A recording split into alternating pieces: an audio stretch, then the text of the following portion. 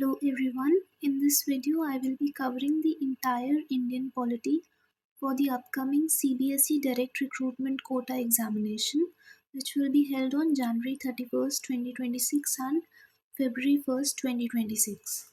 So first of all, I will show you some of the previous year questions from this topic in order to highlight its importance.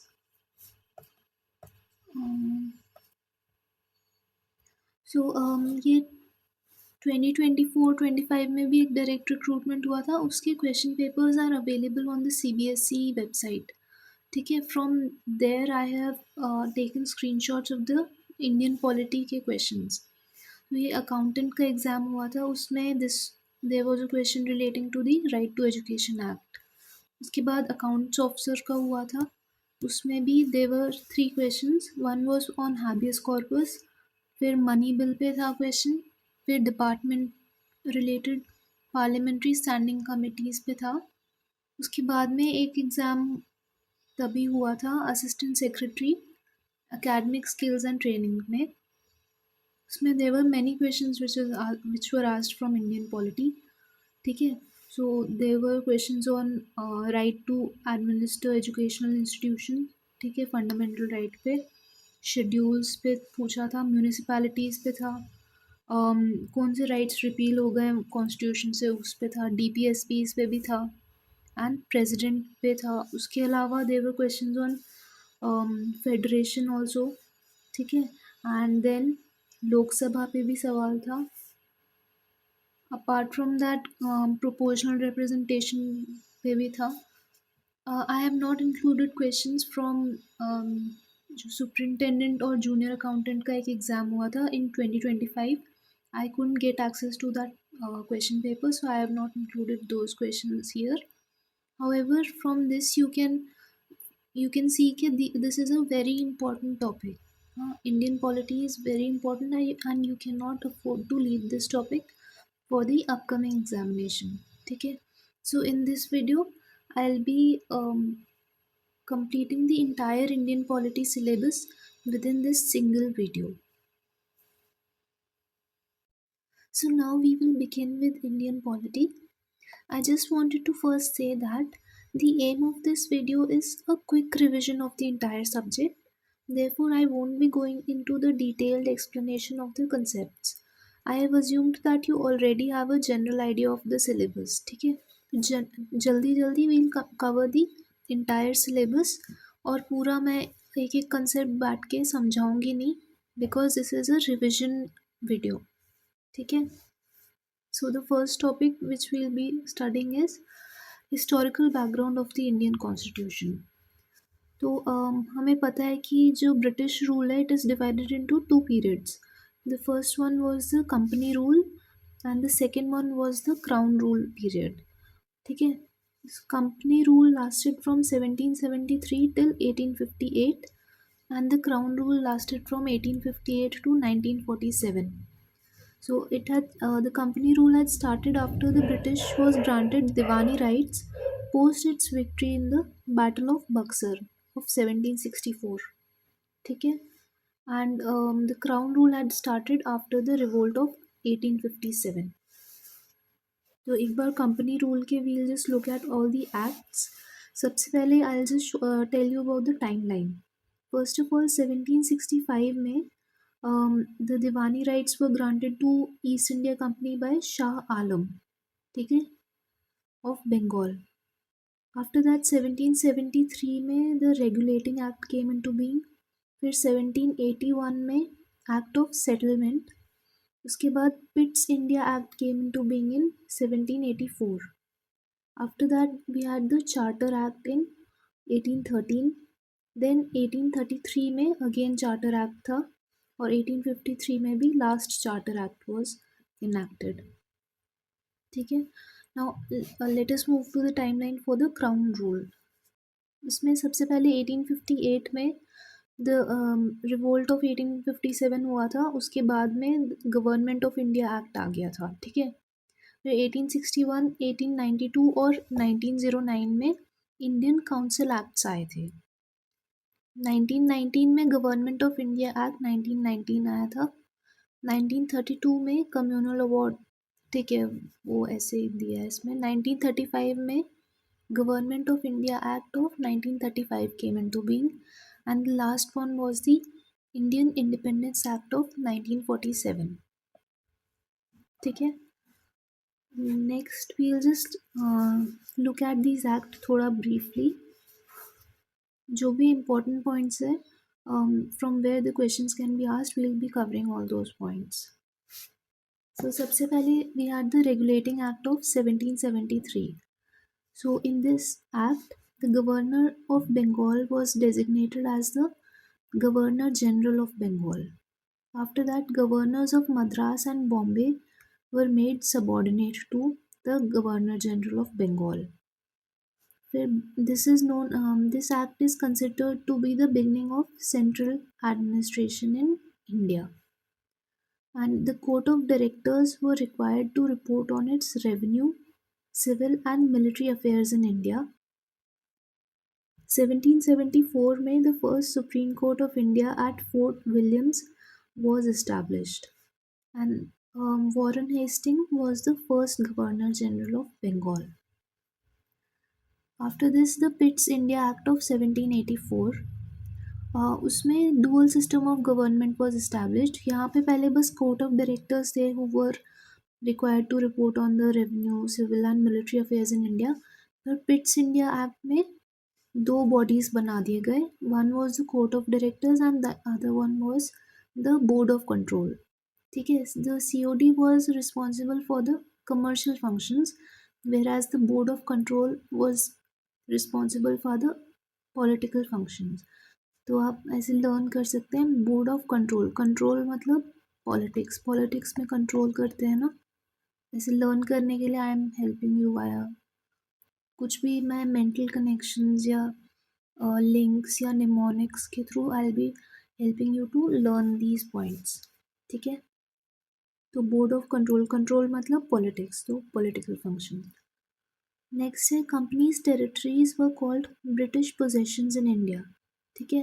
तो Pitt's India Act में first time the East India Company's possessions in India were called the British possessions in India, this is important.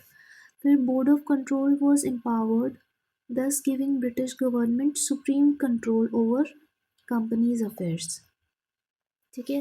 फिर है charter act of 1813, it ended East India Company's monopoly over trade with India except tea and opium, ठीक है। पहले east India company had gotten the monopoly over trade in India, पर उसके बाद में 1813 का जो चार्टर एक्ट था उसमें this monopoly was ended except for trade in tea and opium.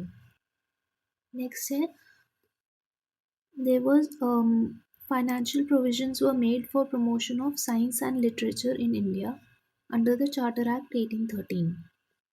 Where allocation of an annual sum of rupees 1 lakh rupees for the promotion of education among natives was made, ठीक है। allocate किया गया था sum of 1 lakh rupees for promotion of education. Then Christian missionaries were allowed to preach their religion, ठीक है। फिर है charter act of 1833, this is considered to be the final step towards centralisation. जो regulating act of 1773 was the first step towards centralization, whereas the Charter Act of 1833 was the final step towards centralization. Here the Governor General of Bengal was made the Governor General of India. Another name for this act is Saint Helena Act, ठीक है, this is very important, please remember this. Charter Act of 1833 is also known as the Saint Helena Act. Where the legislative powers of Bombay and Madras presidencies were removed. This is important. This was a failed attempt to introduce a system of open competition for civil services. यहाँ पे try किया था कि civil services में open competition लाते हैं, but that was not successful. फिर the law commission under Lord Macaulay was made to codify Indian laws. ठीक है। Then the company's monopoly of trade in tea and trade in China was also ended. यहाँ पे पहले बाकियों का and किया था और टी और ओपियम का रखा हुआ था। यहाँ पे सब tea, trade with China, everything was ended. Monopoly over everything was ended. फिर Lord William Bentinck was the first Governor General of India. This is also very important. Next है Charter Act of 1853. Here, for the first time, the legislative and the executive powers of the Governor General's Council were separated. ठीक है? Thus, it marked the beginning of parliamentary system in India. इससे पहले both the legislative as well as the executive powers of the governor general council were merged. ठीक है, तो कोई difference नहीं था दोनों में, पर यहाँ पे अलग अलग फंक्शंस को डिवाइड कर दिया गया था चार्टर एक्ट ऑफ 1853 में। Then Indians were allowed in covenanted civil services also. ठीक है, उसके बाद यहाँ पे पहले ओपन कंपटीशन ट्राई किया था इंट्रोड्यूस करने के लिए 1833 में, and it was only in 1853 that it was finally introduced. Then it introduced for the first time local representation in the Indian Central Legislative Council. ठीक है, इससे पहले there was no local representation. Next, now we'll look at the constitutional developments under the Crown Rule. मतलब 1858 के बाद का देखते हैं. So the first one was the Government of India Act 1858. This came after the 1857 revolt. इसमें हुआ था the Government of India was transferred from the company to the British Crown. ठीक है, so East India Company was disbanded from India and the British Crown assumed control of the Indian territories. British territory which was present in India. ठीक है, उसको ये कहते थे पहले. The Governor General of India was designated as the Viceroy of India. ठीक है, उसके बाद Secretary of State was established, तो he used to be there in England. England में ही होते थे ये, ब्रिटेन में. फिर the Board of Control was abolished and the Court of Directors was also abolished. Therefore, the dual system which came into being under the Pitt's Act, that came to an end. फिर Lord Canning was the first Viceroy of India. This is also very important. उसके बाद में Indian Council Act of 1861 came into being. Here, this was considered to be the beginning of representative institutions. It had initiated decentralization as legislative powers of Bombay and Madras presidencies were restored. ठीक है, it recognized portfolio systems and ordnance power of Viceroy. Then new legislative councils were established at Bengal, Punjab and North-Western Frontier Province. इसके बाद में Indian Council Act of 1892. It increased the number of non-official members in the central and provincial legislative council. It also increased the functions of the legislative council, example, the power to discuss budget, etc. ठीक है, तो इसमें Indian council act of 1892 में non official members बढ़ा दिए गए थे. Then Indian council act of 1909, ये मॉर्ले मिंटो रिफॉर्म्स के बाद में आया था, के अंडर ही आया था ये. It increased the size of central and provincial legislative councils. They also introduced a separate electorate for Muslims. ठीक है, they enlarged deliberative functions of the legislative council. Example, supplementary questions and resolutions or on budget were allowed. Indians in executive council were Satyendra Prasad Sinha. तो Indians को भी start कर दिया था executive council में लेना, and Satyendra Prasad Sinha was the first person. फिर government of India act 1919, ये मॉन्टफोर्ड रिफॉर्म्स के अंडर आया था, मॉन्टेगू केम्सफोर्ड रिफॉर्म के अंडर. It had introduced the responsible government का सिस्टम हैड बीन इंट्रोड्यूस्ड. ठीक है. Dyarchy was introduced at the provincial level. Dyarchy मतलब the subjects were divided into transferred and reserved subjects. ठीक है. Bicameralism at the center was also introduced, and for the first time direct elections were held. Limited franchise, वो इसका मतलब यही है. Responsible government मतलब elections, direct elections के through government is made. ठीक है. फिर एक्सटेंडेड कम्युनल रिप्रेजेंटेशन, जैसे सिख्स, क्रिश्चियंस, एंग्लो इंडियंस, इन सबको भी रिप्रेजेंटेशन मिल गया था लेजिस्लेटिव काउंसिल्स में. Then we have the government of India act 1935. It led to the establishment of an all India federation, ठीक है, comprising of provinces and princely states. Then it brought 3 lists into being. One was the federal list, फिर provincial list और concurrent list. Then it had abolished diarchy at the provincial level and introduced it at the central level. ठीक है. फिर bicameralism at provincial level was brought about. Then it also extended communal representation, मतलब depressed class और women labour को भी communal representation मिला था. Then establishment of RBI and federal court. ठीक है. फिर है Indian independence act of 1947. End of the this had marked the end of British rule. It abolished the office of Viceroy and Secretary of State.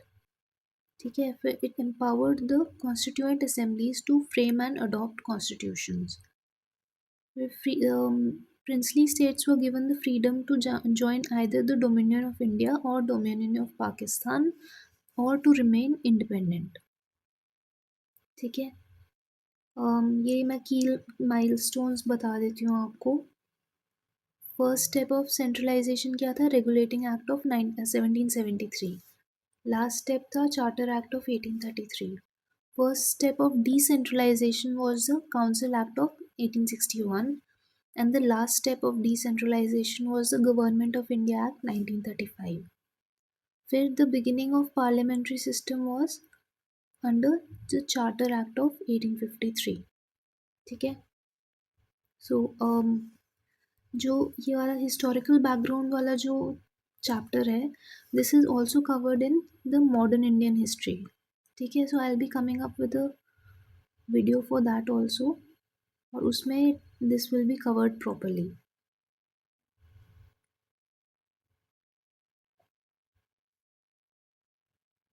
So now we'll study the next chapter, making of constitution. So the first idea of a constitution came into being in 1934. M.N. Roy had put forward the idea of the Constituent Assembly for the first time. ठीक है. M.N. Roy was the one who gave an idea कि एक constitution होना चाहिए India का, and it should be crafted by the Indians themselves. ठीक है. Then in 1935, the Indian National Congress also officially demanded the Constituent Assembly. Then in 1940, August Offer came into being, और August Offer में the Britishers accepted the demand for a Constituent Assembly. After that, in 1942, the Cripps Mission came into being. The Cripps Mission had promised that after World War II, a Constituent Assembly will be formed. However, the Cripps mission's plan was rejected by Muslim League. ठीक है. उसके बाद में constituent assembly finally नवंबर 1946 में form हो गया था as per the cabinet mission plan. So it was a partly elected and a partly nominated body. उसका जो इलेक्शन हुआ था इट वाज इनडायरेक्ट इलेक्शन. ठीक है. डायरेक्ट इलेक्शन नहीं हुआ था. The members were indirectly elected by the provincial assembly members. ठीक है. नॉर्मल जैसे आजकल हम लोग लोकसभा इलेक्शंस में नॉर्मल सिटीजन्स वोट करते हैं, वैसे नहीं था तब. इनडायरेक्ट इलेक्शंस से बनाया था कॉन्स्टिट्यूएंट असेंबली को. उसके बाद में दिसंबर 1946 में the first meeting was held. ठीक है, 9 दिसंबर 1946 में the first meeting was held and the Muslim league had boycotted this meeting. ठीक है. Sachindanand Sinha was elected as the first temporary president of the Constituent Assembly. ठीक है, and on 11th December Rajendra Prasad ji was elected as the president.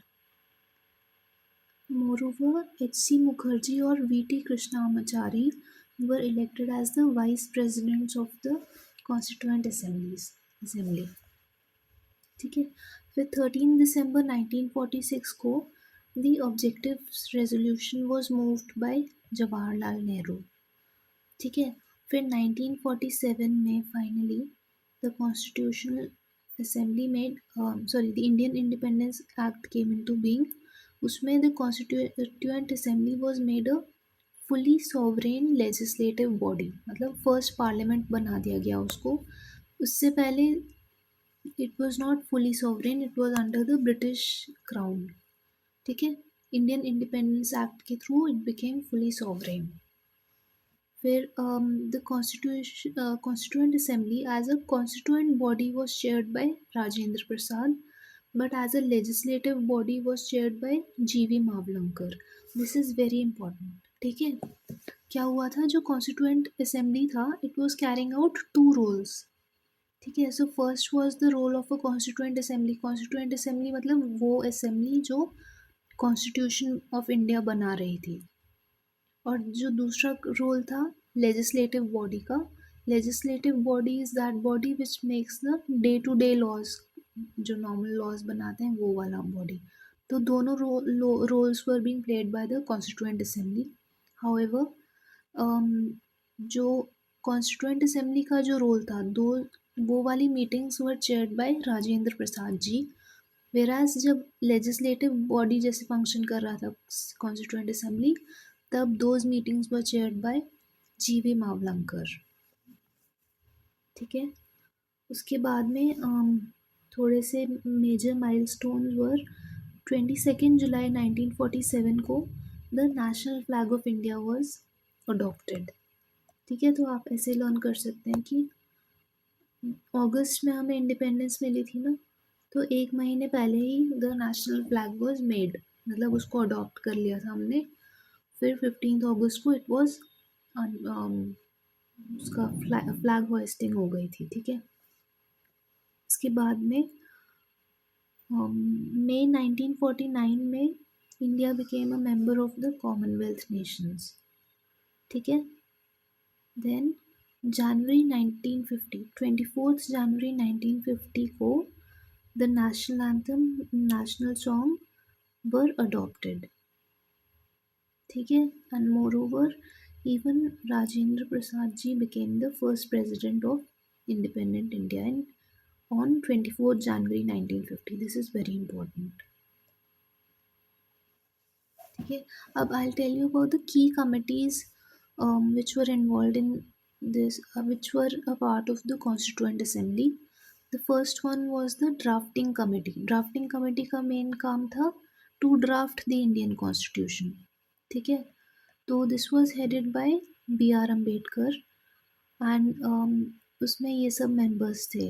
N. Gopalaswamy Iyengar थे, K.M. Munshi ji थे, अल्लादी कृष्णा स्वामी अय्यर थे, N. Madhav Rao थे, Syed Mohammad सादातुल्ला and T.T. Krishnamachari जी थे. ठीक है. Some other important committees were Union Constitution Committee. It was headed by Nehru ji. ठीक है. Then we had the Provincial Constitution Assembly Committee, which was headed by Sardar Vallabhbhai Patel. After that we had the Union Powers Committee. This was again led by Jawaharlal Nehru. इसमें there are two tables given here. इसमें first table में जो interim government हमारी बनाई गई थी 1946 में, उसके members as well as their respective portfolios have been given. ठीक है. तो Jawaharlal Nehru had held the portfolio of Vice President of the Council, External Affairs Minister and commonwealth relations के मिनिस्टर। ठीक है। फिर सरदार Vallabh Bhai Patel was the home minister and information and broadcasting minister. Then we had Dr. Rajendra Prasad, he held the portfolio of food and agriculture. फिर doctor John Mathai industries and supplies का था उनका department. फिर Jagjivan Ram ji, he held the portfolio of labour. फिर Sardar Baldev Singh held the portfolio of defence. फिर C H Bhabha held the portfolio of works mines and power. Liaquat Ali Khan held the portfolio of finance. Then Abdur Rab Nishtar held the portfolio of posts and air. ठीक है, air travel. आप इसको ऐसे, जैसे Liaquat Ali Khan was for finance, ठीक है। अब्दुल रब निश्तार, इनको ऐसे, ये दीज आर कंफ्यूजिंग ना, तो इसमें ये याद कर लो कि आरे भी रब मतलब गॉड है ना, गॉड इज इन द, जैसे हम वी अज्यूम ना कि वो हेवन में बैठे हैं, तो स्काई की तरफ देख के बोलते हैं, तो स्काई में क्या है, एयर। तो he had held the portfolio of posts and air. ठीक है, लर्न करने के लिए ऐसे मैंने बताया कुछ भी। फिर है Asif Ali, he held the portfolio of railways and transport. फिर C Rajagopalachari held the portfolio of education and arts. Then I.I. Chundrigar had held the portfolio of commerce, and Ghaznafar Ali Khan held the portfolio of health. Then Joginder Nath Mandal held the portfolio of law. ये इसमें दिया, the members of the interim government were members of the Viceroy's Executive Council. ठीक है, the Viceroy continued to be the head of the council, but Jawaharlal Nehru was designated as the vice president of the council. ठीक है, तो उस time पे there was no formal government, मतलब जैसे अभी गवर्नमेंट होती है ना इलेक्टेड मेंबर्स की, वहाँ पे एक इंटरिम गवर्नमेंट बनाई थी, and this was basically the executive council of the viceroy. ठीक है, it was led by the viceroy, but जो बाकी मेंबर्स थे वो इंडियंस थे। The next table talks about the first cabinet of free India. इसमें सारे मेंबर्स और उनके रिस्पेक्टिव पोर्टफोलियोज दिए हुए हैं। जवाहरलाल नेहरू, फिर से he held the external affairs and commonwealth relations का portfolio. He also became the prime minister, and also promote scientific research का भी एक पोर्टफोलियो था, that also he was holding. Then Sardar Vallabh Bhai Patel, again उनको सेम पोर्टफोलियो था तब भी, होम, इंफॉर्मेशन एंड ब्रॉडकास्टिंग, और स्टेट्स का भी एक न्यू पोर्टफोलियो मिल गया था उनको। Then doctor Rajendra Prasad, again he held the portfolio of food and agriculture, जिससे पहले था। Maulana Abdul Kalam Azad, again he held the portfolio of education. ठीक है, इससे पहले एजुकेशन का था सी राजा गोपालाचारी के पास में, बट बाद में after the independence Maulana Abul Kalam Azad held the portfolio of education. Then Dr. John Mathai held the portfolio of railways and transport. ठीक है, पहले आसिफ अली जी के पास में था। आफ्टर दैट आर के शनमुगम शेट्टी ने finance, he held the portfolio of finance. Doctor B R Ambedkar held the portfolio of law. Jagjivan Ram ji held the portfolio of labour, पहले भी उनके पास लेबर ही था। देन सरदार बलदेव सिंह, डिफेंस, ये भी पहले इनका भी डिफेंस था। Rajkumari Amrit Kaur held the portfolio of health. C H Bhabha held the portfolio of commerce. फिर Rafi Ahmed Kidwai, communication. Doctor Shyama Prasad Mukherjee, industries and supplies. And last one V N Gadgil, works, mines and power.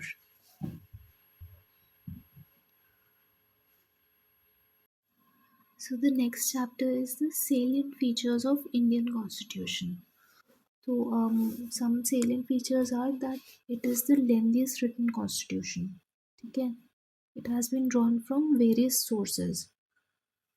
Then we have a federal system with unitary bias.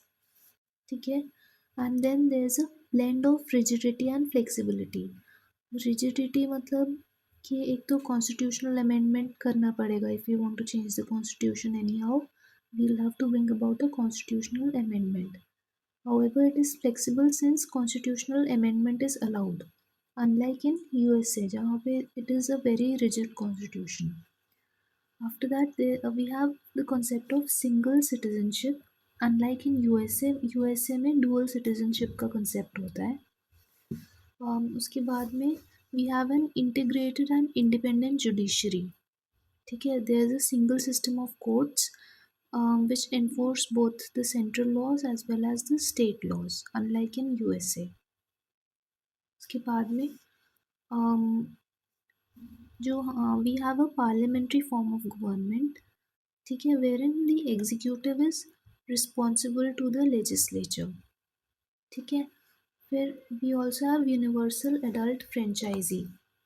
ठीक है, universal adult franchise है, उसमें all adults in our country are entitled to vote. ठीक है, और पहले voting age used to be 21 years. However, by the 61st Constitutional Amendment Act, it was reduced to 18. ठीक है, then this is an important fact. ये याद रखिएगा कि 61st Constitutional Amendment Act of 1988 में the voting age was reduced from 21 to 18. Then our constitution also has fundamental duties mentioned in it, ठीक है, which were added by the 42nd Constitutional Amendment Act of 1976 on the recommendation of the Swarn Singh Committee. ठीक है, उसके बाद में India is a secular state and the word secular was added by the 42nd Constitutional Amendment Act. और अभी वैसे आपको पता ही होगा, एक तो पॉजिटिव फेडरल सेक्युलरिज्म होता है और एक नेगेटिव सेक्युलरिज्म होता है. Indian secularism is positive secularism, ठीक है, where in all religions in our country have the same status and support from the government और द स्टेट. ठीक है, वेयर एज नेगेटिव सेक्युलरिज्म में क्या होता है, there is a complete separation between the state and the religion. ठीक है, ये आपने फ्रांस में देखा होगा. फ्रांस में वेस्टर्न सेक्युलरिज्म का कंसेप्ट चलता है. ठीक है, उसके बाद our constitution also has DPSPs mentioned in it, that is the directive principles of state policies which act as guides for determining, या मतलब जो हमारे पॉलिसीज़ और गवर्नमेंट स्कीम्स या लेजिस्लेशंस है, they basically are guided by the directive principles of state policies.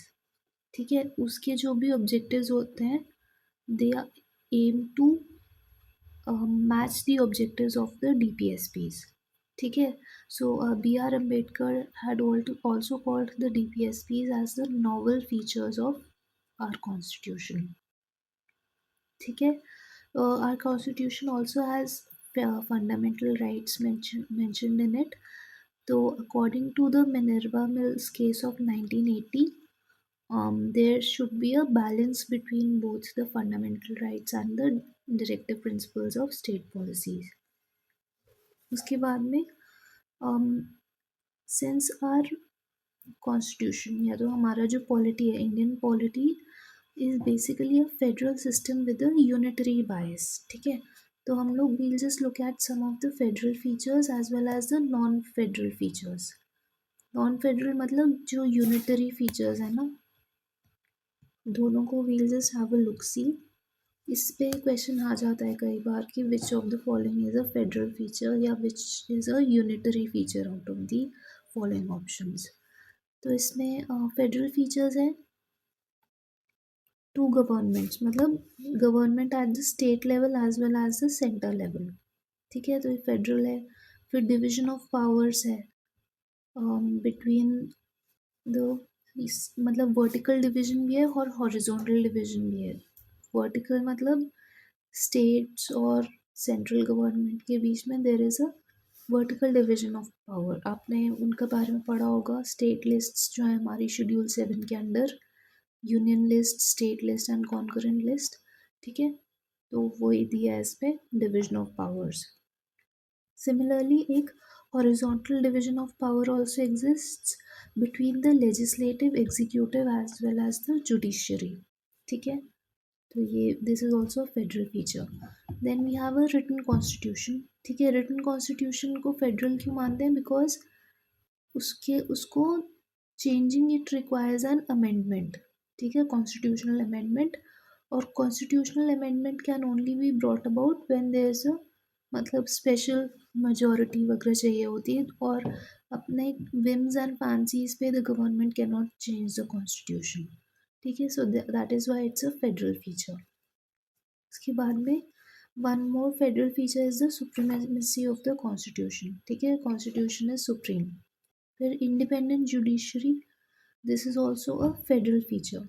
And last one is by cameralism. ठीक है, मतलब लोकसभा एंड राज्यसभा भी होता है. Rajya Sabha represents the states. ठीक है, सो that is why it is a federal feature. उसके बाद में नॉन फेडरल फीचर्स क्या है हमारे पॉलिटी में? फर्स्ट ऑफ ऑल है अ स्ट्रॉन्ग सेंटर. ठीक है, आपको पता ही होगा जो यूनियन लिस्ट्स हैं, it has more number of subjects. ठीक है, and moreover union law often overrides the state laws. ठीक है, फिर नेक्स्ट है single constitution. This is also a unitary feature. फिर सिंगल सिटीजनशिप का concept, this is also again a unitary feature. ठीक है, फ्लेक्सिबिलिटी ऑफ द कॉन्स्टिट्यूशन. देखिए flexibility कैसे है?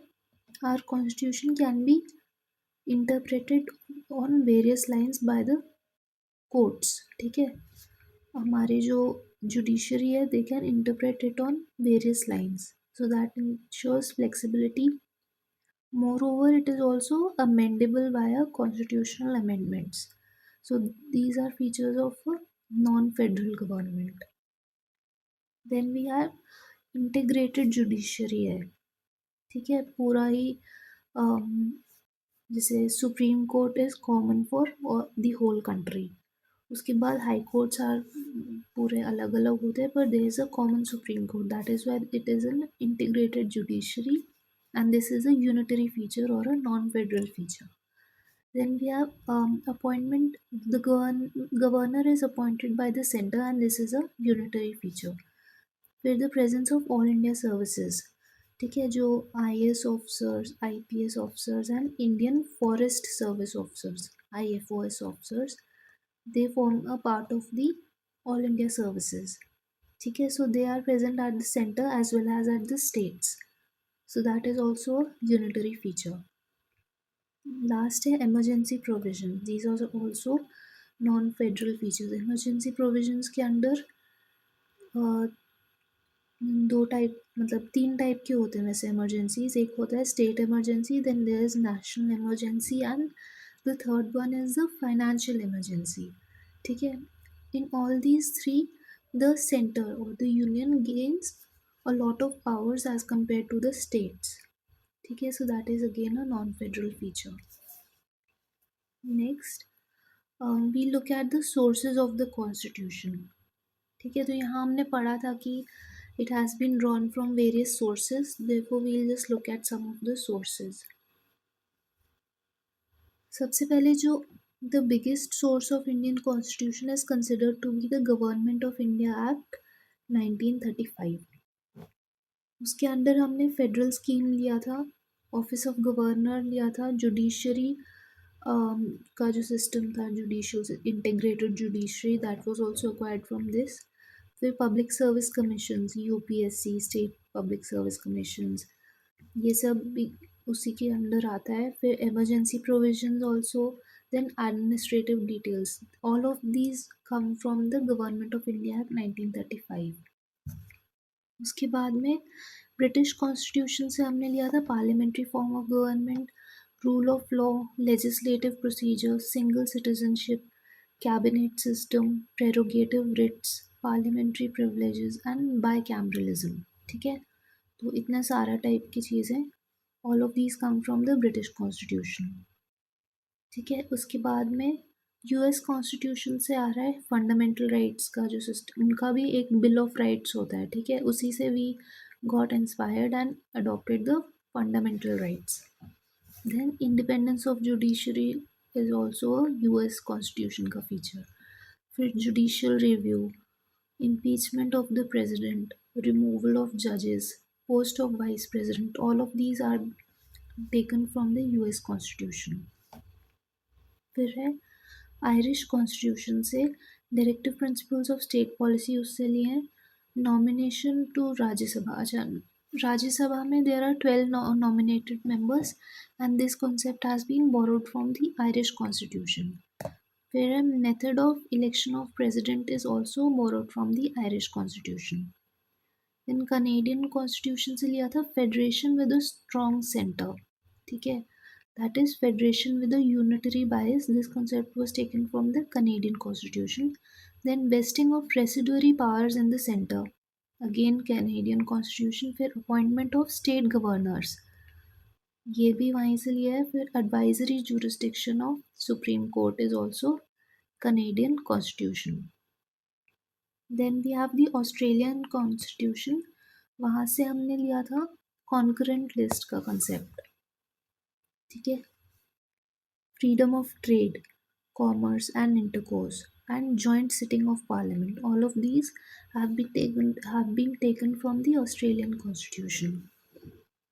फिर वीमार कॉन्स्टिट्यूशन था जर्मनी का, उससे हमने एक तो suspension of fundamental rights during emergency लिया था. ठीक है, वीमार कॉन्स्टिट्यूशन हिटलर के टाइम पे.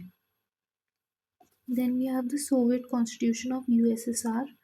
From there, we are taken the concept of fundamental duties, then ideals of justice like social, economic, political and preamble. ये वाला जो सेंटेंस है वो भी वहीं से लिया है और फंडामेंटल ड्यूटीज भी वहीं से we have been inspired.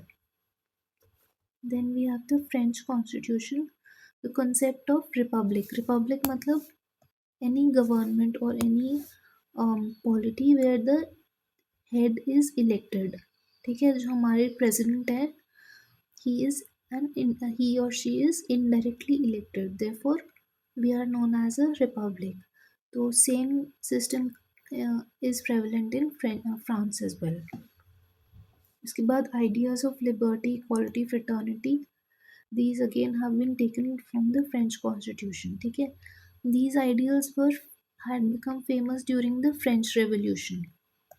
ठीक है, तो वही फ्रेंच कॉन्स्टिट्यूशन में भी इंक्लूड किया है और उन्हीं को वहीं से हमने इंडियन कॉन्स्टिट्यूशन में भी डाल दिया है. Then we have South African constitution, वहाँ से लिया था procedure of amendment of the constitution और इलेक्शन ऑफ राज्यसभा मेंबर्स का जो सिस्टम है वो भी साउथ अफ्रीकन कॉन्स्टिट्यूशन से लिया गया है. Then last one Japanese constitution, वहाँ से प्रोसीजर एस्टैब्लिश्ड बाय लॉ लिया है. ठीक है, रूल ऑफ लॉ किससे लिया था हमने, ब्रिटिश कॉन्स्टिट्यूशन से, और प्रोसीजर एस्टैब्लिश्ड बाय लॉ लिया था जापानीज कॉन्स्टिट्यूशन से. ठीक है, so the next chapter which we'll be doing is the preamble. So preamble is based upon the objective resolutions. This was introduced by Jawaharlal Nehru in December 13, 1946 में. ठीक है, जो constituent assembly थी उसकी meeting में ही हैड प्रेजेंटेड दीज. ठीक है, it reflects the minds of the constitution makers. अब जो प्रीएम्बल है उसमें देर आर सम कीवर्ड्स. ठीक है, those keywords I will B addressing in this portion of the video. तो सबसे पहले तो उसमें 3 वर्ड्स हैं, सोशलिस्ट, सेक्युलर एंड इंटेग्रिटी. ठीक है, these 3 words were added by the 42nd Constitutional Amendment Act 1976. ठीक है, इंदिरा गांधी जी के टाइम पे these 3 words were added. ठीक है, तो एक तो सबसे पहले तो कोर प्रिंसिपल्स और जो डेमोक्रेसी है उसको डिस्क्राइब करने वाले words which are present in the preamble are these. सबसे पहले है सोवरेन. सोवरेन मतलब कि India is neither a dependency nor a dominion of any other nation. ठीक है, but it is a free state, independent free state है India. तो उसके लिए वर्ड सोवरेन यूज़ करते हैं. Then socialist. सोशलिज्म आपको पता होगा कि government occupies the commanding heights of the economy. ठीक है, तो Indian brand of socialism is democratic socialism and not communistic socialism. ठीक है, तो it is a blend of Marxism, Gandhism, and it leans heavily towards Gandhian socialism, that is stateless society. ठीक है, उसके बाद में सेक्युलर है इंडिया. इंडिया के सेक्युलर मतलब कि इंडिया हैज़ पॉजिटिव सेक्युलरिज्म, मतलब all religions are equal in front of the state. ठीक है, सारे रिलीजन्स को same amount of support will be provided by the Indian government. ठीक है, इसको पॉजिटिव सेक्युलरिज्म का कंसेप्ट बोलते हैं. देन डेमोक्रेटिक है कंट्री. ठीक है, डेमोक्रेटिक मतलब रूल बाय द पीपल. ठीक है, so possession of supreme power by the people. तो India is indirect democracy, not a direct democracy. Direct democracy में क्या होता है, all of the laws are made by the people directly. ठीक है, तो इसमें क्या रहता है कि कोई भी लॉ, एक लॉ कोई भी प्रपोज करता है और इस लॉ पे all the citizens of a country will vote on the law कि अगर उनको चाहिए कि नहीं चाहिए. ठीक है, this concept is known as a direct democracy. तो जो certain concepts like referendum, initiative, recall, plebiscite, these are all concepts of direct democracy. ठीक है, तो इनका we'll just look at the definitions of these concepts. Referendum मतलब legislation is referred to the people. ठीक है, तो they vote upon whether or not they want it or not. तो जैसे ब्रेग्जिट का आपने पढ़ा होगा पहले कभी. ब्रेग्जिट के टाइम पे a referendum was conducted in UK. Then initiative. Initiative is a process wherein the people, citizens of a country, propose a bill or a legislation to a legislature. ठीक है, तो they themselves formulate a bill और उसको propose करते हैं कि legislature पे लेके जाया जाए. Then है recall. Recall मतलब कि a voter can remove their representative. मतलब क्या है कि अगर हमने किसी भी मिनिस्टर को इलेक्ट करा है, अगर if he does not perform his duty properly then he can be removed under this concept. ठीक है, अगर कोई ढंग से काम नहीं कर रहा है तो उनको हटा सकते हैं. This is the concept of recall. ठीक है, ये इंडिया में नहीं है अभी. प्लेबिसाइट क्या है, it involves obtaining people's opinion upon a certain policy. ठीक है, उसके बाद में now we'll go to the foundational values जो मेंशन्ड है प्रीएम्बल में. फर्स्ट ऑफ ऑल क्या है, रिपब्लिक.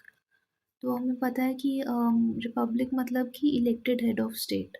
ठीक है, so since India's president is an elected head therefore we are a republic. ठीक है, अनलाइक यूके वहाँ पे मोनार्की है. ठीक है, क्योंकि हेरिडिटरी फॉर्म ऑफ लीडरशिप है वहाँ पे.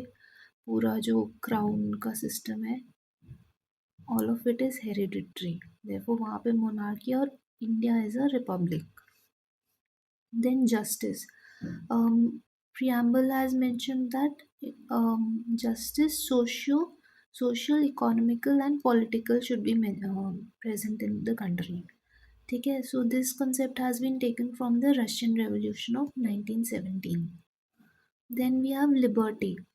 ठीक है, liberty मतलब कि क्या होता है, absence of restraints on the activities of individuals and at the same time providing opportunities for the development of individual personality. ठीक है, तो ये absence of restraints है, पर it also involves that the government should provide opportunities for the development of individuals. Then है equality. Quality मतलब absence of special privileges. फिर है फ्रेटर्निटी, फ्रेटर्निटी मतलब ब्रदरहुड, ठीक है। फिर प्रियम्बल का लीगल स्टेटस के बारे में बात कर लेते हैं। So basically there has been always a debate कि whether preamble is a part of the constitution और नॉट, ठीक है। सो उसके ऊपर there are various supreme court as well as high court judgments. So the first one is the Berubari Union case.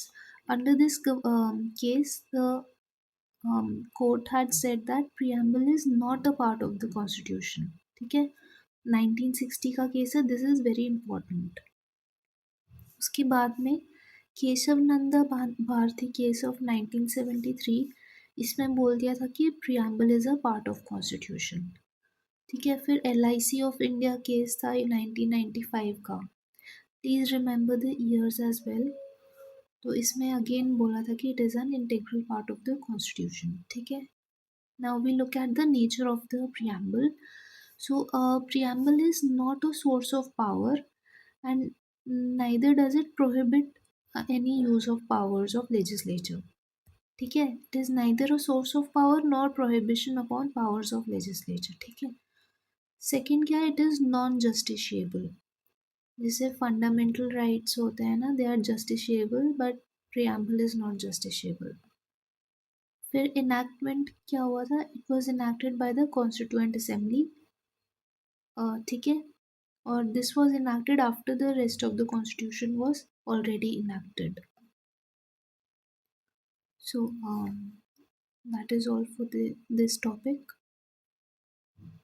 So the next topic is union and its territory, ठीक है. तो article 1, 2, 3 and 4 of the Indian Constitution will be covering those 4 यहाँ पे.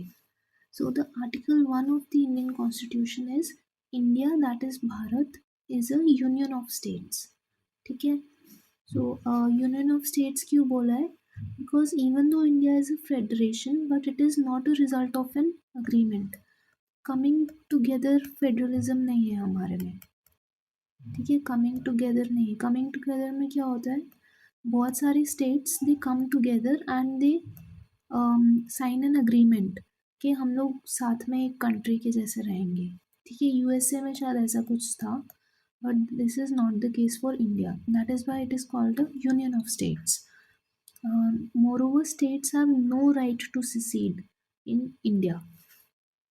फिर क्या दिया, first schedule of the Indian Constitution mentions the list of names of the states and union territories and their territorial extent also, ठीक है. Then we move to the second article. So article 2 is the power of parliament to admit new states, ठीक है, or the power to establish a new state which has not existed before, ठीक है. तो ऐसे कोई भी territory या तो अगर हमने एक्वायर करी है तो उससे अगर कोई न्यू स्टेट बन रहा है ना, that comes under article 2. Then article 3 क्या है, power of parliament to form a new state by separation और uniting, increase the area of state, diminish the area of state, alter the boundaries of any state और alter the name of any state, ठीक है. सो इसमें article 3 और article 2 में फ़र्क क्या है. आर्टिकल 3 में जो एग्जिस्टिंग स्टेट है, पहले से कोई स्टेट है, उसका या तो एरिया बढ़ाना है या कम करना है या कुछ भी ऐसा बाउंड्री चेंज करना है, ये सब आता है आर्टिकल 3 में. तो इसमें कीवर्ड क्या है, एग्जिस्टिंग स्टेट के ऊपर होता है ये सब कुछ. Whereas in the case of article 2 a new state altogether is brought into force, ठीक है.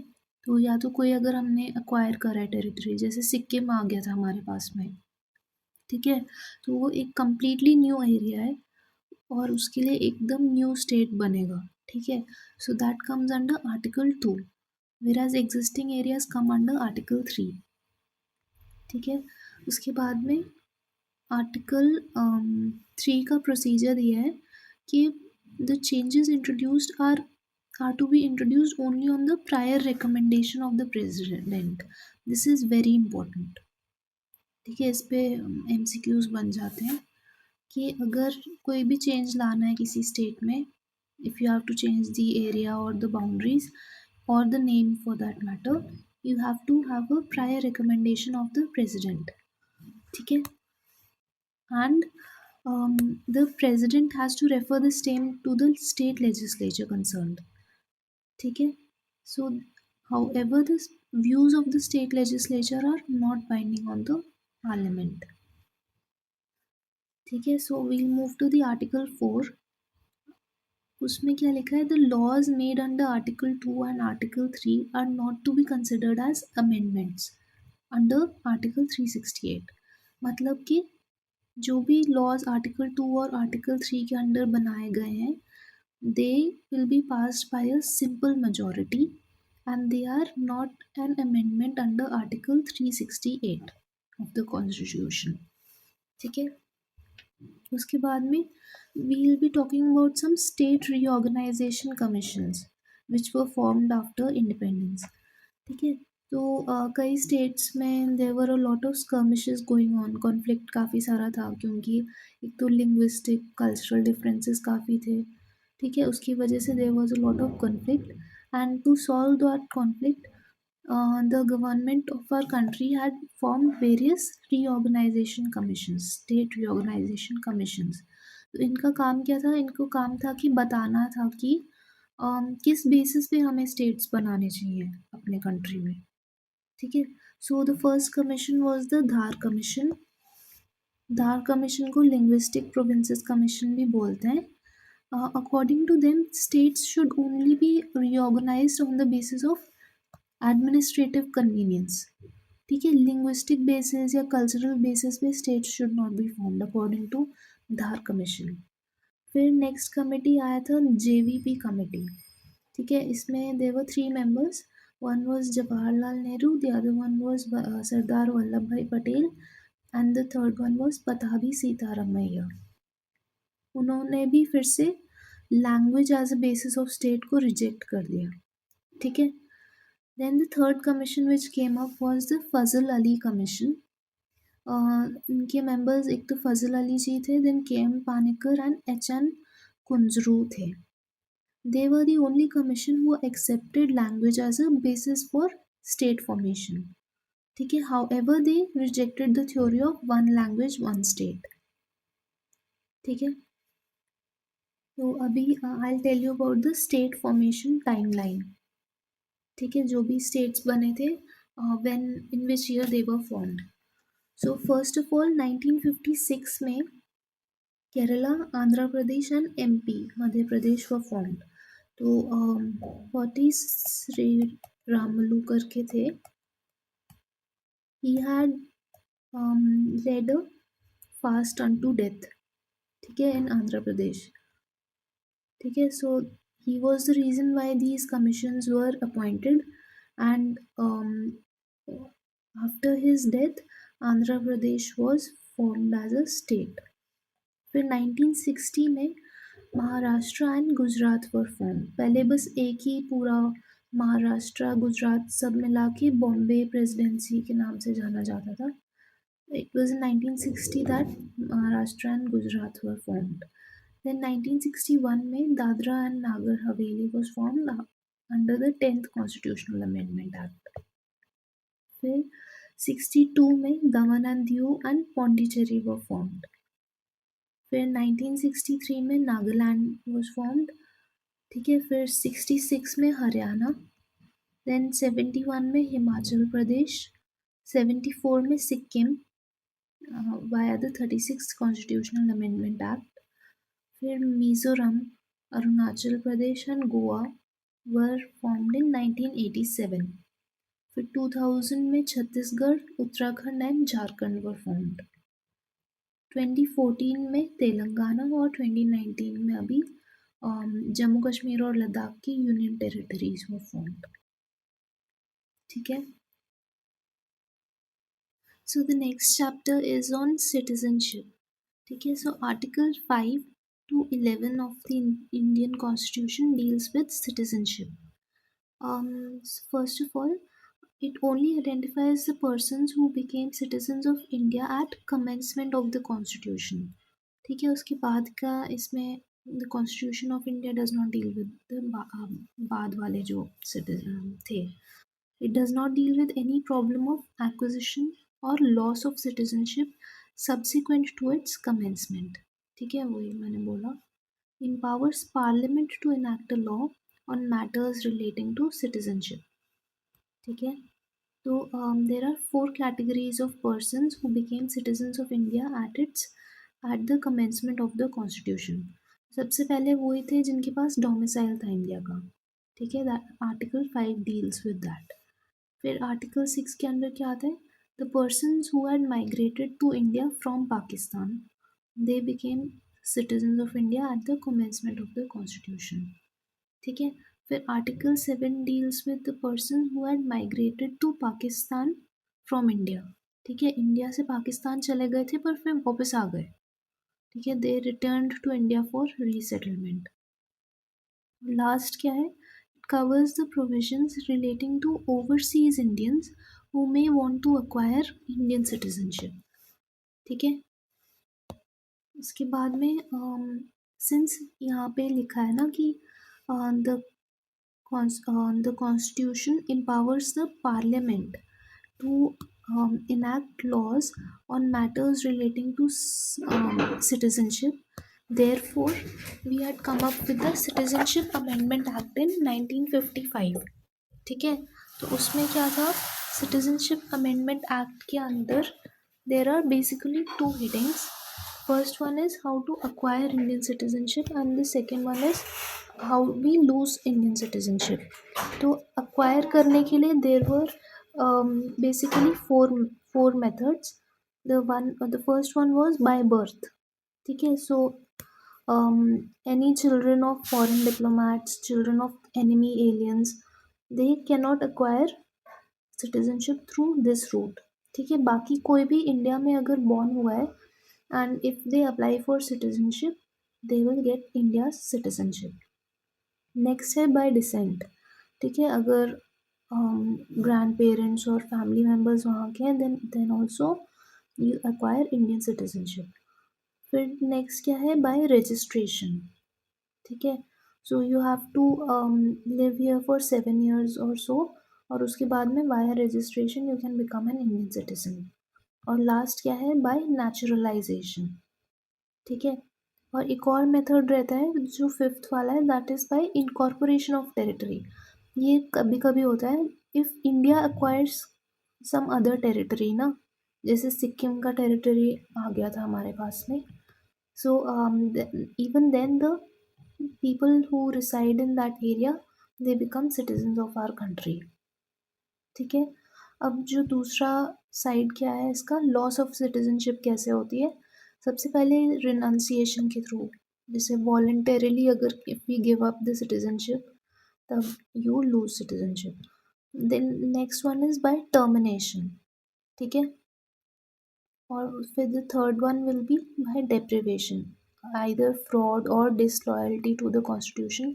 उस केस में via deprivation your citizenship will be lost. ठीक है, उसके बाद थोड़ा सा we'll just read about the eligibility for president. India में both a citizen by birth as well as a naturalized citizen is eligible for the post of a president, unlike USA. USA में only if you are a citizen by birth, only then can you become a president. पर India में ऐसा कोई rule नहीं है.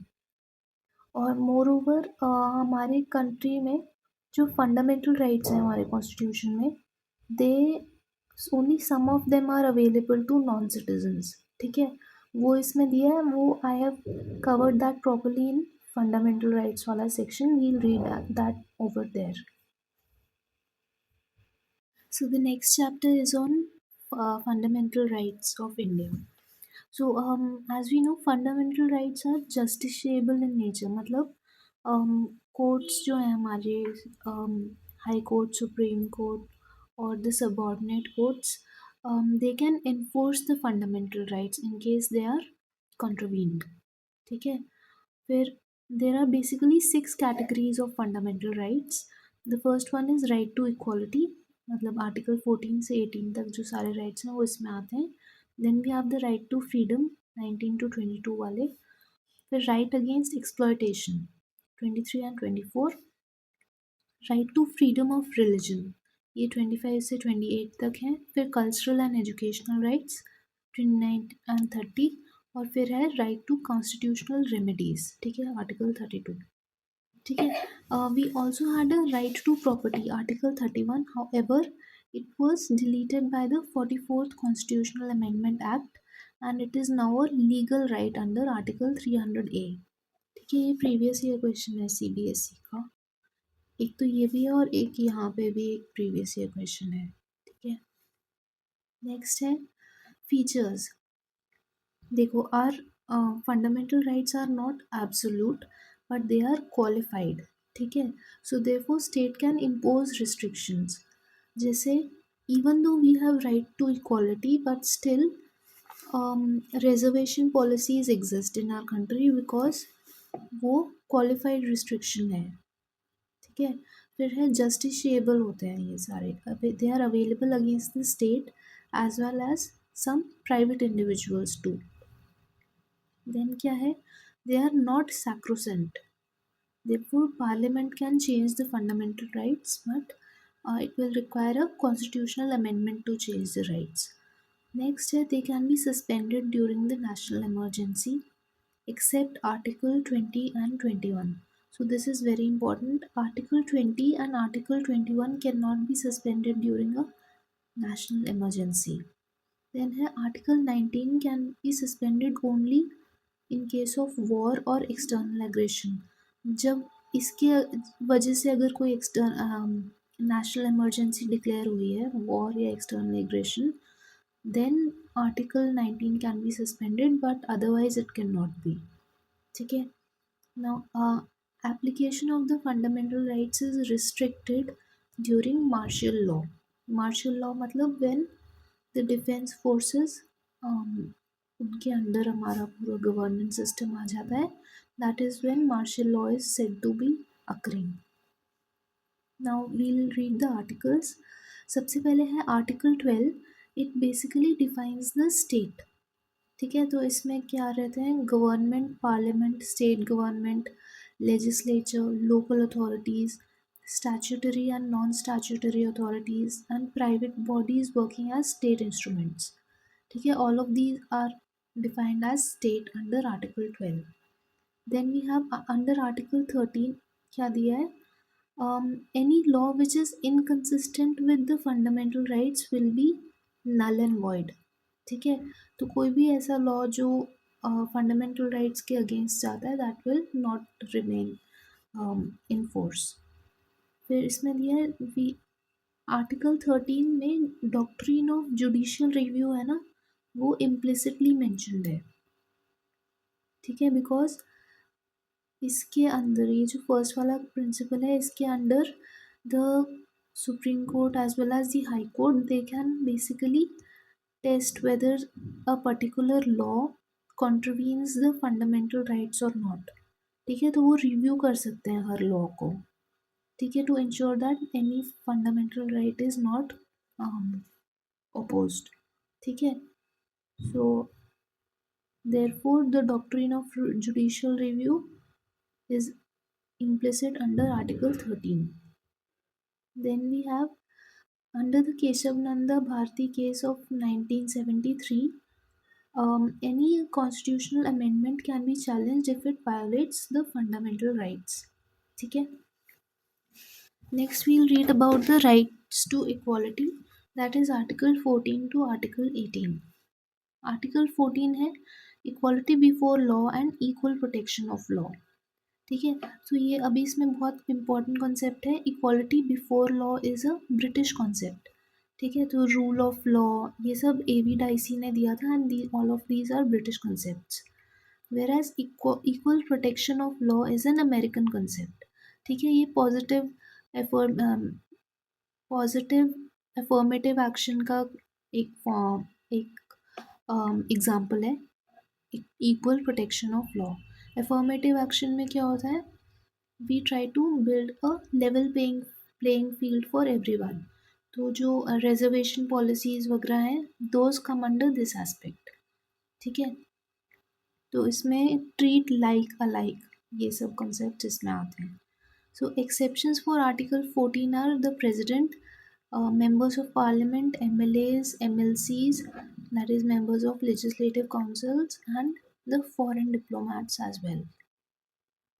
Next article 15 है वही no discrimination on the basis of RRCSP. तो RRCSP का फुल फॉर्म क्या है? रिलीजन, रेस, कास्ट, सेक्स और प्लेस ऑफ बर्थ, ठीक है। इसके बेसिस पे there is no discrimination allowed. Then है the exceptions under Article 15 are women, children, social and economically backward classes, economically weaker sections, SCs and STs, ठीक है। Next है article 16 that is equality in employment.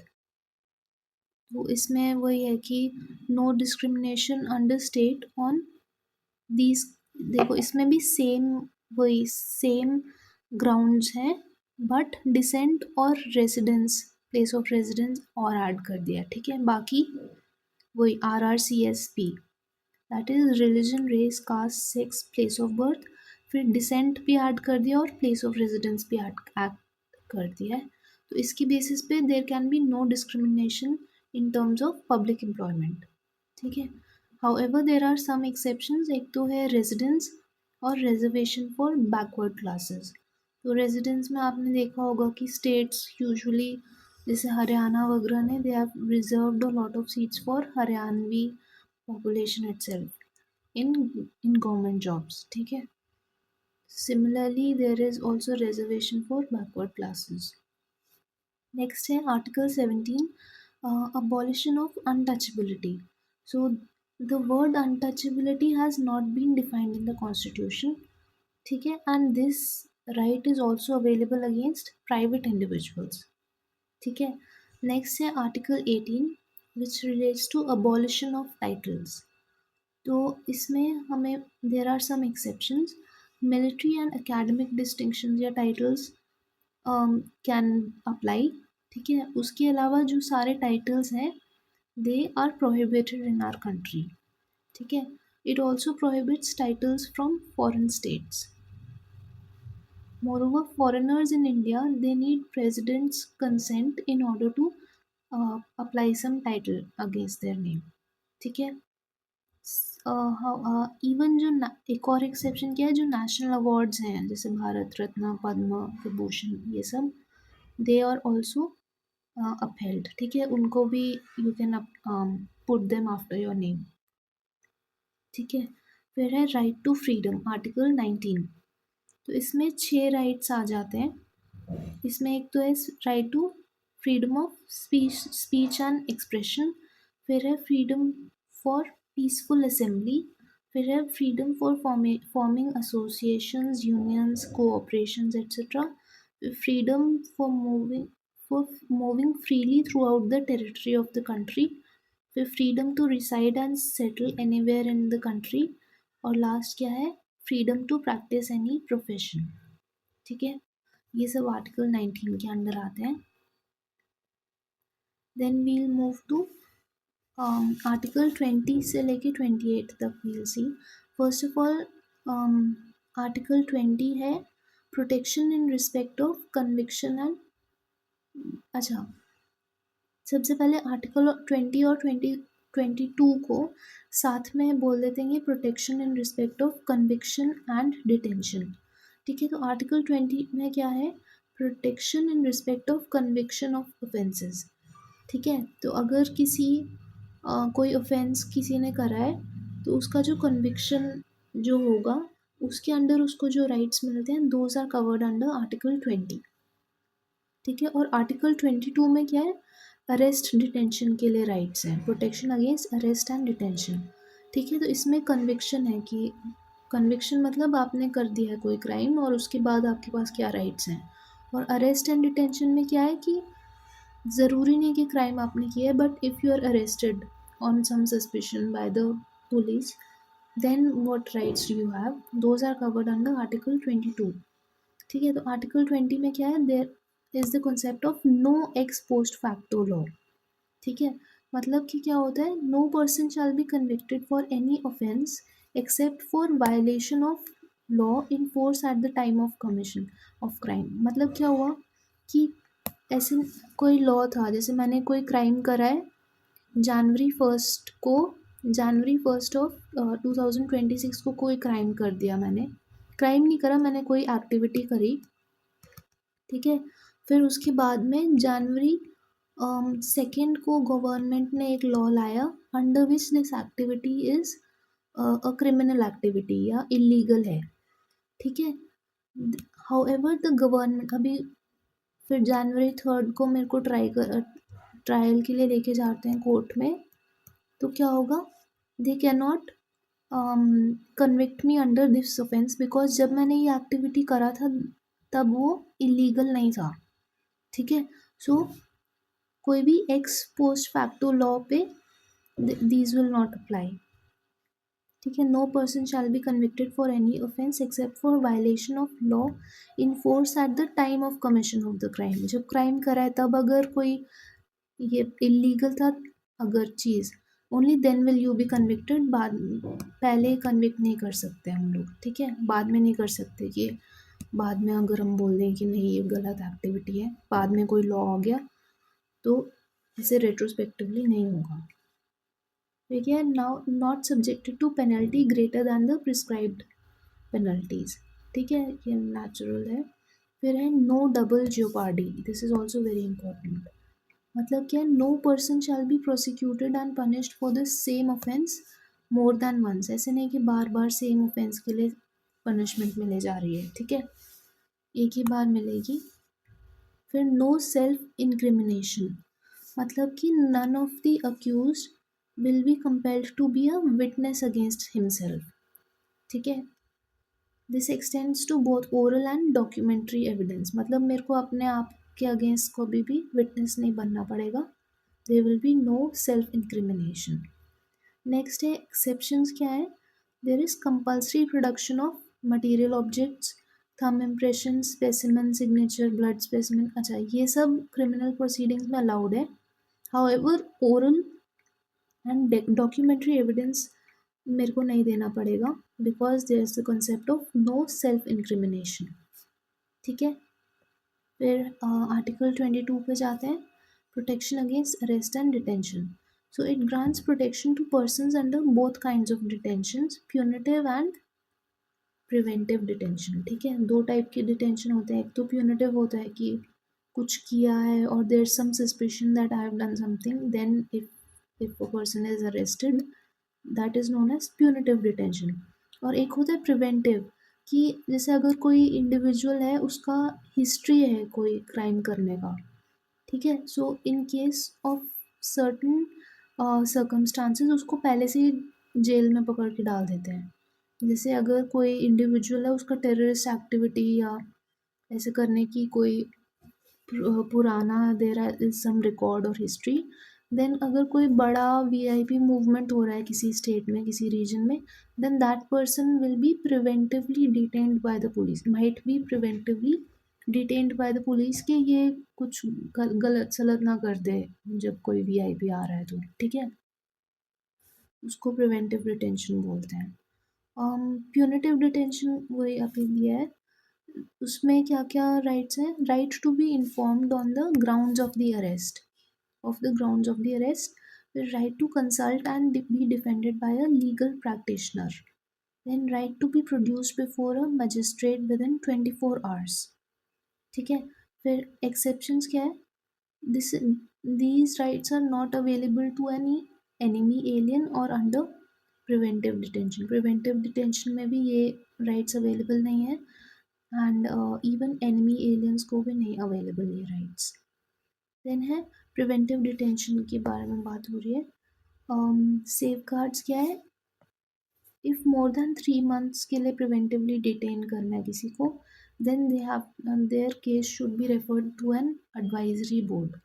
ठीक है, तो ये याद रखिएगा 3 months और एडवाइजरी बोर्ड को रेफर करना है। Grounds must be communicated to the detenu, ठीक है, and continuation only on sufficient grounds. तो अगर the advisory board is convinced कि there are sufficient grounds for the detention of a particular person, only then will he be continued to be detained, he or she. Next है article 21 और article 21A के बारे में पढ़ते हैं. So article 21 is protection of life and personal liberty, ठीक है. इसमें क्या है, no person shall be deprived of his life और personal liberty except according to the procedure established by law. फिर मेनका गांधी केस था फेमस वाला, 1978 का है. उसमें the Supreme Court had given the widest interpretation of the right to life and personal liberty.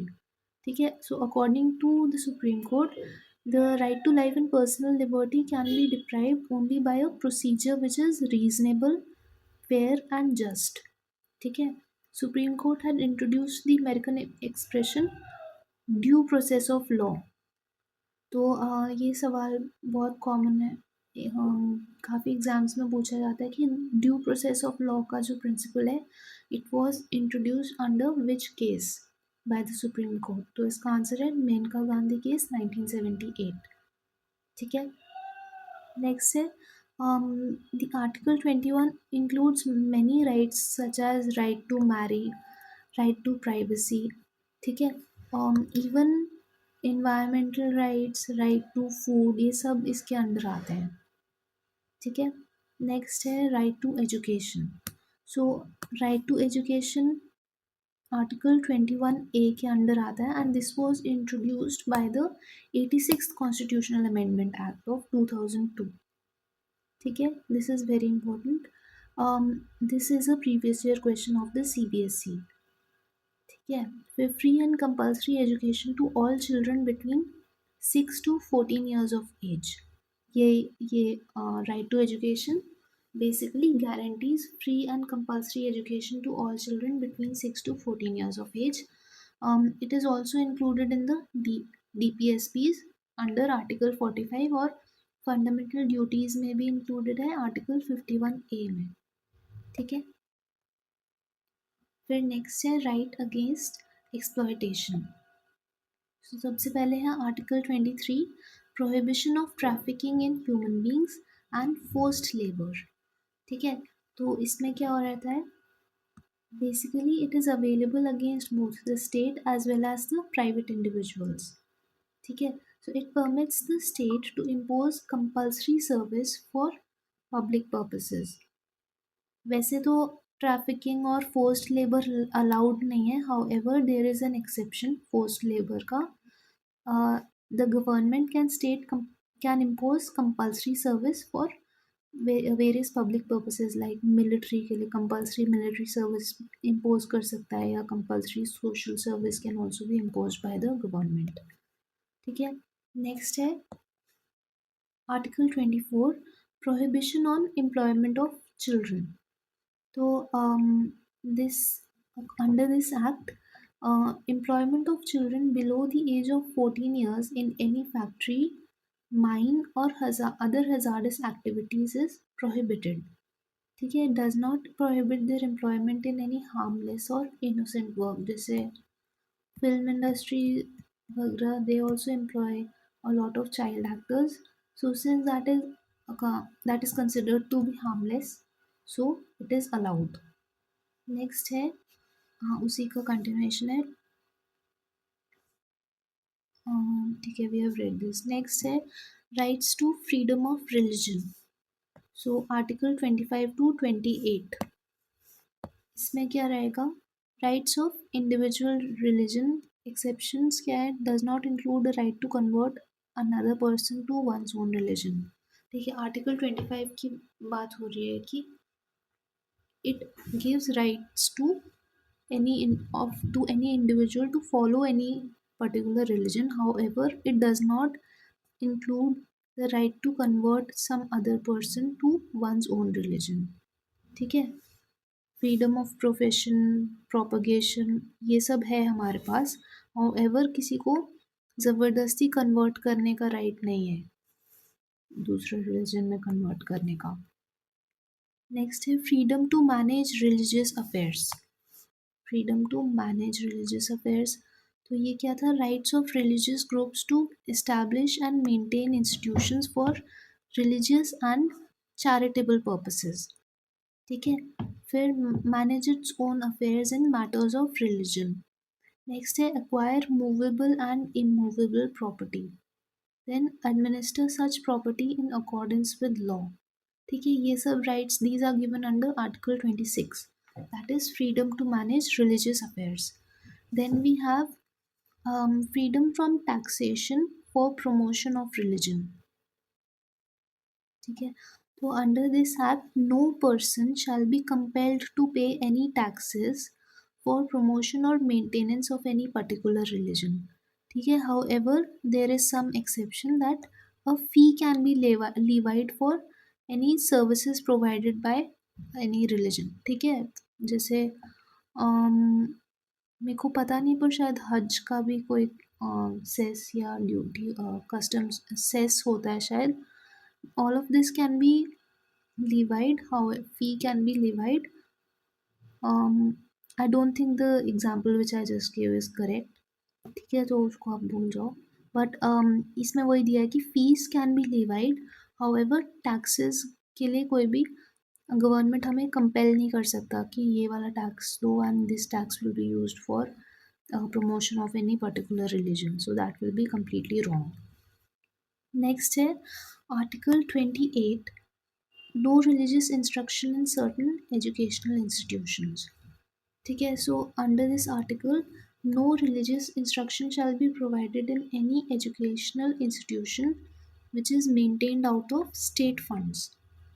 ठीक है, however there is an exception that it does not apply to institutions which are administered by the state but established under any endowment or trust requiring religious instruction.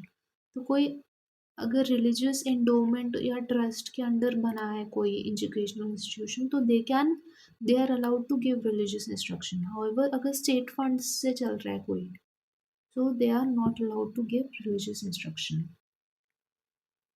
Next है cultural educational and remedial rights. ठीक है, article 29 and 32। So article 29 क्या है, protection of interests of minorities. ठीक है, इसमें क्या, ये भी again this is also a previous year question for CBSE। तो इसमें दिया है any sections of citizens residing in India having a distinct language, script और culture of its own shall have the right to conserve the same. ठीक है, इसमें क्या लिखा है, right to every citizen is not equal to minority only, majority को भी है ये राइट्स अवेलेबल। ठीक है, तो any section of citizens having a distinct language, script or culture shall have the right to conserve the same. Next क्या है, Article 30 which is available only to minorities. इसमें क्या है, right of minorities to establish and administer educational institutions. ठीक है, इसमें very important fact क्या, असली में क्वेश्चन यहाँ से था CBSE का, उसमें ये पूछा था कि इसमें कौन सी माइनॉरिटीज़ इंक्लूडेड है। तो उसके लिए you should know this the fact कि the word minority has not been defined by the Indian constitution. ठीक है, this is a very important fact. Next है exceptions to fundamental rights. Article 31 क्या है, अच्छा ठीक है, these are exceptions to fundamental rights. तो इसमें आता है आर्टिकल 31C है any law which is used to implement a DPSE directive principle of state policy implement करने के लिए जो भी लॉज हैं, जो 39B और 39C DPSP को इम्प्लीमेंट करने के लिए कोई भी लॉ बना रहे हैं, they are immune from fundamental rights का चैलेंज। ठीक है, इसका मतलब क्या हुआ कि मैंने कोई लॉ बनाया है सपोज, उसका काम क्या है, आर्टिकल 39B एंड सी है जो DPSPs, उसका कोई गोल को अचीव करने के लिए मैंने एक लॉ बनाया है, ठीक है। However this law contravenes on some fundamental right, ठीक है। सो अगर कोई केस है कि ये लॉ फंडामेंटल राइट के अगेंस्ट जा रहा है, even then this law will be held valid, ठीक है। ये चीज़ दी है आर्टिकल 31C में, ठीक है। नेक्स्ट है right to constitutional remedies, article 32 and 226। So सबसे पहले राइट टू कॉन्स्टिट्यूशनल रेमेडीज दोनों supreme court and high court दोनों के पास पावर्स हैं इसके लिए।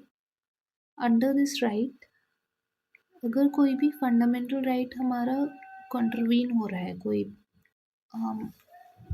अगर हमारा fundamental right is being lost, then we can approach either the supreme court और द हाई कोर्ट।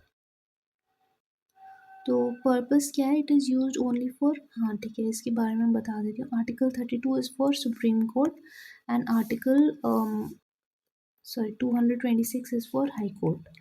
तो पर्पस क्या है, the supreme court is use only for fundamental rights, whereas high court में जा सकते हैं even if are fundamental rights और legal rights are stepped up on, ठीक है। फिर ज्यूरिसडिक्शन क्या है, ये बेसिकली रिट ज्यूरिसडिक्शन के बारे में ही दिया है, ठीक है। एक बार पहले मैं रिट्स बता देती हूँ and then we will come to this table. Basically 5 writs are available for ensuring that fundamental rights of a person are upheld, ठीक है। सो 5 रिट्स क्या है, habeas corpus, mandamus, prohibition, certiorari and को वारंटो, ठीक है। तो ये habeas corpus पे CBSE ने एक प्रीवियस ईयर क्वेश्चन पूछा था। इसमें क्या है, habeas corpus का लिटरल मीनिंग होता है to have a body of. इसमें होता है it is issued by court to a person who has detained some other person, ठीक है। तो इसमें बस वही बोलते हैं कि to produce the body of the latter before it, मतलब उसको लेके आओ, किसी ने किसी को डिटेन किया हुआ है, so the court either the supreme court और the high court can direct the person to bring the detained person to the court. This can be issued against both public authorities as well as private individuals, ठीक है। Then it cannot be issued against lawful detention और contempt of court के लिए भी नहीं इसको issue कर सकते। This is a very important statement, ठीक है। एक्सेप्शंस पे ही बन जाते हैं सवाल, कंटेम्प्ट ऑफ कोर्ट पे भी habeas corpus can not be enforced. Next है मैंडेमस। सो मैंडेमस का मीनिंग होता है we command. So it is issued by the court to a public official asking him to perform his or her official duties that he has failed or refused to perform, ठीक है। It can be issued against any public body, a corporation, any inferior court, tribunal or government. It can, however, it cannot be issued against private body, president or chief justice of India. This is very important again, ठीक है। ये exceptions पे देखना आप question बन जाते हैं। President के अगेंस्ट नहीं मैंडेमस कर सकते हैं, चीफ जस्टिस ऑफ इंडिया के अगेंस्ट भी नहीं कर सकते हैं, ठीक है। नेक्स्ट है प्रोहिबिशन। प्रोहिबिशन का मतलब होता है टू फॉरबिड, सॉरी। तो इसमें वही बोला है कि it is issued by a higher court to a lower court और a tribunal to prevent the latter from exceeding its jurisdiction, ठीक है। It is issued only against judicial and quasi judicial authorities, this is very important again. फिर it can not be issued against administrative authorities, legislative bodies and private individuals. Next है certiorari. इसका मीनिंग होता है to be certified और informed. It is issued by a higher court to a lower court और a tribunal either to transfer a case pending or to quash the order, ठीक है। So this is both preventive and curative. पहले वाला बस preventive था, whereas this is curative also, because ये transfer करा लेता है ना कोई केस, ट्रांसफ़र करके अपने पास ले लेगा higher court, so then they will be able to give a better judgment. Next, it can be issued against judicial, quasi-judicial and administrative bodies as well. This is again very important. ये वाला administrative bodies के against नहीं कर सकते थे issue, whereas this one can be issued against administrative bodies as well. However, this cannot be issued against legislative bodies and private individuals. ठीक है. Next है को वारंटो. इसका मीनिंग होता है बाय व्हाट अथॉरिटी और warrant. This is issued by the court to inquire into the legality of a claim of a person to a public office. ठीक है. So it is only used in cases of substantive public office of a permanent character created by a statute or by the constitution. ठीक है. कोई भी substantive public office है उसी में ये हम को वारंट टू अप्लाई कर सकते हैं. It cannot be issued in case of a ministerial office or a private office. This is very important that it cannot be issued in the case of a ministerial office.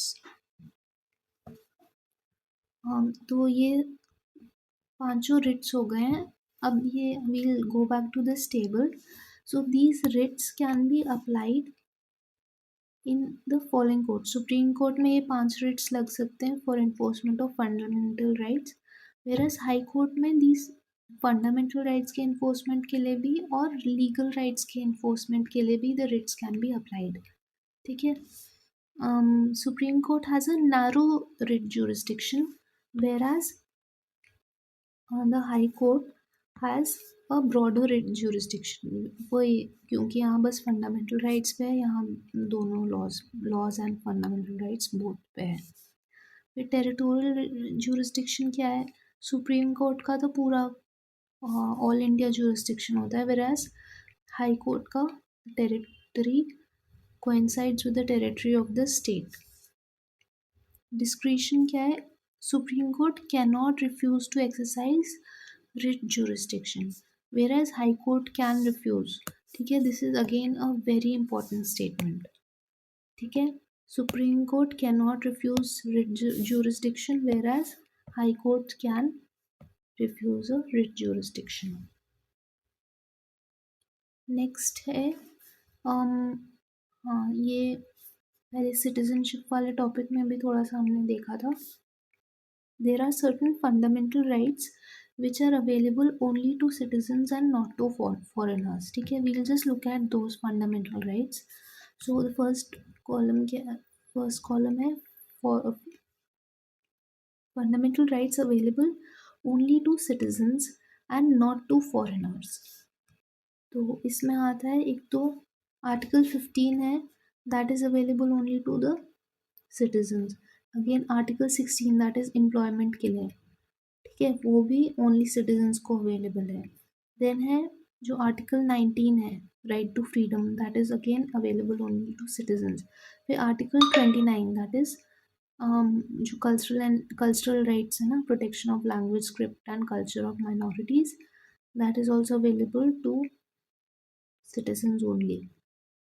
In Article 30, educational rights, that is rights of minorities to establish and administer educational institutions, again that is available only to the citizens. Apart from all of these, जो सारे बाकी के rights हैं they are available for both citizens as well as foreigners. ठीक है. ये हमने सारे पढ़े ही थे अभी, वही उनको you can revise them. Next. So the next topic is the directive principles of state policy. So DPSPs are a part of the part 4 of Indian Constitution. ठीक है. इसमें क्या दिया है. आर्टिकल 36 से 51 तक they are a part of the part 4 of Indian Constitution and they are derived from the Irish Constitution. कोई जगहों पे स्पेनिश कॉन्स्टिट्यूशन भी दिया होता है, बट अगर एग्ज़ाम में आएगा तो राइट आयरिश कॉन्स्टिट्यूशन से डिराइव है DPSPs. फिर आइडियल्स. हाँ. तो basically what are DPSPs? They are basically ideals which the government has to keep in mind when they are formulating policies. ठीक है, कोई भी गवर्नमेंट अगर स्कीम बना रही है या कोई लॉ बना रहा है, then they should keep the DPSPs in their mind. ठीक है, they act DPSPs act as a guide for forming schemes, laws, government policies, etc. ठीक है, एंड इट स्पेल्स आउट। ठीक है, जो DPSPs है ना, they basically are indicative of a socio economic democracy in our country. ठीक, मतलब welfare state के को सिग्निफाई करते हैं DPSPs। ठीक है, they resemble the instrument of instructions of the government of India act 1935। फिर the DPSPs are non justiciable. अभी हमने फंडामेंटल राइट्स पढ़ा था, they were justiciable, whereas the directive principles are non-justiciable. That means they cannot be challenged in the court। कि जैसे कोई अगर DPSP हमारा कॉन्ट्रवीन हो रहा है तो it can not be challenged in the court. Next है the conflicts and special provisions. क्या है? Conflict between fundamental rights and DPSPs। तो there is a very famous case, the Minerva Mills case, under which it was highlighted by the Supreme Court that there should be a balance between both the directive principles as well as the fundamental rights। ठीक है, तो इसमें क्या लिया है? Fundamental rights are basically hold precedence over the directive principles except Article 39B and 39C। ठीक है, फिर there are some directive principles of state policy which are outside part 4। ठीक है, this is very important। तो article 335 है, article 350A है mother tongue पे, और आर्टिकल 351 है हिंदी डेवलपमेंट पे। These are some DPSPs which are outside part 4 of the Indian constitution. This is very important. ठीक है, तो क्या क्या है? Article 335 which is for the upliftment of the scheduled caste and the scheduled tribes. फिर article 350A which aims to promote mother tongue, instruction in mother tongue, and Article 351 which is aimed at Hindi development. All these three are DPSPs which are outside part 4 of the constitution। ठीक है, और जो article 39B and 39C है of the DPSPs, they are considered to ensure economic justice. ठीक है, अब usually traditionally the directive principles of state policy are divided into 3 categories। एक तो है सोशलिस्टिक प्रिंसिपल्स होते हैं, एक होते हैं गांधीयन प्रिंसिपल्स, और थर्ड होते हैं लिबरल प्रिंसिपल्स। ठीक है, सोशलिस्टिक प्रिंसिपल्स कौन से हैं? Article 38 which is basically aimed at ensuring welfare and minimizing equalities। ठीक है, तो ये वाला article which aims to ensure equality of status, income, facilities, etc., opportunities, etc. This was added by the 44th Constitutional Amendment Act। This is very important again। तो ये वाला right is considered to be under the socialistic principles। Then Article 39 में क्या क्या है? A stands for livelihood, फिर equitable distribution, preventing wealth concentration, equal pay, health or strength preservation, and healthy child development। All these are also socialistic principles। ये जो healthy child development वाला portion है, this was added by the 42nd Constitutional Amendment Act।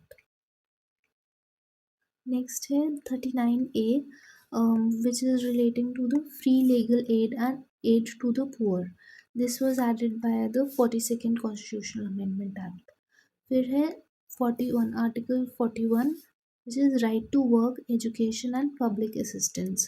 This is also a part of the socialistic principles।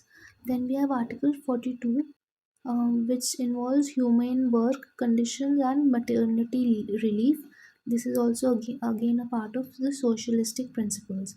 Then Article 43, which stands for living wage, decent standard of living, socio-cultural opportunities. Again for socialistic principle. फिर है 43A भी है, that is participation in the management of industries.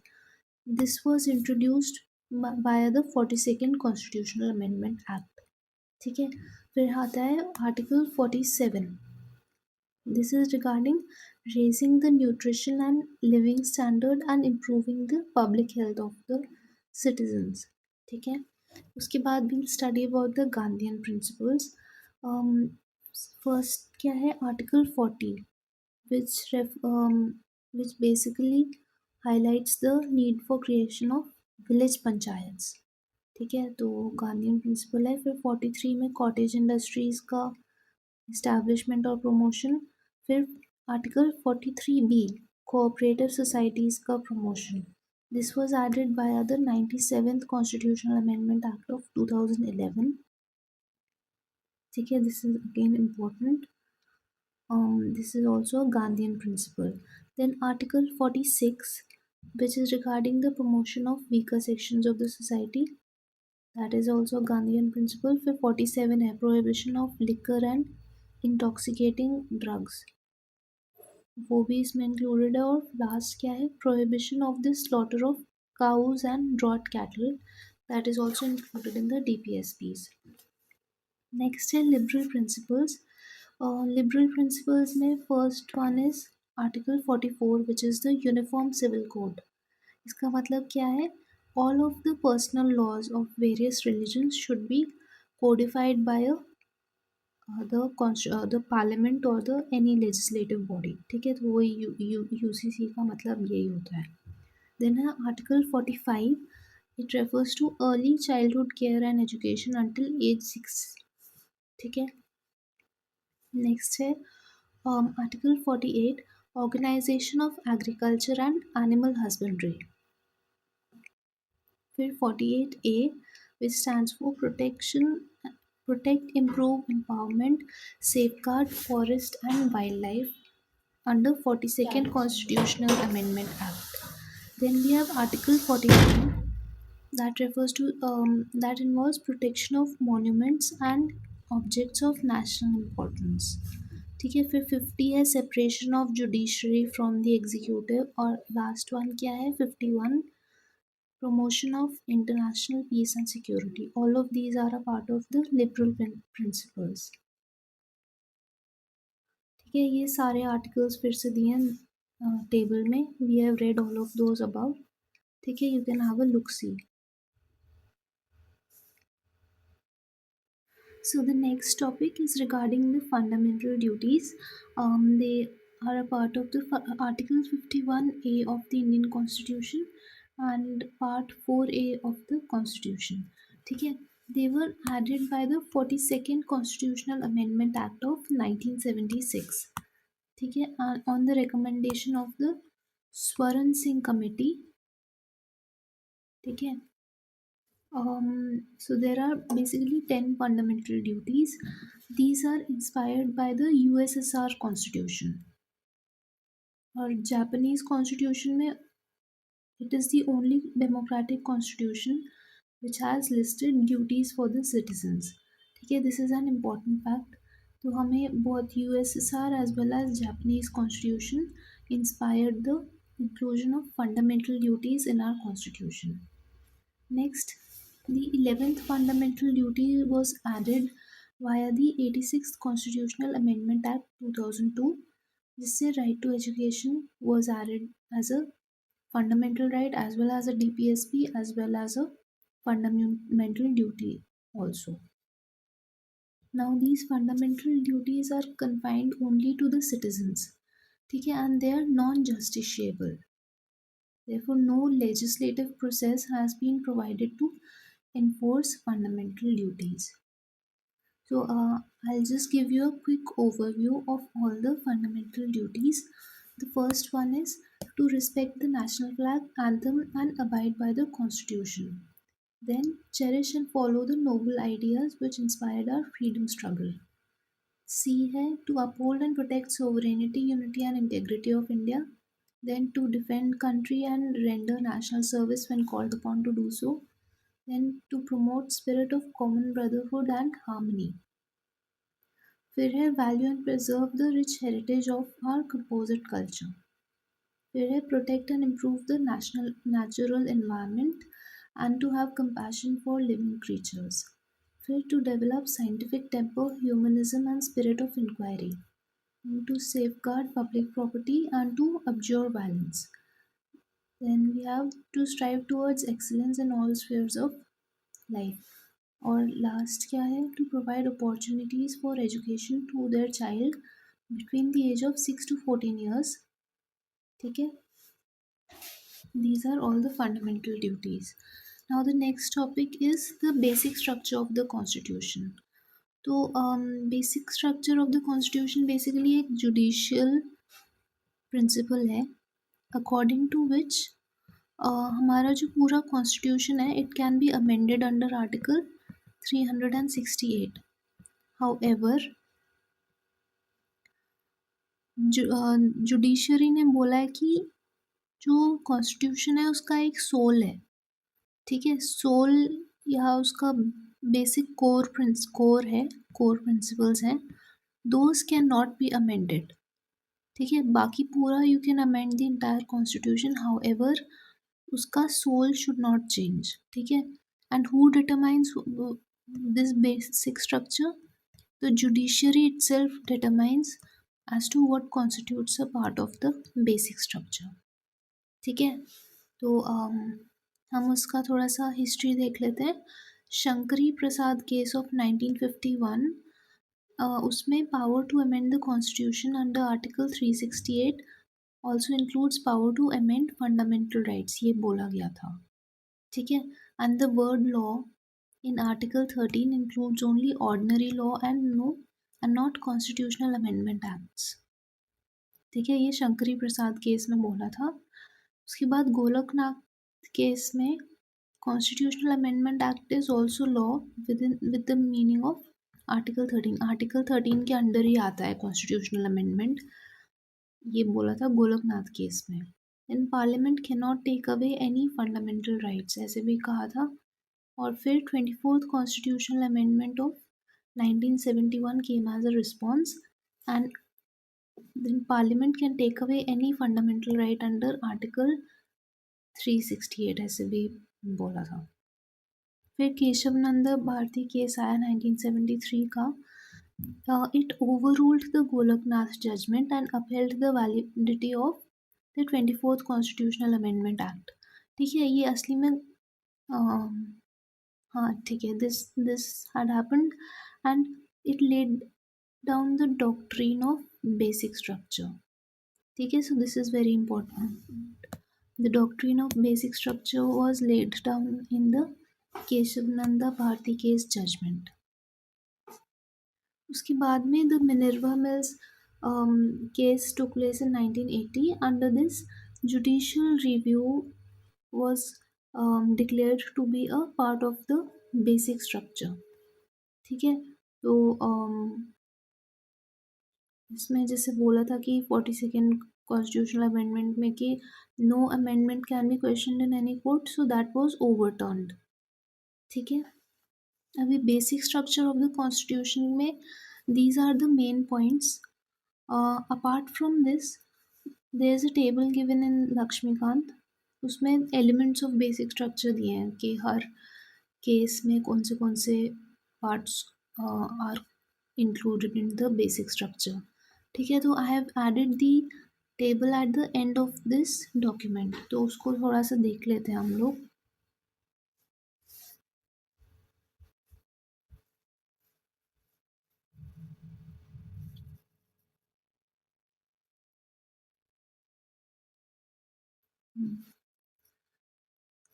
Keshav Nanda Bharati case में the elements of the basic structure according to the supreme court were supremacy of the constitution, separation of powers, republic and democratic form of government, secular character of the polity, sovereignty and unity, freedom and dignity, welfare state का mandate and the Parliamentary System.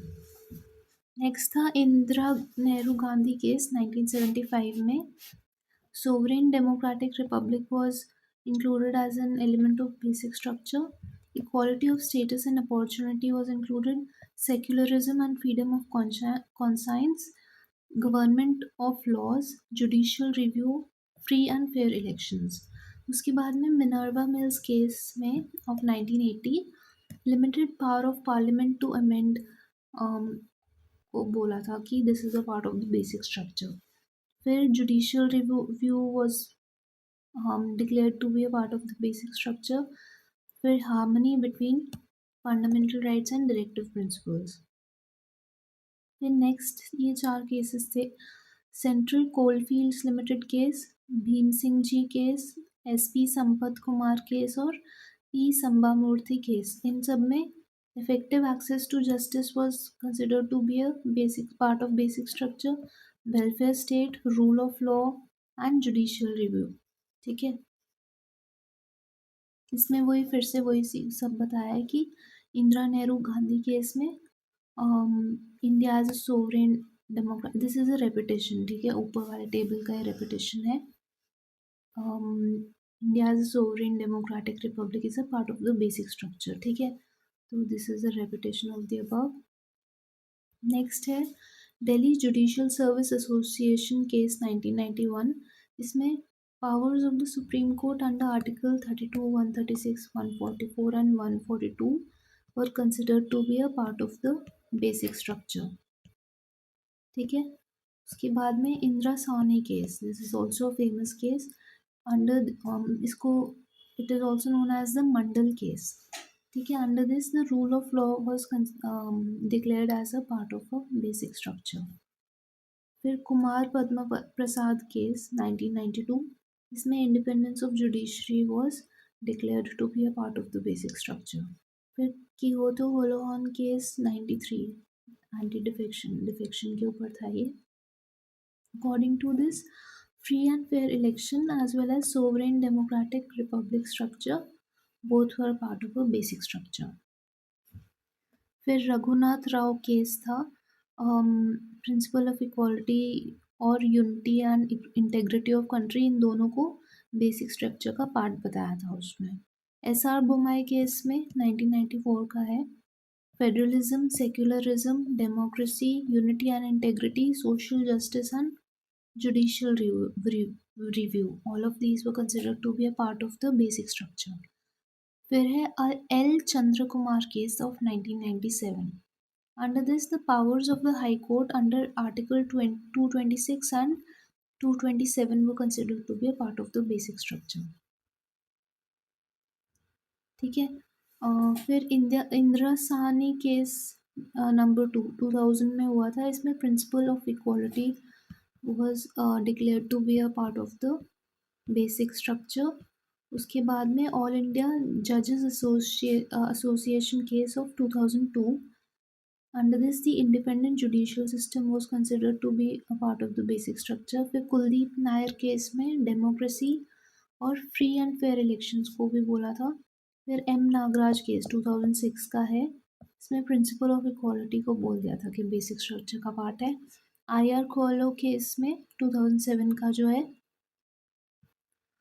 Rule of law, separation of powers, principles underlying fundamental rights, judicial review and principles of equality, इन सबको basic structure का part बताया था. फिर Ram Jethmalani case में powers of the Supreme Court under Article 32 were considered to be a part of the basic structure. फिर Namit Sharma case में freedom and dignity of the individual. Next है Madras bar association case of 2014. इसमें judicial review and powers of the high courts under article 226 and 227. ठीक है. So these are the main Supreme Court judgments, Supreme Court as well as High Court judgments which had delineated the basic structure of the Indian Constitution. ठीक है. So now we'll move on to the next topic.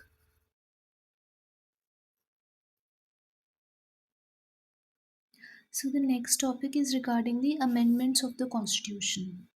Article 368, which is a part of Part 20 of the Constitution, um, it is related to the powers and procedure for the amendment of the Constitution.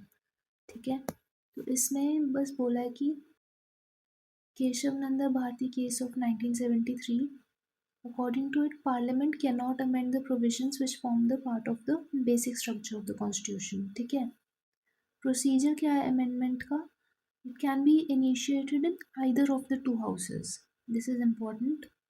Then it can be initiated either by a minister or even by a private member. ठीक है, this is also very important. ठीक है, even a private member can initiate a amendment, constitutional amendment. Then prior permission of the president is not required when we have to um, introduce a constitutional amendment bill. ठीक है, next है it should be passed by a special majority. Special majority क्या होता है? 2/3 present and voting, 2/3 of the members present and voting and 50% of the total membership of the house. ठीक है, next है federal provisions of a bill. अगर कोई constitutional amendment bill है उसमें कोई फेडरल प्रोविजंस है, then it has to go for ratification by at least half the state legislatures. ठीक है, तो वहाँ पे only via simple majority itself the bill will get passed. Okay, इसमें क्या दिया है? 24th कॉन्स्टिट्यूशनल अमेंडमेंट में प्रेसिडेंट्स असेंट के बारे में दिया है. President must give assent to the constitutional amendment bill according to the 24th constitutional amendment act. ठीक है, विद होल्ड नहीं कर सकते और रिकन्सिडरेशन के लिए भी नहीं भेज सकते. This is very important. Then, though each clause or schedule of the bill are put to vote separately and by special majority, the amendments to such clauses or schedule of constitutional amendment bill shall be passed by a simple majority, just like ordinary bills. ठीक है, अब I'll just tell you about the different kinds of majorities which are usually used in the parliament. तो सबसे पहले है simple majority. Simple majority में क्या रहता है? It is outside the scope of article 368. ठीक है, इसमें just half of the members present and voting, उससे ज़्यादा अगर आपके वोट्स हैं then the bill gets passed. So it is used for adding new states, altering names, areas etcetera. जो हमने आर्टिकल 2, आर्टिकल 3 ये सब देखा था ना, article 4, all of these they come under simple majority के अमेंडमेंट्स. ठीक है, formation of legislative councils. Next है सेकेंड शेड्यूल. फिर citizenship. Fifth and six schedule official languages. Elections to parliament and states legislature. ठीक है, और फिर है स्पेशल मेजॉरिटी में क्या क्या आता है? अभी पढ़ा था, 2/3 present and voting and 50% of the total membership से ज़्यादा. तो इसमें अगर फंडामेंटल राइट्स में if you want to make any changes, then DPSPs में अगर कोई चेंजेस करने हैं, and all the other provisions which are not covered in special and ये दोनों में जो भी नहीं कवर्ड है इन दोनों में, those will be covered under the special majority. फिर नेक्स्ट है special majority plus ratification of the states. Ratification by half of the state legislatures. This happens when the constitutional amendment bill has federal features. ठीक है, when it is related to the federal structure of the polity. So there is no time limit within which the states should give their consent to the bill. ठीक है, there is no time. This is very important that there is no time limit for the states to comply with. ठीक है, and इसके examples क्या है? Election of president, then extent of executive power of the union and state, distribution of legislative powers between union and state, supreme courts and high courts, GST council, 7th schedule, representation of states in parliament, and article 368 itself. ठीक है, so the next topic is regarding the parliamentary system and federal system of government. So the parliamentary system Key principle in parliamentary system is that the executive is responsible to the legislature for its policies and acts. ठीक है, तो executive is responsible to the legislature, मतलब they are answerable to the Lok Sabha. ठीक है, it is also called a cabinet government और responsible government और Westminster model of government. ठीक है, ये है ब्रिटेन में भी ये है, जापान में भी है, कनाडा में भी है और इंडिया में तो है ही. It ensures collective responsibility of the government to the people. ठीक है, नेक्स्ट है एग्जीक्यूटिव रोल्स. एग्जीक्यूटिव रोल्स मैं बता देती हूँ. Basically president is the nominal executive, whereas the prime minister is the real और द डी फैक्टो एग्जीक्यूटिव. ठीक है, डी श्योर एग्जीक्यूटिव प्रेसिडेंट को बोलते हैं because he is the nominal, he और she is the nominal executive, whereas the prime minister is the de facto executive और the real executive. उसके बाद में double membership. Ministers are members of both the legislature as well as the executive. ठीक है, next है article 75. Ministers are collectively responsible to the parliament in general and Lok Sabha in particular. ठीक है, next dissolution of lower house by president और advice of PM.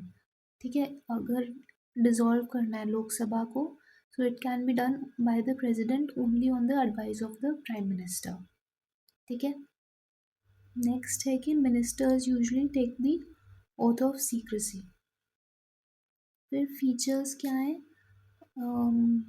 majority party rule है एक feature, collective responsibility है, political homogeneity, nominal and executive systems. ये ठीक है, simple है.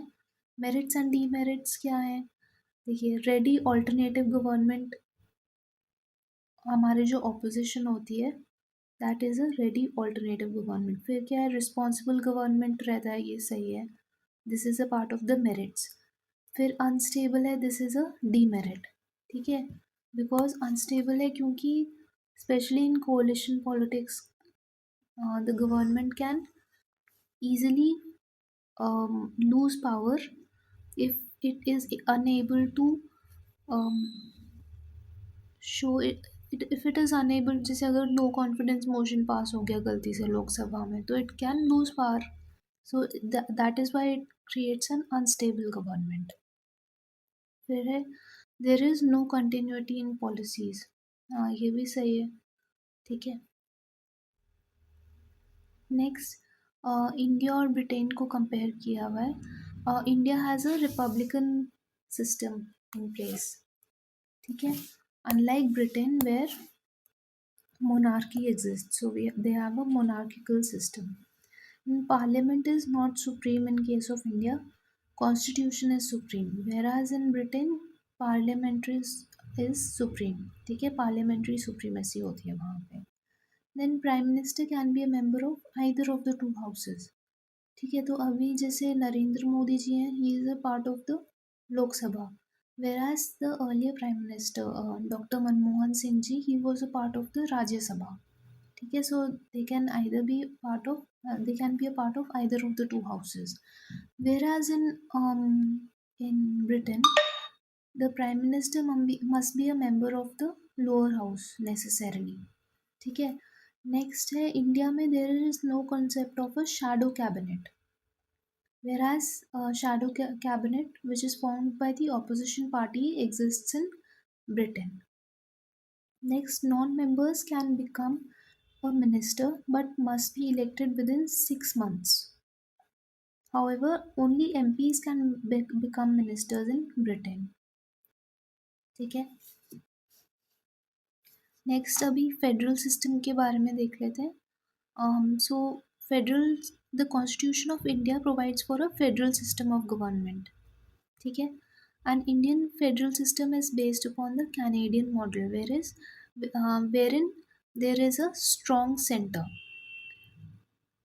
This is different from the American model wherein states have higher powers, मतलब ज़्यादा उनके पास powers होते हैं as compared to the center. ठीक है, हमारा कैनेडियन मॉडल के ऊपर बेस्ड है. तो फेडरल फीचर्स, हमने पहले भी पढ़े थे federal and non federal features. फिर से देखिए, dual government, division of power between national and regional government, उसके बाद में bicameral legislature, written constitution, rigid constitution, supremacy of the constitution and independent judiciary, all of these are federal features. ठीक है. So the next topic is center state relations. um, Basically the center state relations are divided into three categories. The first one is legislative relations, then we have the administrative relations, and the third one are the financial relations. So legislative relations के बारे में देख लेते हैं. Parliament can make laws for whole or any part of the territory. ठीक है. Seventh schedule gives legislative distribution. इसमें सारे वो है ना, आपने पढ़ा होगा, union list, state list and the concurrent list, they are mentioned in the seventh schedule. ठीक है. So it consists of all the subjects upon which a particular government can make laws upon. ठीक है. फिर 42nd constitutional amendment act में क्या हुआ था, 5 subjects were transferred from the concurrent list to the concurrent list from the state list. ठीक है. State list में से ये 5 सब्जेक्ट्स को कॉन्करेंट लिस्ट में ट्रांसफ़र कर दिया था. तो education, forest, weights and measures, protection of wild animals and birds and administration of justice. ठीक है. नेक्स्ट क्या है, residuary subjects are vested in the parliament. Residuary subjects are the ones which are not mentioned in any list. ठीक है. Then Parliament to make laws on subjects in state list under 5 extraordinary circumstances. This is very important. इसका मतलब क्या है, Parliament can make laws on the state lists in 5 cases. First case तब है अगर राज्यसभा ने रेजोल्यूशन पास किया है विद कि the parliament should make the law, and this resolution should be supported by at least 2/3 of the members present. ठीक है. Next क्या है, if legislatures of 2 or more states pass resolution requesting the parliament to formulate a law on the state list, only then can a law be created. ठीक है, by the parliament. फिर for implementing international treaties or agreements, तब भी Parliament can make laws on a subject in the state list. Then we have during national emergency, Parliament can pass law on state subjects. फिर during President's rule, ठीक है, even then Parliament can make laws. Now we'll move to the administrative relations. So first of all, the executive power of every state is to be exercised in such a way as to ensure compliance with the laws made with the parliament and the existing laws. ठीक है. तो कोई भी जो state executive है, they have to ensure that they comply with the parliamentary laws and they should not impede or prejudice the exercise of executive power of center in the state. ठीक है.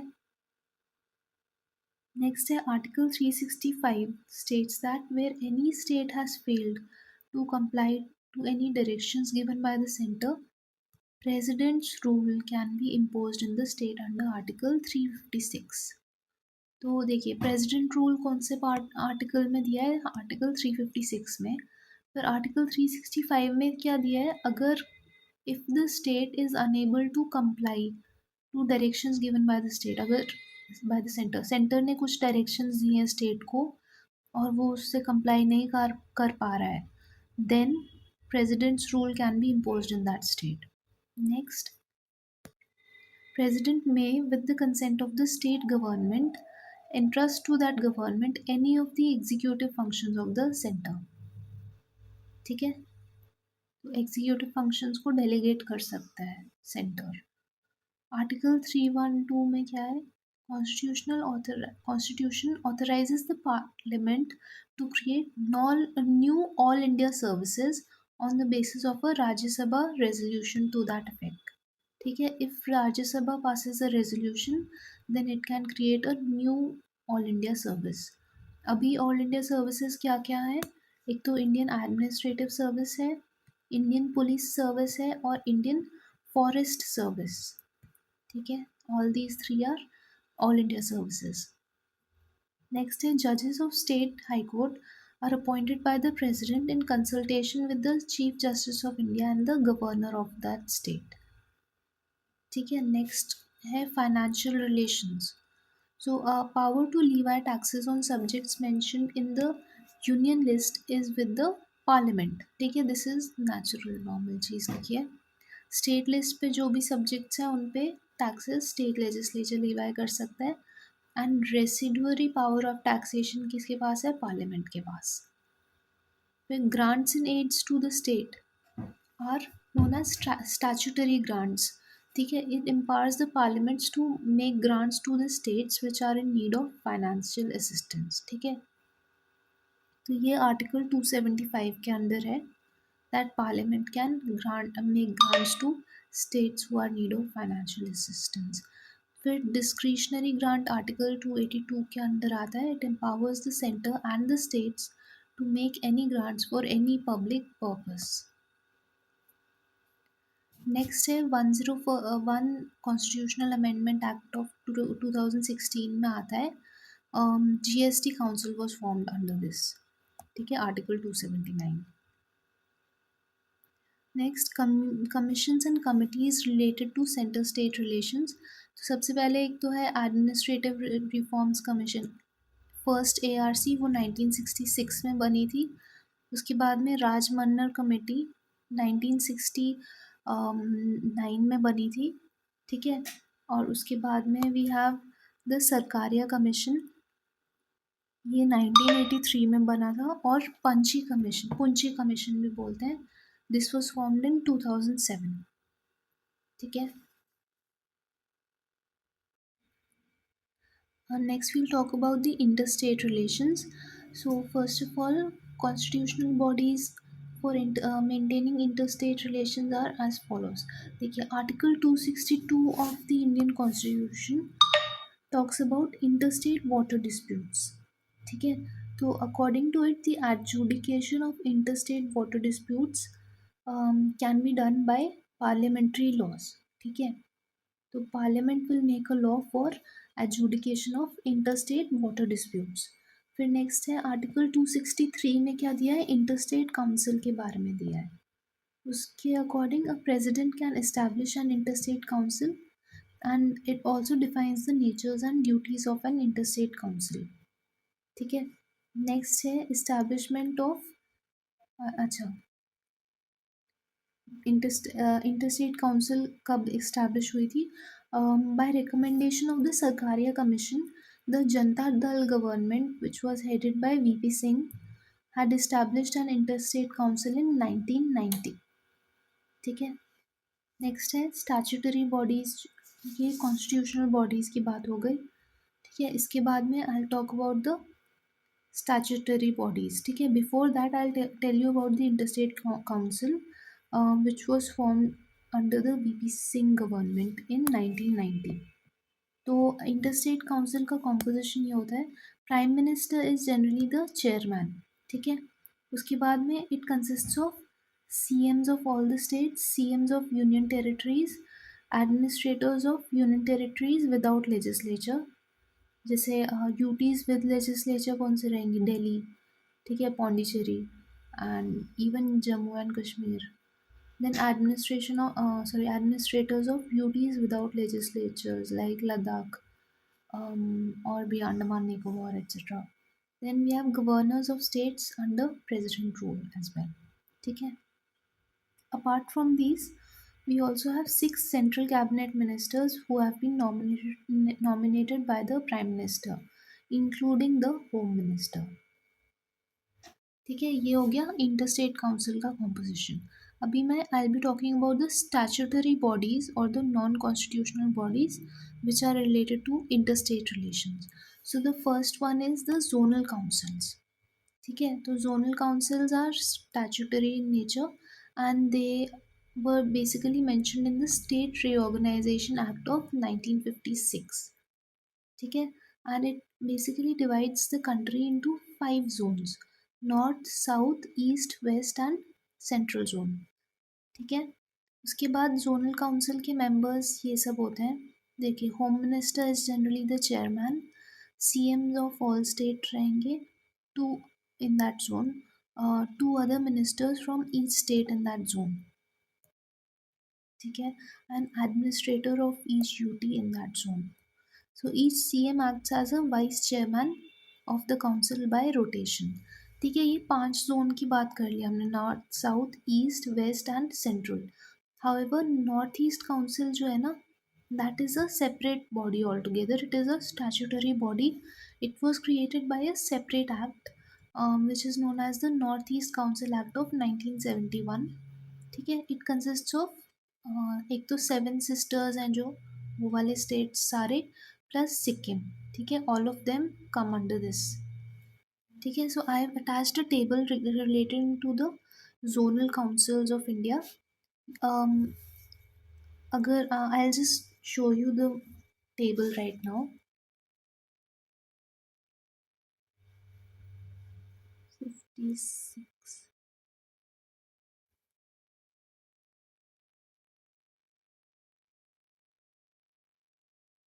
ये रहे.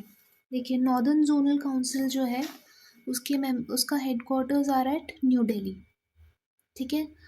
Then we have the central zonal council, its headquarter is at Allahabad.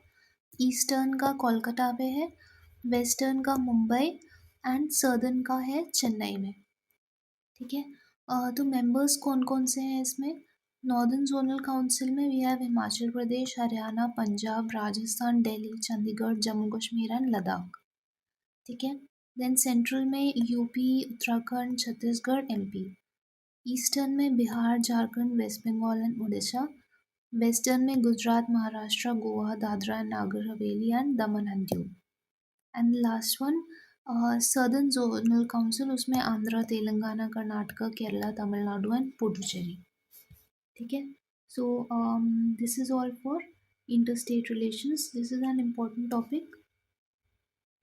इसके बाद में next topic, let me just show you.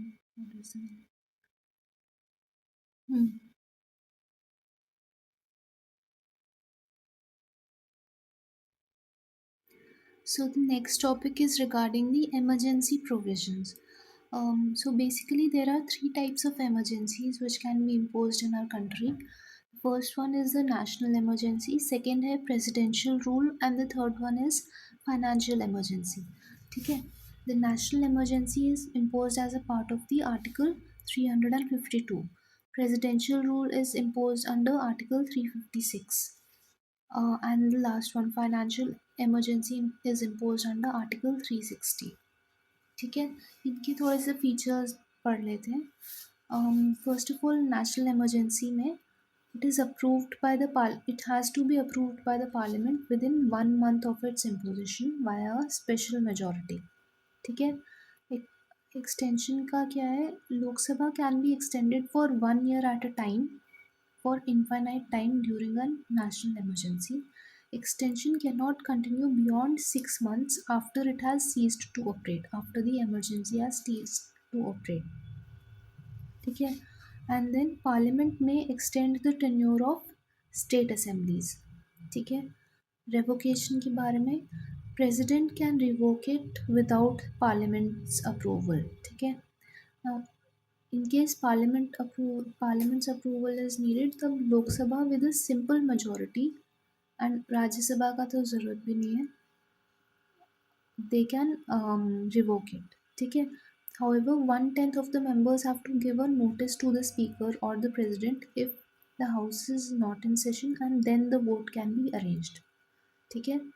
इसके effects क्या है? Unitary executive and legislative powers.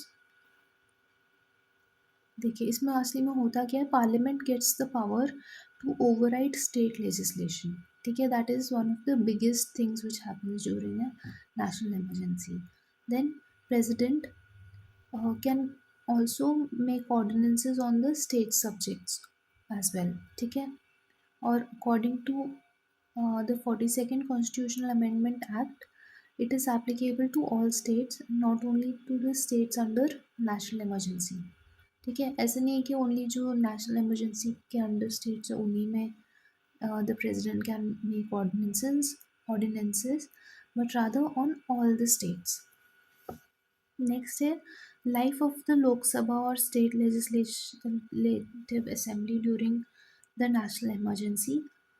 It can be increased one year at a time. ये पहले भी we just read अभी, ठीक है. Then है fundamental rights. Article 358, that is, it states that Article 19 gets automatically suspended in case of a national emergency. However, this happens only if the emergency is due to external aggression or war. ठीक है, अगर armed rebellion, internal disturbance या armed rebellion की वजह से, then Article 19 will not be suspended. Then Article 359 states that the enforcement of rights other than Article 20 and 21 will be suspended. ठीक है. Next, we move to the presidential rule. So, a presidential rule has to be approved by the parliament within 2 months by a simple majority. ठीक है. It can be extended for 3 years maximum. ठीक है, plus 6 months with approval. Next है 44th constitutional. This had under the 44th Constitutional Amendment Act, there should be two conditions for this extension. The national emergency must be operational, and the Election Commission of India must certify that elections cannot be held in that particular state, and that is why the presidential rule has been extended. ठीक है. फिर revocation के लिए only president can revoke the मतलब parliament does not play a major role in the revocation of a presidential rule. ठीक है. And even the Supreme Court or the High Court can squash it as unconstitutional. ठीक है. तो either the president can revoke it or the Supreme Court or High Court may squash it as unconstitutional. Next, effects of the presidential rule. President can take up powers of both state government, governor, and any other executive authority. Then president can also declare powers of the state legislature are to be exercised by the parliament. Thirdly, he can suspend constitutional provisions as well. ठीक है. Then parliament can delegate the president or any other authority power to make laws for the state. And president can also authorize expenditure from the consolidated fund of the state if the parliament is not in session. ठीक है. Laws will remain inoperative. Mm, Life of the Lok Sabha and state legislative assembly during a presidential rule. देखिए presidential rule अगर declare हुआ है तो either the state legislative assembly will get suspended or it may be dissolved. ठीक है. Next है fundamental rights. The presidential rule does not have any effect on the fundamental rights of a place. Presidential rule is generally imposed on two grounds. ठीक है. Article 356 या 365. Article 356 के अंदर if the governor या the president is satisfied that the state cannot function as per constitutional machinery, then president rule may be applied. And under Article 365, if the state fails to comply with center's order, even then the presidential rule may be applied. ठीक है. Next है financial emergency. So it has to be approved by the parliament within 1 month. Within 2 months of its imposition. ठीक है. तो 1 month है national emergency का, बाकी presidential rule और financial emergency का 2 months के अंदर अंदर you have to approve it. National emergency में you need a special majority to approve it, whereas presidential rule and financial emergency can be approved via simple majority. Next extension क्या है. It continues indefinitely. ठीक है. इसको बार बार you do not have to approve it. Revocation, it can be revoked only by the president. Next effects क्या है इसके? The executive authority of the centre extends to both directly the direct states to observe canons of financial propriety and direction of president. देखिए इसमें ना centre can ask the states to ensure austerity. Austerity मतलब कि थोड़ा पैसे ध्यान से use करने को लोग बोल सकते हैं, ठीक है. And it can reserve all the money bills plus other financial bills which have been passed by state legislatures also. ठीक है. फाइनेंशियल इमरजेंसी में ऐसे स्टेट लेजिस्लेचर्स जो फाइनेंस बिल्स या मनी बिल्स पास करते हैं उनको भी the central government can reserve them for reviewing. ठीक है. नेक्स्ट है direction of president. So the president can direct the state governments or the different other organs of the government to ensure austerity measures. ठीक है. तो austerity measures कैसे रहेंगे? Reduction in salary and allowances of जजेस of supreme court and high court. ठीक है. और उसके अलावा reduction of salary and allowances of all or any class in the union. ठीक है. Life of Lok Sabha and state legislative assembly are not affected by the financial emergency. ठीक है. So the next topic is regarding the Indian executive. ठीक है. तो Indian executive में we will first be studying about the president, vice president as well as the governor. इनको हम comparatively थोड़ा सा पढ़ लेंगे so that it is quicker. ठीक है. And most of the a majority of the functions are similar. Therefore ऐसे comparative manner में we'll read them. सो प्रेसिडेंट का आर्टिकल 52 से 78 के बीच में दिया हुआ है इन दी कॉन्स्टिट्यूशन. ठीक है. इसमें qualifications for becoming a president are he or she should be a citizen of the country. They should be at least 35 years in age and they should be qualified to be a member of the Lok Sabha. ठीक है. Moreover, they should not be holding any office of profit. फिर nomination of a person to become a president requires 50 proposers and 50 seconders. ठीक है. in the parliament. Next है election के लिए. the election is done by proportional representation system, single transferable vote. ठीक है. proportional representation by single transferable vote. To get elected they must secure a fixed quota of votes and secret ballot के through होता है इसमें. there is no open ballot. ठीक है. और even for vice president similar thing is followed. Then the election cannot be challenged on the ground that the electoral college was incomplete. ठीक है. electoral college मतलब the number of persons who are electing the president. So even if some of the members who are supposed to elect the president are not present, though the election of the president cannot be challenged on that ground. ठीक है. Then election disputes are dealt with Supreme Court. ठीक है. Supreme Court basically looks into these matters. Next है electoral college में कौन कौन है. So first of all we have the elected MPs. ठीक है. elected MPs, not the nominated ones. Then we have the elected members of legislative assemblies of the states. ठीक है. members of legislative councils को ने include किया है इन लोगों ने. MLAs को include किया है. Then the third one are elected members of the legislative assemblies of Delhi, Puducherry and Jammu Kashmir, because ये जो 3 union territories हैं and they are union territories with legislatures. ठीक है. तो इनके भी elected members will form a part of the electoral college. Next है who do not participate. So the nominated MPs do not participate. The nominated MLAs do not participate. Elected plus nominated members of legislative councils of the states also do not participate. कोई भी nominated member है ना वो नहीं participate करेगा. ठीक है. Then vice president का देख लेते हैं. Qualifications are same as the president. मतलब citizen, 35 years of age, um, no office of profit. However, इसमें क्या लिखा था, qualified to be a member of लोक सभा, पर इस केस में he or she should be qualified to be a member of राज्य सभा. ठीक है. इसमें nomination had required 50 proposers and 50 seconders.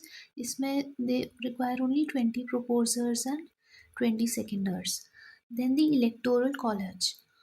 This consists of both elected as well as nominated members of the parliament. और कुछ नहीं, MLA कोई included नहीं होता. MPs included होते हैं, both elected as well as nominated. उनके functions क्या है?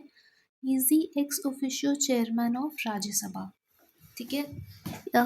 He or she acts as the president when vacancy occurs in office of president due to resignation, impeachment, death or otherwise.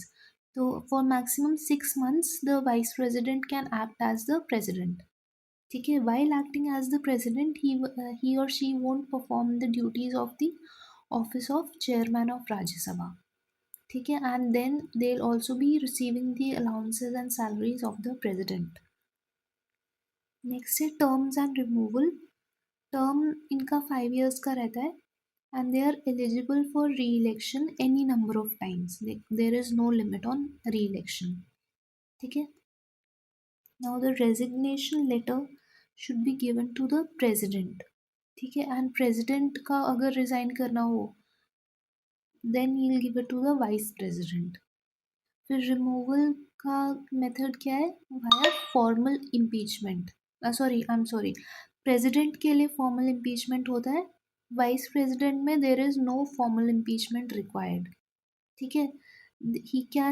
he or she can simply be removed by a resolution passed by the Rajya Sabha by effective majority and agreed by the Lok Sabha by a simple majority. ठीक है. And resolution can only be introduced in the Rajya Sabha with 14 days advance notice. ठीक है. उसके बाद में 14 days का advance notice देना रहता है. No ground has been mentioned in the constitution for removal of the vice president. This is important. Next, emoluments के बारे में. The constitution has not fixed any emoluments and the vice president draws salary as ex officio chairman of the Rajya Sabha. Next, we'll look at the governor. Article 153 से 167 के बीच में the governor related articles हैं. Part 6 of the constitution deals with state government. ठीक है. और state executive. So, role of a governor is to act as an agent of the central government. ठीक है. According to the 7th Constitutional Amendment Act of 1956, the same person can be appointed as a governor of 2 states. ठीक है. In this case, the emoluments allowances are shared by the states in such a proportion as determined by the president. ठीक है. तो एक person 2 states का governor हो सकता है according to the 7th Constitutional Amendment Act. This is very important. Please remember this fact. Next है emoluments. So in normal cases, emoluments allowances of a governor are determined by the parliament. ठीक है. Next है conditions. He or she should not be a member of either house of the parliament or the state legislature. Next, term and removal. The term of office is 5 years. ठीक है. And they hold the office subject to the pleasure of the president. ठीक है. तो हम लोग भी often get confused. हम लोगों को लगता है कि गवर्नर का कुछ टर्म ही नहीं होता है, but constitution has mentioned his term as 5 years. ठीक है. However, the governor holds office subject to the pleasure of the president. Then there is no security of tenure when it comes to the governor. ठीक है. And if he wants to resign, he has to write to the president. And there is no ground mentioned in the constitution for removal of a governor. Next, we look at the executive powers of the executive as well as the legislative powers of the president and the governor. तो executive powers में सबसे पहले आएगा general administration के related जो भी हैं. तो सबसे पहले all the executive actions of the union government are are done in his name. ठीक है, गवर्नर के लिए भी सेम चीज़ है. फिर the president can make rules specifying the manner in which the orders made and executed in his name shall be authenticated. ठीक है. So both president and governor can make rules regarding how the orders which are made in their name are authenticated. Next, they can make rules for more convenient transaction of business and allocation amongst ministries. और ये governor का भी same है. Then the president or the governor can seek information relating to the administration of affairs from the prime minister. Similarly, governor CM से मांग सकता है report. ठीक है, या तो information. Key appointments क्या है? The president appoints the prime minister and other ministers, and all these ministers hold office during his pleasure. This is important. Next, ये था प्रेसिडेंट के बारे में. गवर्नर का भी सिमिलर है. He appoints the CM as well as the other ministers, plus the tribal welfare ministers in states of Chhattisgarh, Jharkhand, MP, Odisha. ठीक है, बिहार नहीं है उसमें. ठीक है. नेक्स्ट है he appoints the attorney general. The president appoints the attorney general, whereas the governor appoints the advocate general. ठीक है. Next, the president appoints the CAG, CEC and other election commissioners, chairman and members of the UPSC, chairman and members of the finance commission.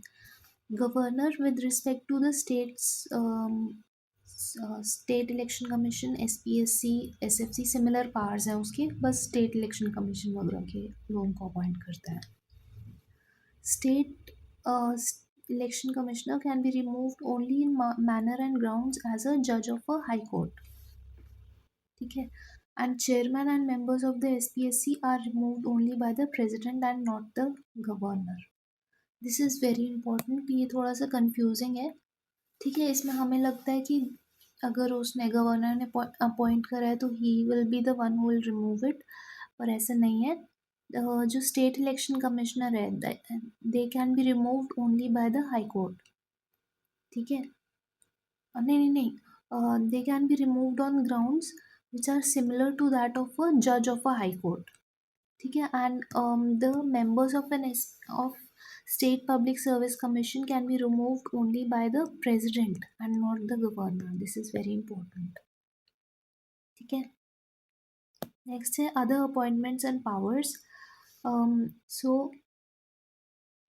the president has powers to appoint a commission relating to scheduled castes, scheduled tribes or other backward classes. Then he can appoint the interstate council as well. He can also directly administer union territories through administrators appointed by him. ठीक है. He can declare any area as scheduled area plus powers with respect to administration of scheduled areas and tribal areas. ठीक है. Next, now we look at the legislative powers of the president as well as the governor. So parliamentary sessions में देखिए president is basically an integral part of the parliament. ठीक है. Even though he is not a member of a parliament, but he is an integral part of the parliament. तो parliament के तीन basically organs होते हैं. एक तो Lok Sabha, Rajya Sabha and the president of the country. ठीक है. ये हमारे पार्लियामेंट के तीन components हैं. Next है he or she can summon or prorogue the parliament plus dissolve the Lok Sabha as well. ठीक है. Similarly, governor also dissolves the state legislative assembly. Next, he or she can summon or join sitting which is presided by the Lok Sabha speaker. ठीक है. Governor के पास ऐसे कोई भी powers नहीं है. Then they can also address the parliament at commencement of the first session after each general election and first session of each year. ठीक है. Similarly, governor has to uh, address the state legislature. Next है nominations and disqualifications. President nominates 12 members of the Rajya Sabha. ठीक है. तो these members who are nominated should be either from literature background या art background के होने चाहिए या science background या सोशल सर्विस. ठीक है. तो इसको लर्न करने के लिए आप ये याद रखिए, जो राज्यसभा में LASS literature, art, science, social service, इन चारों में से कोई होगा तो they can be nominated as a member of the Rajya Sabha. Whereas जो MLAs में रहता है, स्टेट लेजिस्लेटिव काउंसिल में जो नॉमिनेटेड मेंबर्स होते हैं उसमें CLASS मतलब literature, art, science, social service तो है ही, प्लस कोऑपरेटिव सोसाइटीज़ भी रहता है. ठीक है. क्लास और लास्ट ये आप याद रखिएगा. ठीक है. नेक्स्ट है he decides on questions of disqualification of MPs in consultation with election commission of India. This is very important. ठीक है. ऐसे नहीं है कि स्पीकर डिसाइड्स द, देखिए डिस्क्वालिफिकेशन ऑफ MP हमें लगता है कि स्पीकर करता होगा, स्पीकर, पर नहीं, president is the one who decides on question of disqualification of MPs in consultation with the ECI. Similarly, governor does it for MLAs. Next, when a bill is sent to the president after it is passed by the parliament, he can either give assent to that bill, withhold assent, or return the bill for reconsideration if it is not a money bill. ठीक है. However, if it is again passed by the parliament with or without amendments, the president has to give assent to this bill. ठीक है. Next है, it is mandatory to reserve the bill for president by the governor where the bill passed by the state legislature endangers the position of state high court. This is a very important point. ठीक है. अगर कोई state legislature ने ऐसा legislation पास किया है जिससे जो स्टेट हाई कोर्ट है उसके पावर्स पे इफ़ेक्ट पड़ रहा है, कम हो रहे हैं, ऐसा कुछ हो रहा है, पावर्स पे इफ़ेक्ट पड़ रहा है या उसकी पोजीशन पे कुछ नेगेटिव इफ़ेक्ट पड़ रहा है, then that bill has to be reserved by the governor for presidential assent. ठीक है. नेक्स्ट है bill approval process. So, prior recommendation is needed to introduce certain types of bills. Example, bill involving expenditure from the Consolidated Fund of India and bill for the alteration of boundaries. ठीक है. Both of them require prior recommendation of the president. ठीक है. This is very important. Next है, when bill is sent to the president after it is passed by the parliament, he can give, ये अभी मैंने पढ़ा था, he can give assent, withhold assent, direct the governor to return the bill if it is not a money bill, and give assent तो हो गया. ठीक है. It is not obligatory for a president to give his assent if the bill is again passed by a state legislature. देखिए अभी आपने यहाँ पे पढ़ा था कि अगर जो पार्लियामेंट है, if a bill is again passed by the parliament, then the president has to give assent to the bill. However, अगर state legislature ने फिर से पास कर दिया ना, तब it is not obligatory for the president to give his assent. ठीक है. So this is important.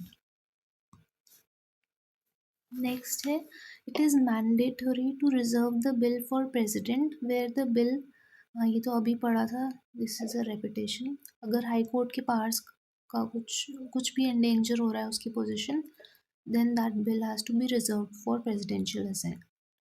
Next है ऑर्डिनेंसेस एंड रिपोर्ट्स के ऊपर. सो the president can promulgate an ordinance when the parliament is not in session. ठीक है. The ordinance must be approved by the parliament within 6 weeks from its reassembly. This is very important. So maximum life for an ordinance is 6 months 6 weeks. ऐसा क्यों है? Because the maximum gap between two parliamentary sessions कितना है? According to the constitution it is 6 months. ठीक है. And इसमें बोला है कि अगर if a parliament is in session then the ordinance has to be passed within 6 weeks. ठीक है. तो total what is the maximum time period for which an ordinance can be in for which an ordinance can be promulgated without approval of the parliament? It is 6 months 6 weeks. ठीक है. Next है the same thing applies to the governor with respect to the state legislature. Then the president also lays down the reports of UPSC CAG as well as the finance commission before the parliament, I'm sorry. ठीक है. And the governor does the same for SPSC CAG as well as state financial commission के reports के ऊपर. Next है it appoints any member of the Lok Sabha to preside over its proceedings when office of both the speaker as well as the deputy speaker fall vacant. ठीक है. And the same applies for governor as well. Next है financial powers of the president. ठीक है. So the money bill can be introduced only with prior recommendation of the president, and the same goes for governor. A money bill in the state legislature can be introduced only with the prior recommendation of the governor. Now the president can lay before the parliament an annual financial statement. Budget को president ही lay करते हैं. ठीक है. Or no demand for grants can be made except on his recommendation. ठीक है. और governor के लिए भी similar है condition. He can make advances out of the contingency fund of India, and the governor can similarly make advances out of the contingency fund of states. ठीक है. ये emergency के लिए use करते हैं contingency fund. नहीं, emergency वो वाला नहीं, emergency conditions के लिए. ठीक है. कुछ नेचुरल कैलेमिटी आ जाए या ऐसा कुछ हो जाए उस केसेस में the contingency fund of India is used.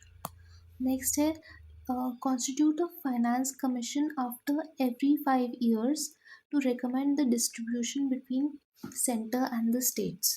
Every 5 years they have to constitute a finance commission to recommend the distribution of the funds. ठीक है. Finances between center and the states. Similarly, governor also has to constitute a state finance commission to review the financial position of the panchayats and the municipalities. Now we'll talk about the judicial powers of the president. So first of all, the president appoints the Chief Justice of India and all the judges of the Supreme Court as well as the high courts. This is very important. देखिए, president is the one who appoints the judges of the high courts as well. ठीक है. Then under Article 143, the president seeks advice from the Supreme Court. ठीक है. And this advice is not binding on the president. ठीक है. Next है president decides the strength of the high court judges. This is also very important. Similarly, जो ये वाला बहुत important point है. Strength of high court is decided by the president. However, the strength of the Supreme Court is decided by the parliament. ठीक है. This is very important point. This may be asked in the MCQs. Next है military powers of the president. So he or she is the supreme commander of the defense forces of India. ठीक है. He or she appoints the chiefs of army, navy or air force, and the president is the person who can declare a war or conclude peace subject to the approval by parliament. ठीक है. Next है judicial powers of the governor. देखो, The governor is consulted by the president while appointing the judges of high courts. ठीक है. Governor also makes appointments, postings and promotions of district judges in consultation with the high court. ठीक है. Next we'll talk about the veto powers. This is again very important. So we have the following kinds of veto powers. First of all, we have absolute veto. Absolute veto क्या होता है? Assent to a bill might be withheld by the president. ठीक है. अगर कोई bill legislature ने पास कर दिया है, so the president can still withhold his assent. और अगर उसने withhold किया है, then the bill will end. Then there is also suspensive veto. Suspensive veto में क्या होगा? The president returns the bill for reconsideration of the parliament. ठीक है. It can be overridden by the legislature with an ordinary majority, and it is not this feature is not available in case of money bill. ठीक है. So suspensive veto, that is returning the bill for reconsideration, this cannot be done if the bill is a money bill. Next we have a pocket veto. देखिए pocket veto में क्या रहेगा? Pocket veto means the president will make no decision upon the bill. ठीक है. वो बस लेके बैठे रहेंगे, वो बिल को ऐसा पड़ा रहेगा साइड में. He neither ratifies nor rejects nor returns the bill. He simply keeps the bill pending. ठीक है. So constitution of India does not prescribe any time limit within which a bill should be approved. Therefore pocket veto is an option which is present for the Indian president. ठीक है. USA में ऐसा नहीं है. USA में there is a time limit of 10 days within which the president must give assent or withhold assent, जो भी, to a bill. ठीक है. So that is why ऐसे बोला जाता है कि the pocket of the Indian president is bigger than that of the American president. ठीक है. नेक्स्ट है qualified veto. So qualified veto USA में होता है, इंडिया में नहीं है. So do not bother about this. Next है president of India is vested with absolute veto, suspensive veto and pocket veto as we just read. Pocket veto was exercised by Indian president only once. That was in, नहीं, 2 बार हो चुका है, 2 या 1 बार हो चुका है. 1986 में ज्ञानी ज़ैल Singh was the president. He had kept the Indian Post Office Amendment Bill in limbo. ठीक है. तो that was when the pocket veto was used for the first time. उसके बाद में 1989 में R Venkataraman had dropped that bill. ठीक है. तो पॉकेट वीटो का कभी एग्जाम्पल का क्वेश्चन आएगा, so this is the one. Next है ordinance making power of the president. So देखिए अभी पढ़ा भी था, we will just read it again. Article 123 empowers the president to promulgate ordinances during the recess of the parliament. ठीक है. they have the same force as an act of a parliament. और state legislatures में article 213 के under the ordinance can be issued. Now very important thing is that it cannot be issued to amend the constitution. ठीक है. ordinance के via constitutional amendment cannot be done, and only when both or either of the houses of parliament are not in session, only then can an ordinance be passed. And it is not a parallel power of legislation. ठीक है. So the president or the governor can make an ordinance only when they are satisfied that circumstances exist that render it necessary to take immediate action. Next क्या है? 44th constitutional amendment act के under जो presidents का जो satisfaction है, it is also justiciable. So the it can be challenged in the court of law. ठीक है. कि कोई मैलिफाइड इंटेंशन तो नहीं था प्रेसिडेंट या पूरे एग्जीक्यूटिव का कोई मैलिफाइड इंटेंशन तो नहीं था किसी ऑर्डिनेंस को लाने के लिए. So that can be challenged in the court due to the 44th Constitutional Amendment Act. So next here, President's power is co-extensive as regards to all matters except duration with the lawmaking powers of the Parliament. ठीक है, कोई ordinance के बारे में बोला है कि कोई भी चीज़ पे ऑर्डिनेंस बना सकते हैं except constitutional amendment bills, and ordinance issued only on those on which ये भी हो गया. सो वही रेपिटेशन है ये. नेक्स्ट है वही अगेन ऑर्डिनेंस पावर का 6 month 6 weeks is the maximum life. ठीक है, it can be withdrawn any time, it is not discretionary. ठीक है, ऐसा नहीं है कि प्रेसिडेंट का मन हुआ तो उसने पास कर दिया ordinance. It is only when he is advised by the council of minister or the prime minister, only then will he pass an ordinance. ठीक है, ओथ किस किस को एडमिनिस्टर करते हैं president. See, the Chief Justice of India is the one who administers the oath to the president. ठीक है, chief justice of India president को ओथ दिलवाते हैं, whereas वाइस प्रेसिडेंट को ओथ कौन दिलवाता है, प्रेसिडेंट. ठीक है, और गवर्नर को कौन दिलवाता है, chief justice of state high court. ठीक है, नेक्स्ट है governor appointment and status. So the governor is appointed by the president by warrant under his hand and seal. In 1979, the Supreme Court had stated that the post of governor is not an employment under central government, rather it is an independent constitutional office. ठीक है, it is not subordinate. This is very important. Qualifications क्या है, the person should be a citizen and 35 years of age.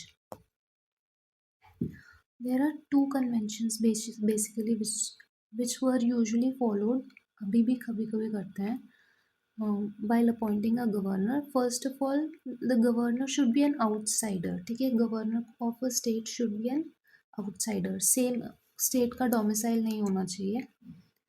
And the second one is that the president consults the chief minister of the state before appointing a governor. ठीक है, सो ये Canadian model के similar है, where even in Canada the governor is appointed by the president. Next we'll talk about the election of the president. So the manner of election is mentioned in Article 55. These formulas are important. So value of an MLA's vote can be calculated as follows: total population of the state upon total elected MLAs into 100. Whereas value of MP का vote कितना होगा, total value of vote of all MLAs of all the states upon total number of elected MPs. ठीक है, फिर है privileges and immunities for the president as well as the governor. So they have personal immunity from legal liability for official acts. ठीक है, कोई official act है उस पर अगर कोई भी court proceedings चल रही है, so then the president as well as the governor will have personal immunity. Moreover, they are also immune from criminal proceedings during the term when they hold office. ठीक है, even if they have done some personal crime, even then they'll be immune from criminal proceedings.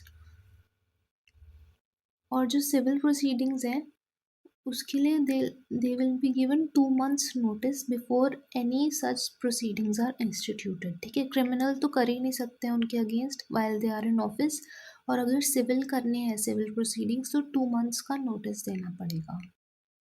Next क्या है, they can not be arrested or imprisoned during their term of office. Next governor के और functions क्या है, transfer. President can transfer the governor from one state to another for rest of the term.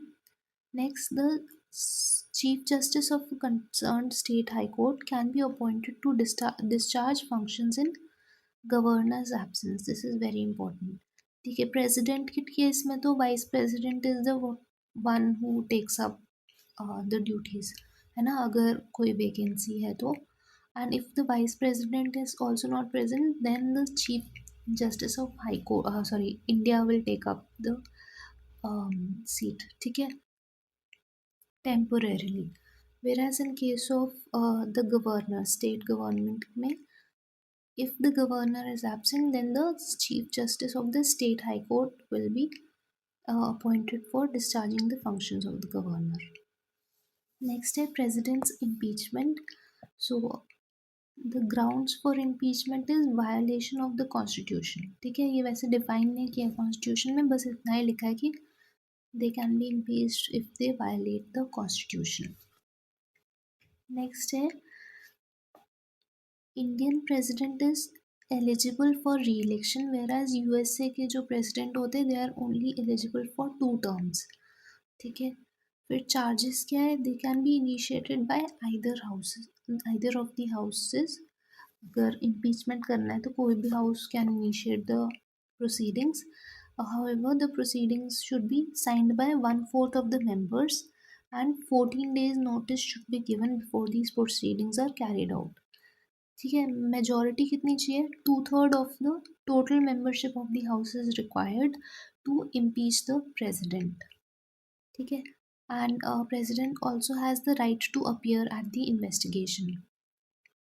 Participants क्या क्या है, वो impeachment में MPs of Lok Sabha as well as Rajya Sabha. इसमें keep in mind that both nominated as well as the elected MPs will be playing a role. Nominated plus elected. ठीक है, जो president का इलेक्शन हुआ था उसमें बस इलेक्टेड एमपीज थे, पर इम्पीचमेंट में both nominated and elected will play a role. ठीक है, no president has been impeached so far in India.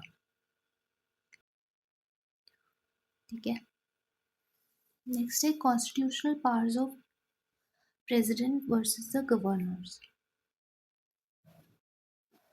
फिर इसमें आता है pardoning powers of the president. ठीक है, pardoning powers, these are very important. Pardoning powers of the president is independent of the judiciary. ठीक है, but while exercising this power he or she does not sit as a court of appeal.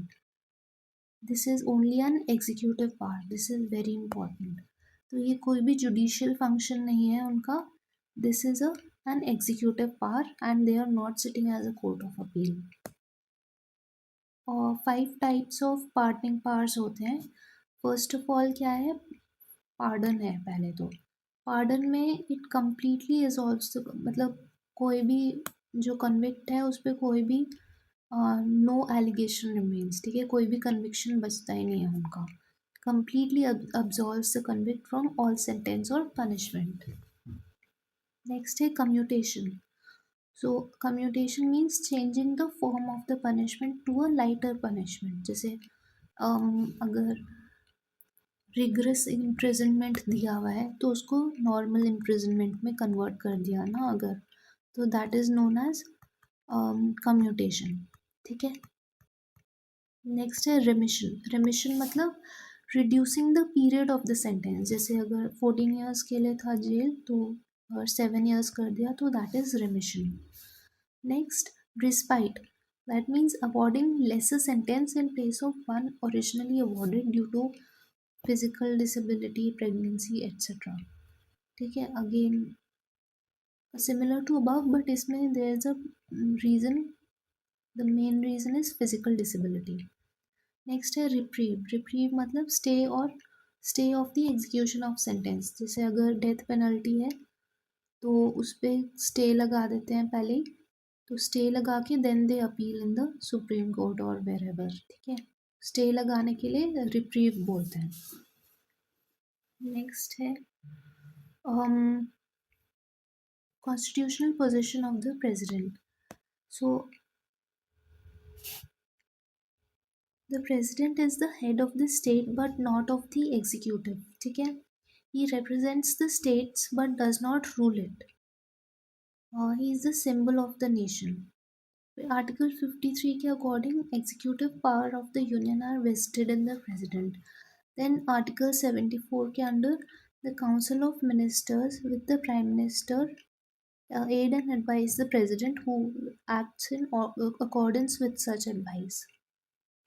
Next 75 में दिया है the Council of Ministers shall be collectively responsible to the Lok Sabha. Amendments क्या है 42nd Constitutional Amendment में the President was bound by the advice of the Council of Ministers. This is very important. Next 44th Constitutional Amendment में the President may return a matter once more for reconsideration, but the reconsidered advice shall be binding. इसको क्या बोलते थे हम लोग suspensive veto. ठीक है, suspensive veto में क्या होता है रिकंसिडरेशन के लिए भेजते हैं बिल को फिर से. Next, discretionary powers of the president. See, president has no constitutional discretion. ठीक है, उनके पास बस situational discretion होता है. Situational discretion occurs in the following cases. So the first case is when he has to appoint a prime minister when no party has a clear majority in the Lok Sabha or the prime minister in office dies suddenly. ठीक है, vacancy है अगर prime minister की, that is when he can exercise situational discretion. Next, dismissal of the Council of Ministers when it cannot prove the confidence of the Lok Sabha. ठीक है, और third क्या है dissolution of Lok Sabha if Council of Ministers has lost its majority. Next है constitutional discretion is provided only for governor and not for president, whereas situational discretion is given to both. ठीक है, तो हमने अभी देखा कि president के पास नहीं है कॉन्स्टिट्यूशनल डिस्क्रिशन बट गवर्नर के पास होती है एंड गवर्नर के पास इवन सिचुएशनल डिस्क्रिशन भी होती है. सो गवर्नर का कॉन्स्टिट्यूशनल डिस्क्रिशन है reserving the state bills for consideration of the president, recommendation for the imposition of president's rule. Then, if exercising his functions as administrator of an adjoining union territory in case of an additional charge, ठीक है, even then he has constitutional discretion. In determining the amount payable by the governor of AMTM, Assam, Meghalaya, Tripura, Mizoram, to autonomous district council as royalty accruing from licenses for mineral exploitation. ठीक है, exploration होएगा. Then seeking information from CM with respect to the administration and legislative matters of that state. Next is constitutional position of the governor. According to Article 154, executive powers of the state governor are vested in the government. Next, Article 163 के under Council of Ministers with the CM head and aid and advise the governor. ठीक है, next collective responsibility, ये सब same है PM जैसा ही है. फिर pardoning power of governor में एक तो वो नहीं है, they can not pardon court martials. ठीक है, president can pardon sentences delivered by court martial while the governor can not. Court martial मतलब जो आर्म्ड फोर्सेस है ना, उनका एक इंटरनल मैकेनिज्म है फॉर एडजुडिकेशन. ठीक है, उसको कोर्ट मार्शल बोलते हैं. The president can pardon sentences given by court martial but the governor can not. Then president can pardon death sentences while the governor can not do so. ठीक है,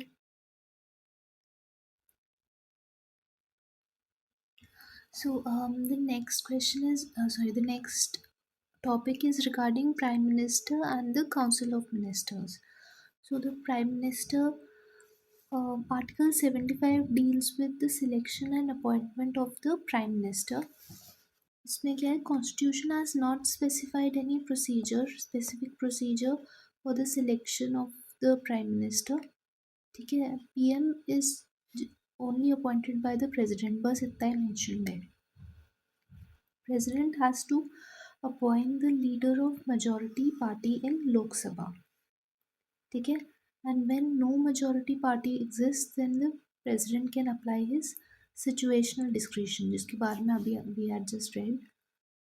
So this situational discretion was used by President Neelam Sanjeeva Reddy when he appointed Chaudhry Charan Singh as the Prime Minister. Next है non member appointment 1997 में supreme court ने बोला था person not a member of either house can be appointed as the prime minister for 6 months within which he should become member of any house. ठीक है. Term and oath क्या है? The term of the PM is not fixed and they hold office during the pleasure of the president. ठीक है. The oath of secrecy of the Prime Minister is administered by the President himself, similar to other Union ministers. Salary and allowances are decided by the Parliament. Role and functions. Prime Minister acts as a channel of communication between the President and the Council of Ministers. ठीक है. Prime Minister is also the leader of the lower house. And he also announces the government policies on the floor of the house.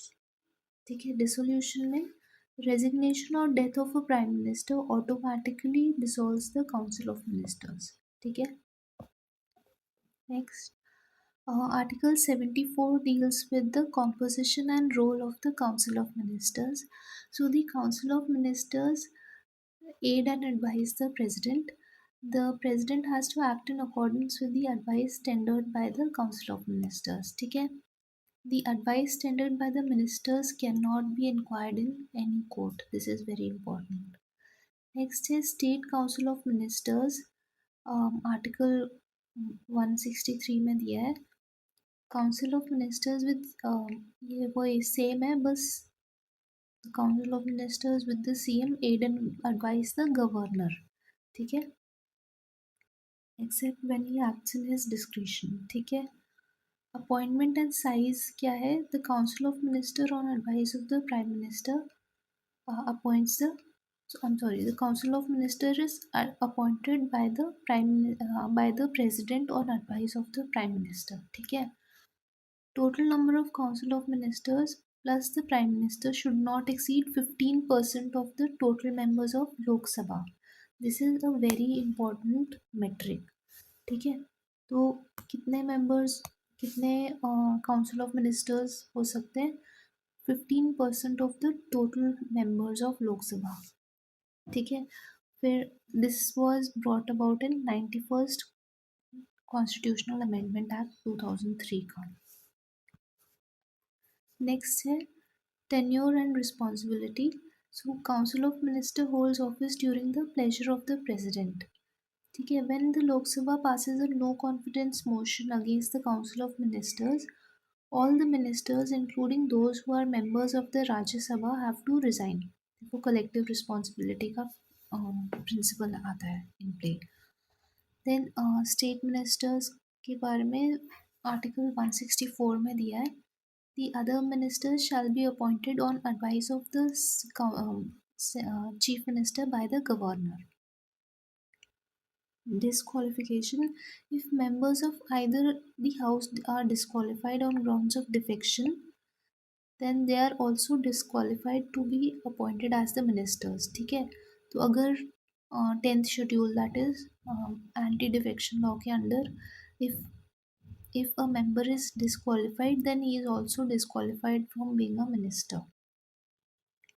Next, the Council of Ministers is a constitutional body, whereas cabinet ministers only mentioned in Article 352 of the National Emergency. ठीक है. देखिए, Council of Ministers पक्का एक constitutional body है. It is mention यहाँ पे दिया है पूरा. आर्टिकल 174 में भी मेंशनड है. ठीक है. बहुत बार मेंशनड है. हाउएवर द कैबिनेट मिनिस्टर का जो कैबिनेट मिनिस्टर्स होते हैं ना वो एक्सक्लूसिवली कहीं भी मेंशन नहीं है. बट आर्टिकल 352 नेशनल इमरजेंसी है ना उसमें मेंशन है बस. और कहीं पे भी मेंशन नहीं है कैबिनेट मिनिस्टर के बारे में. ठीक है. So cabinet ministers are actually the centre of power and they supervise the council of ministers. ठीक है. So the next topic is on the cabinet committees.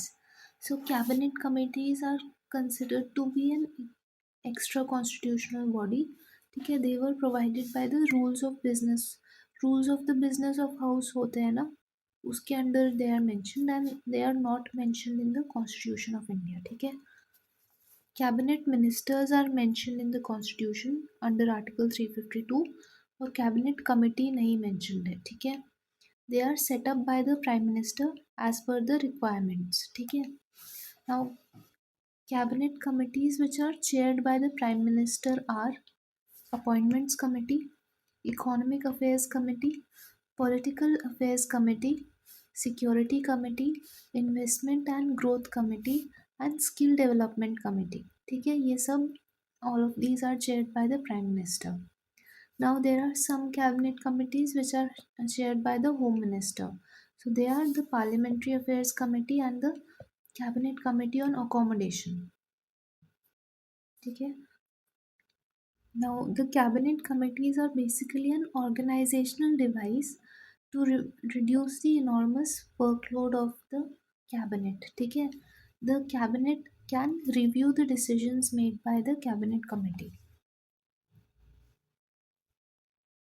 So the next topic is regarding the Parliament of India. ठीक है, तो parliament of India के तीन basic organs हैं.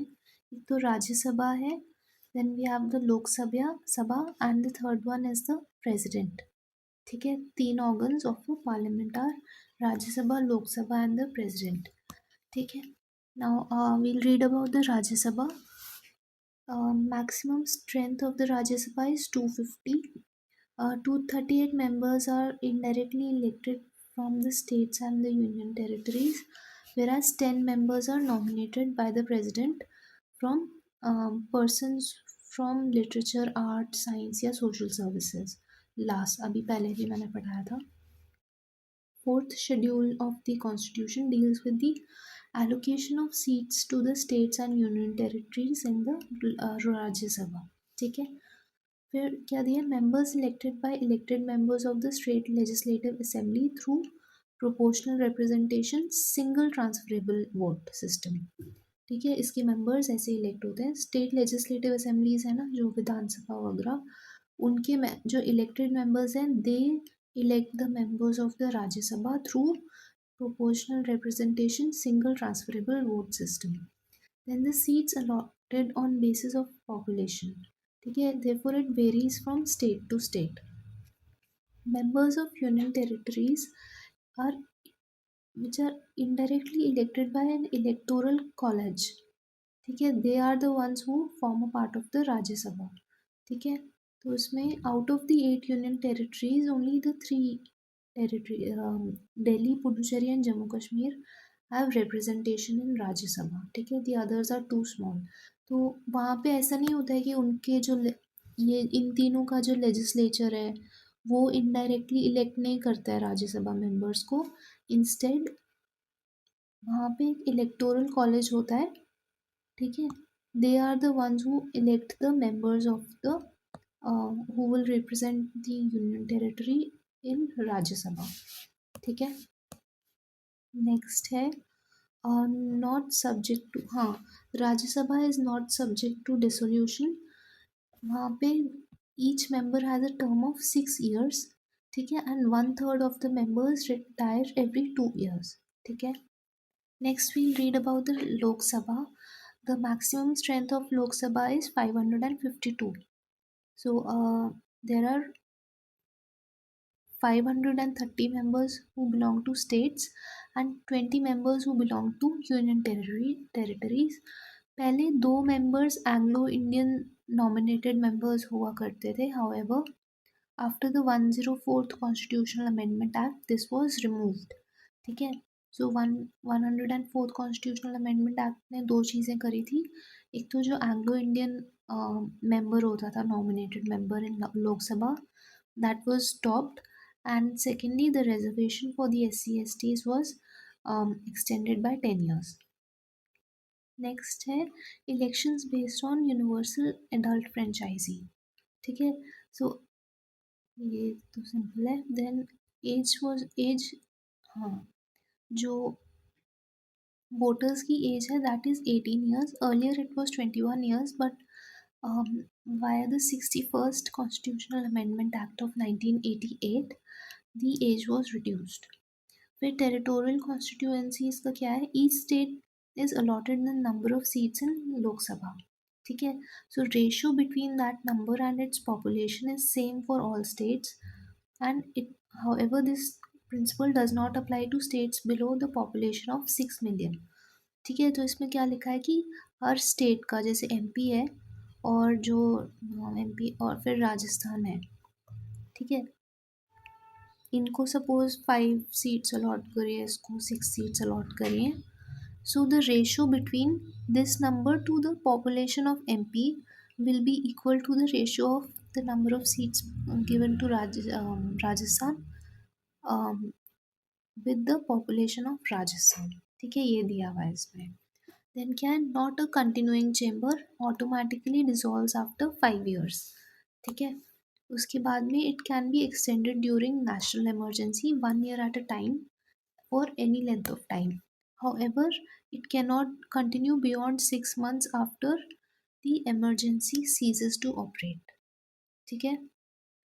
Now, Article 79 to 122 deals with the Parliament of India और उसके procedures. Next, qualification for member of parliaments. So देखिए, दो टाइप के क्वालिफिकेशंस है, एक जो कॉन्स्टिट्यूशन में मेंशन्ड है और दूसरा जो रिप्रेजेंटेशन ऑफ पीपल्स एक्ट 1951 में मेंशन्ड है. सो कॉन्स्टिट्यूशन में बस two things are mentioned. First of all, the person should be a citizen of India and they should be 30 years of age for Rajya Sabha or 25 years of age for Lok Sabha. Next, they must be ROPA के according they must be registered as an elector for a parliamentary constituency. ठीक है, they must be a member of SC/ST in any state or union territory if he or she wants to contest a seat reserved for them. ठीक है, and other qualifications prescribed by the parliament. Next है criteria for disqualification of MPs. So as per the constitution, if the MP holds an office of profit, ठीक है, then they'll get disqualified. Then if they are an undischarged insolvent, मतलब bankrupt हो गए ना अगर, तब again they'll get disqualified. ठीक है. If they are not a citizen of India, then again disqualification. Unsound mind से है, अगर if some court declares that the person is of unsound mind, then again they'll get disqualified. Then they can be disqualified under any law made by the parliament. ठीक है. फिर detention of person under preventive detention law is not a disqualification. This is very important. Next, the speaker or the chairman decides on the question of disqualification under the 10th schedule. ठीक है. Next, Supreme Court 1992 में the decision of the chairman or the speaker is subject to judicial review. ठीक है. जो anti defection law के under जो disqualification होगा speaker का, that is subject to judicial review. Next क्या है, speaker of Lok Sabha. So now the speaker of Lok Sabha is elected by the Lok Sabha from amongst its own members. ठीक है, immediately after its first sitting. Then date of his election is decided by the president. Resolution for his removal moved only after giving 14 days का notice, advance notice. ठीक है, SLA में भी यही होता है. फिर during the consideration of resolution he cannot preside over the sittings, though he may be present and can speak or take part in the proceedings. ठीक है, वोटिंग पावर्स रहते हैं उनके पास में, स्पीकर के पास में. however they can not vote if there is a tie. अगर tie है ना, इक्वालिटी ऑफ वोट है, तब नहीं वोट कर सकते वो, but otherwise he can vote. Speaker does not vacate his office and continues till the newly elected Lok Sabha meets when the Lok Sabha is dissolved. This is very important. All right. He is guardian of power and privileges of the members of the house. ठीक है. Next, he is the final authority to decide all parliamentary matters. He is the final interpreter of all the provisions of the constitutions, rules of procedures, parliamentary precedences within the house, etc. He does not vote in the first instant but casting vote in case of tie. देखिए, अगर उनके खुद अगर speaker का खुद का removal के proceedings चल रहे हैं ना, then he can not give a casting vote. ठीक है. हाउ एवर अगर नॉर्मल प्रोसीडिंग्स चल रहे हैं बिल वगैरह के, then he can not vote until unless casting vote की बात आ रही है. ठीक है. Remember this point. Next, Speaker presides over the joint session summoned by the President. ठीक है. And he is the chairman of the Business Advisory Committee, Rules Committee and the General Purpose Committee. This is also again very important. एक तो Business Advisory Committee. So Business Advisory Committee decides the business of the house. Then Rules Committee decides the rules of the house. And General Purpose Committee general Adam चीज़ों के related रहता है. Now, general rules. Every member of either house, before taking seat, subscribes to an oath before the president or some person appointed by him. ठीक है. MPs cannot vote and participate in the proceedings of the house without taking an oath. This is very important. ठीक है. They cannot participate in the proceedings without the oath. Parliament decides the salaries and allowances of the MPs charged upon the Consolidated Fund of India, and they are not subject to the annual vote of the Parliament. ठीक है. And there is no provision of pension in the Constitution. This is also important. उनको pension मिलती है वैसे तो, सारे MPs को मिलती है pension. However, this provision was not mentioned in the Constitution of India. Next है deputy speaker and deputy speaker के बारे में. Deputy speaker is elected by the Lok Sabha members from amongst its members themselves. ठीक है. After the election of the speaker, the speaker fixes the date of the election. If the office falls vacant, the Lok Sabha elects another member to fill it. ठीक है. And the deputy speaker remains in office usually during the life of the Lok Sabha. ठीक है. ऐसा speaker के case में नहीं है. Speaker continues up till the next लोक सभा कम्स इनटू बीइंग. ठीक है. Whereas deputy speaker only continues till the life of the Lok Sabha. Now he may vacate if he resigns, or he is removed, or if he ceases to be a member of the Lok Sabha. ठीक है. Next है powers and roles. So the deputy speaker acts as a speaker when the latter is absent. He assumes all the powers of the speakers and also presides over the joint sitting in case the speaker is absent. The deputy speaker is not subordinate to the speaker but directly responsible to the house. ठीक है. And whenever appointed as a member of a parliamentary committee, the deputy speaker automatically becomes its chairman. ऐसे speaker के case में भी होता है. If they are a member of a parliamentary committee, they will automatically become the chairman. Next है voting and position. Like speaker, deputy speaker while presiding over the house cannot vote in the first instance. ठीक है. When speaker presides the house, the position of the deputy speaker is like any other ordinary member. Next is salary and historical facts. The salary of the speaker, deputy speaker, chairman of the Rajya Sabha, etc. are charged on the Consolidated Fund of India. Charged expenditure matlab they cannot be discussed or debated upon in the parliament. ठीक है. Next है there is no separate oath for office of speaker and deputy speaker. Institutions of the institution of speaker and deputy speaker as well as the chairman had originated in 1921 under the Government of India Act 1919. This is again very important.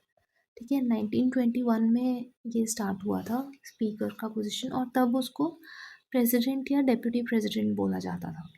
ठीक है. The first speaker was Frederick white.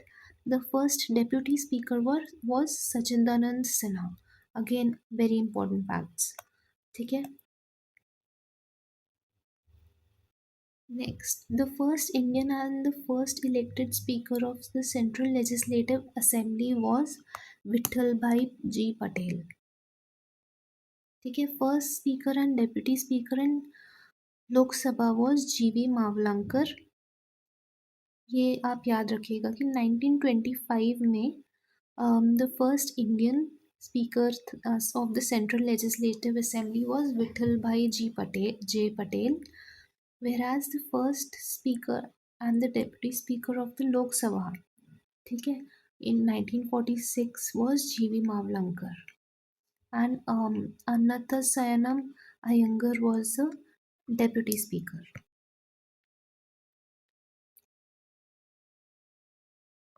Next है vacancy removal and consensus.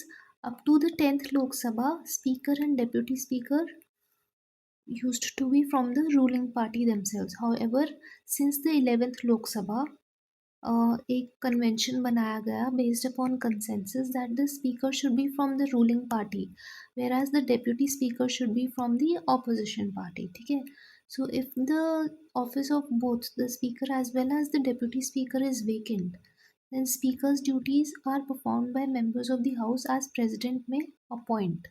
ठीक है. फिर कोई president किसी को appoint करता है, they perform the duties of the house.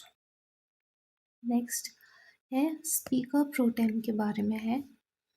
Speaker pro tem is appointed by the president. The president administers the oath to him and he or she presides over the first sitting of the newly elected Lok Sabha. ठीक है. All powers of the speaker are held by them and he enables the house to elect a new speaker. When the new speaker is elected, the office ceases to exist. ठीक है. Panel of chairpersons करके भी एक रहता है इसमें. So the panel of chairpersons is not a constitutional category. ठीक है. Under the rules of Lok Sabha, the speaker nominates a panel of not more than 10 chairpersons. Any of them can preside over the house in absence of a speaker and deputy speaker. ठीक है. Absence में preside करते हैं, vacancy में नहीं करते हैं. अगर दोनों वेकेंट हैं, then the president will be appointing someone to carry out the proceedings. पर अगर absent है, then absent में the panel of chairpersons में से any one member can preside over the house. Any other person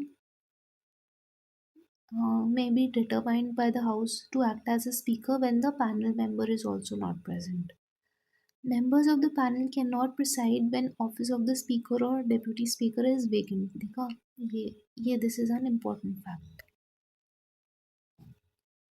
ठीक है. Next है vice president के बारे में. we'll just read. The vice president, during any period when the vice president acts as the president or discharges the functions of the president, he does not perform the duties of the chairman of the Rajya Sabha. ठीक है. The chairman of Rajya Sabha is removed only when he is removed from the office of vice president. ठीक है. As the presiding officer, the powers and functions of the chairman are similar to those of a speaker and they are not enjoyed by the chairman. ठीक है.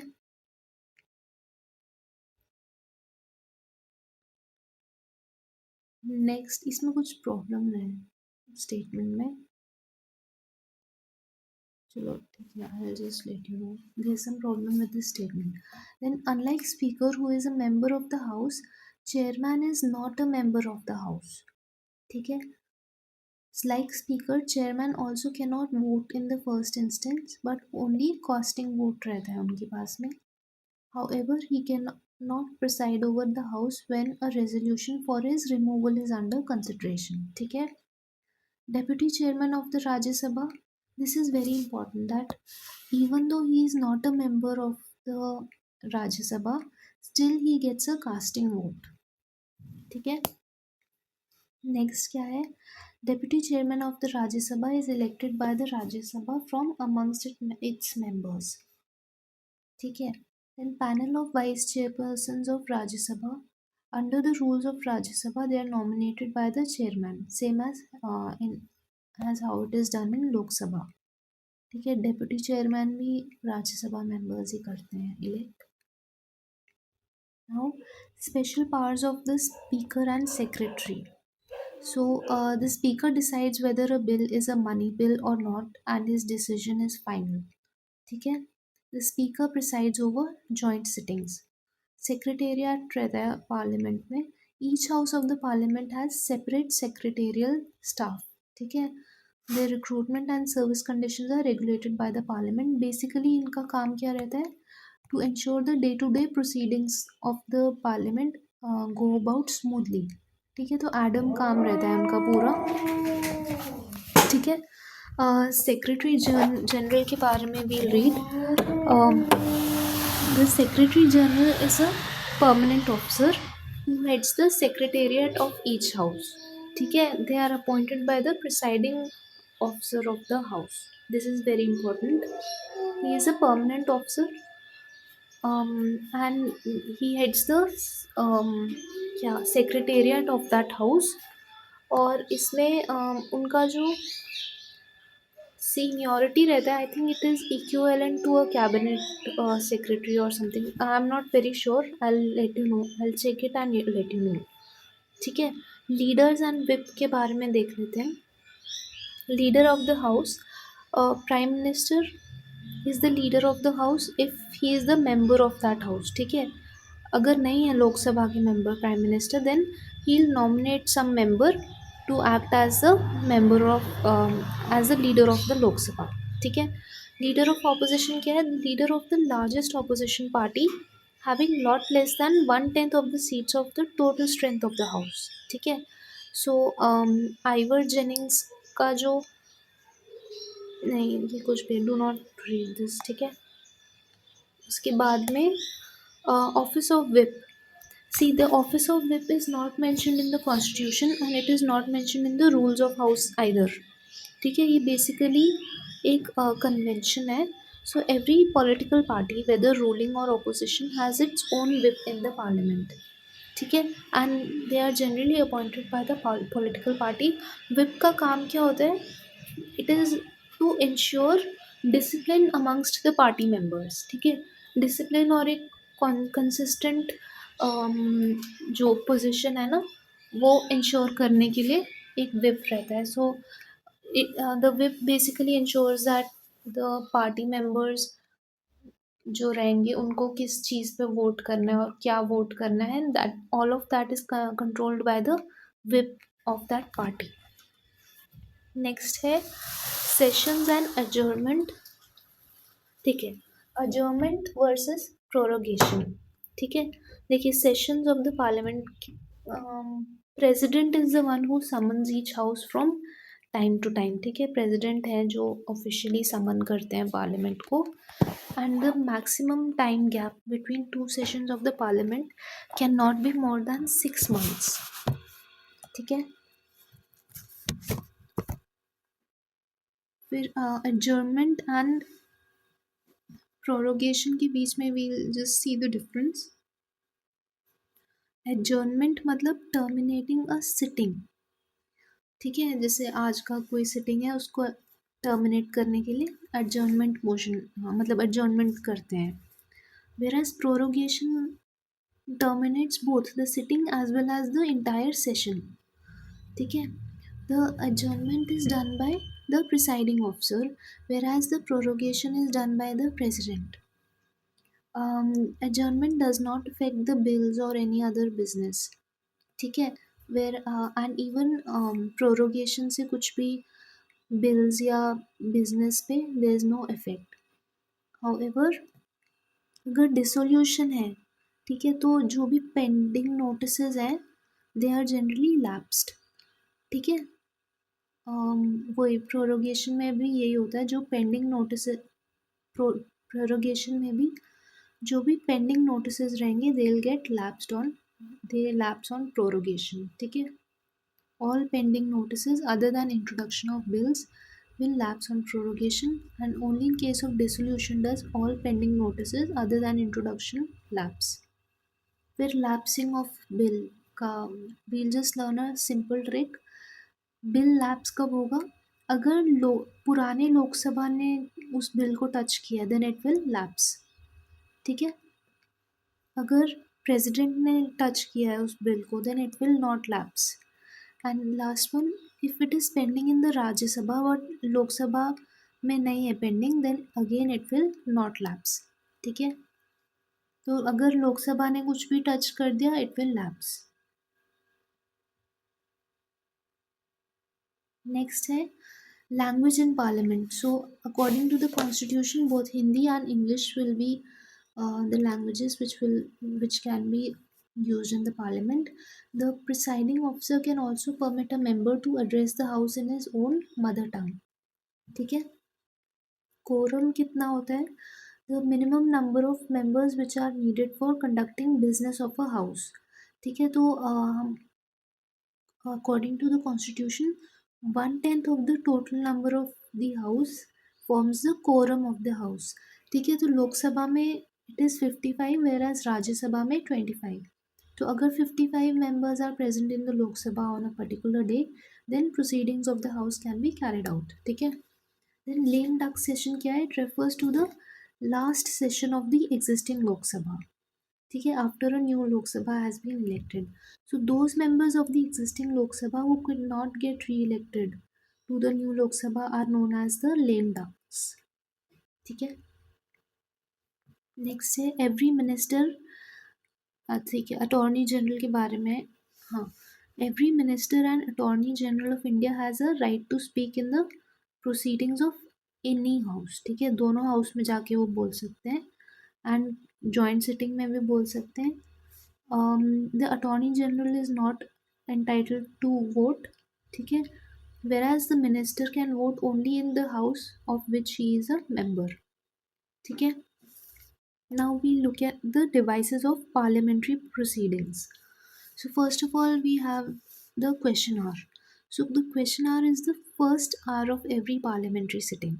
ठीक है, so members ask questions to the ministers in this hour. इसमें 3 type के questions रहते हैं primarily. The first one is the starred question. ठीक है, स्टार्ड क्वेश्चन रहता है, फिर एक अनस्टार्ड रहता है और थर्ड क्या है? Short notice question. So the starred questions are the one which require an oral answer as well as a supplementary question can also be asked. ठीक है, unstarred questions are the one which are given a written answer and no supplementary questions can be asked from here. Short notice question रहता है, notice of less than 10 days is given before asking the question and the answers are given orally. ठीक है, so the question R is mentioned in the rules of procedure of the house. ठीक है, it is not mentioned in the constitution. Next motion नहीं sorry 0 hour के बारे में will read. So the 0 hour starts immediately after the question our and lasts until the agenda for the day begins. ठीक है, so this is an informal device. It is aimed at raising matters of public importance without prior notice. ठीक है, it is an Indian innovation. This is also very important and it has been in existence since 1962. 1962 में ही आ गया था ये. आप learn करने के लिए वो लर्न कर लीजिए कि जब इंडो साइनो कॉन्फ्लिक्ट हुआ था ना, Indo China war, India China war, तब से we have been observing 0 hour in our parliament. ठीक है, नेक्स्ट है not mention in the rules of procedure of the house. ठीक है, ये अब इम्पोर्टेंट है, इस पे सवाल बन सकता है कि question are is mentioned in the rules of procedure, however the 0 hour is not mentioned in the rules of procedure of the house. ठीक है, next we go to the motions. तो मोशंस क्या क्या रहते हैं? Motions are moved by either ministers or private members to raise discussions or on various matters. ठीक है, it is again an informal device और 1962 में आया था फिर से ये भी. So types of motion क्या क्या है? एक तो रहता है substantive motion. ठीक है, This is self-contained independent proposal dealing with very important matter like removal of the chief election commissioner और impeachment of the president. ठीक है, कोई important चीज़ होगी तो उसके लिए substantive motion यूज़ करेंगे. Next is substitute motion. This is proposed alternative to the original motion and it supersedes the original motion. ठीक है, तो इनके वर्ड्स से ही आपको पता चल जाएगा. सब्सटेंटिव मतलब कि कुछ बहुत इम्पोर्टेंट. ठीक है, तो ये इंडिपेंडेंट प्रपोजल्स होता है dealing with very important matter. Substitute मतलब सब्स्टिट्यूट करना किसी चीज़ को, उसकी जगह कुछ और ले आना. तो इसमें क्या है, कोई ओरिजिनल मोशन है उसकी जगह दिस इज प्रपोज्ड. ठीक है, सब्सिडियरी मोशन मतलब अगेन इसके नाम से we will go by its name, it is subsidiary to the original motion. ठीक है, नेक्स्ट है closure motion. Closure motion again will go by the name, it is aimed at closing a discussion. ठीक है, तो इसमें क्या होगा, it is moved by the member to ensure simple closure, closure by compartments. Kangaroo closure मतलब कि important clause को पढ़ेंगे किसी भी लॉ या बिल के end they are taken up for debate and voting, और काफ़ी सारा ऐसे स्किप स्किप कर करके पढ़ेंगे and then it is closed. And guillotine closure में क्या होता है, अनडिस्कस्ड क्लॉजेज है ना, उनको भी देल put them up for voting. ठीक है, और एक बार में ही देल क्लोज द बिल. ठीक है, this is done when there is want of time, मतलब टाइम कम है ना तब करेंगे. नेक्स्ट है privilege motion. So privilege motion is concerned with the breach of parliamentary privileges. अगर breach of parliamentary privilege हुआ है then this comes into play. It is proposed to censure the concerned minister. ठीक है, concerned minister को थोड़ा सा disciplinary action लेने के लिए this is carried out. Next है calling attention motion.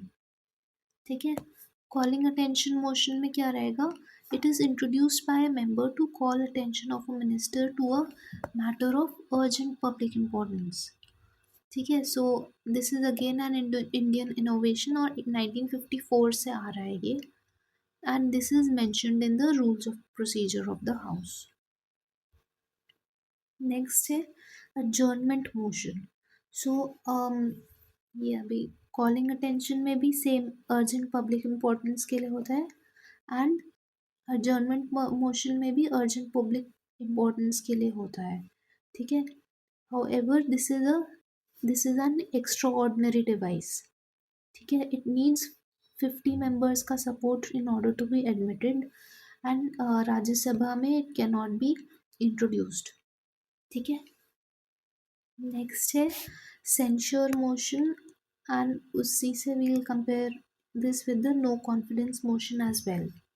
ठीक है, so censure motion should state the reason for its adoption.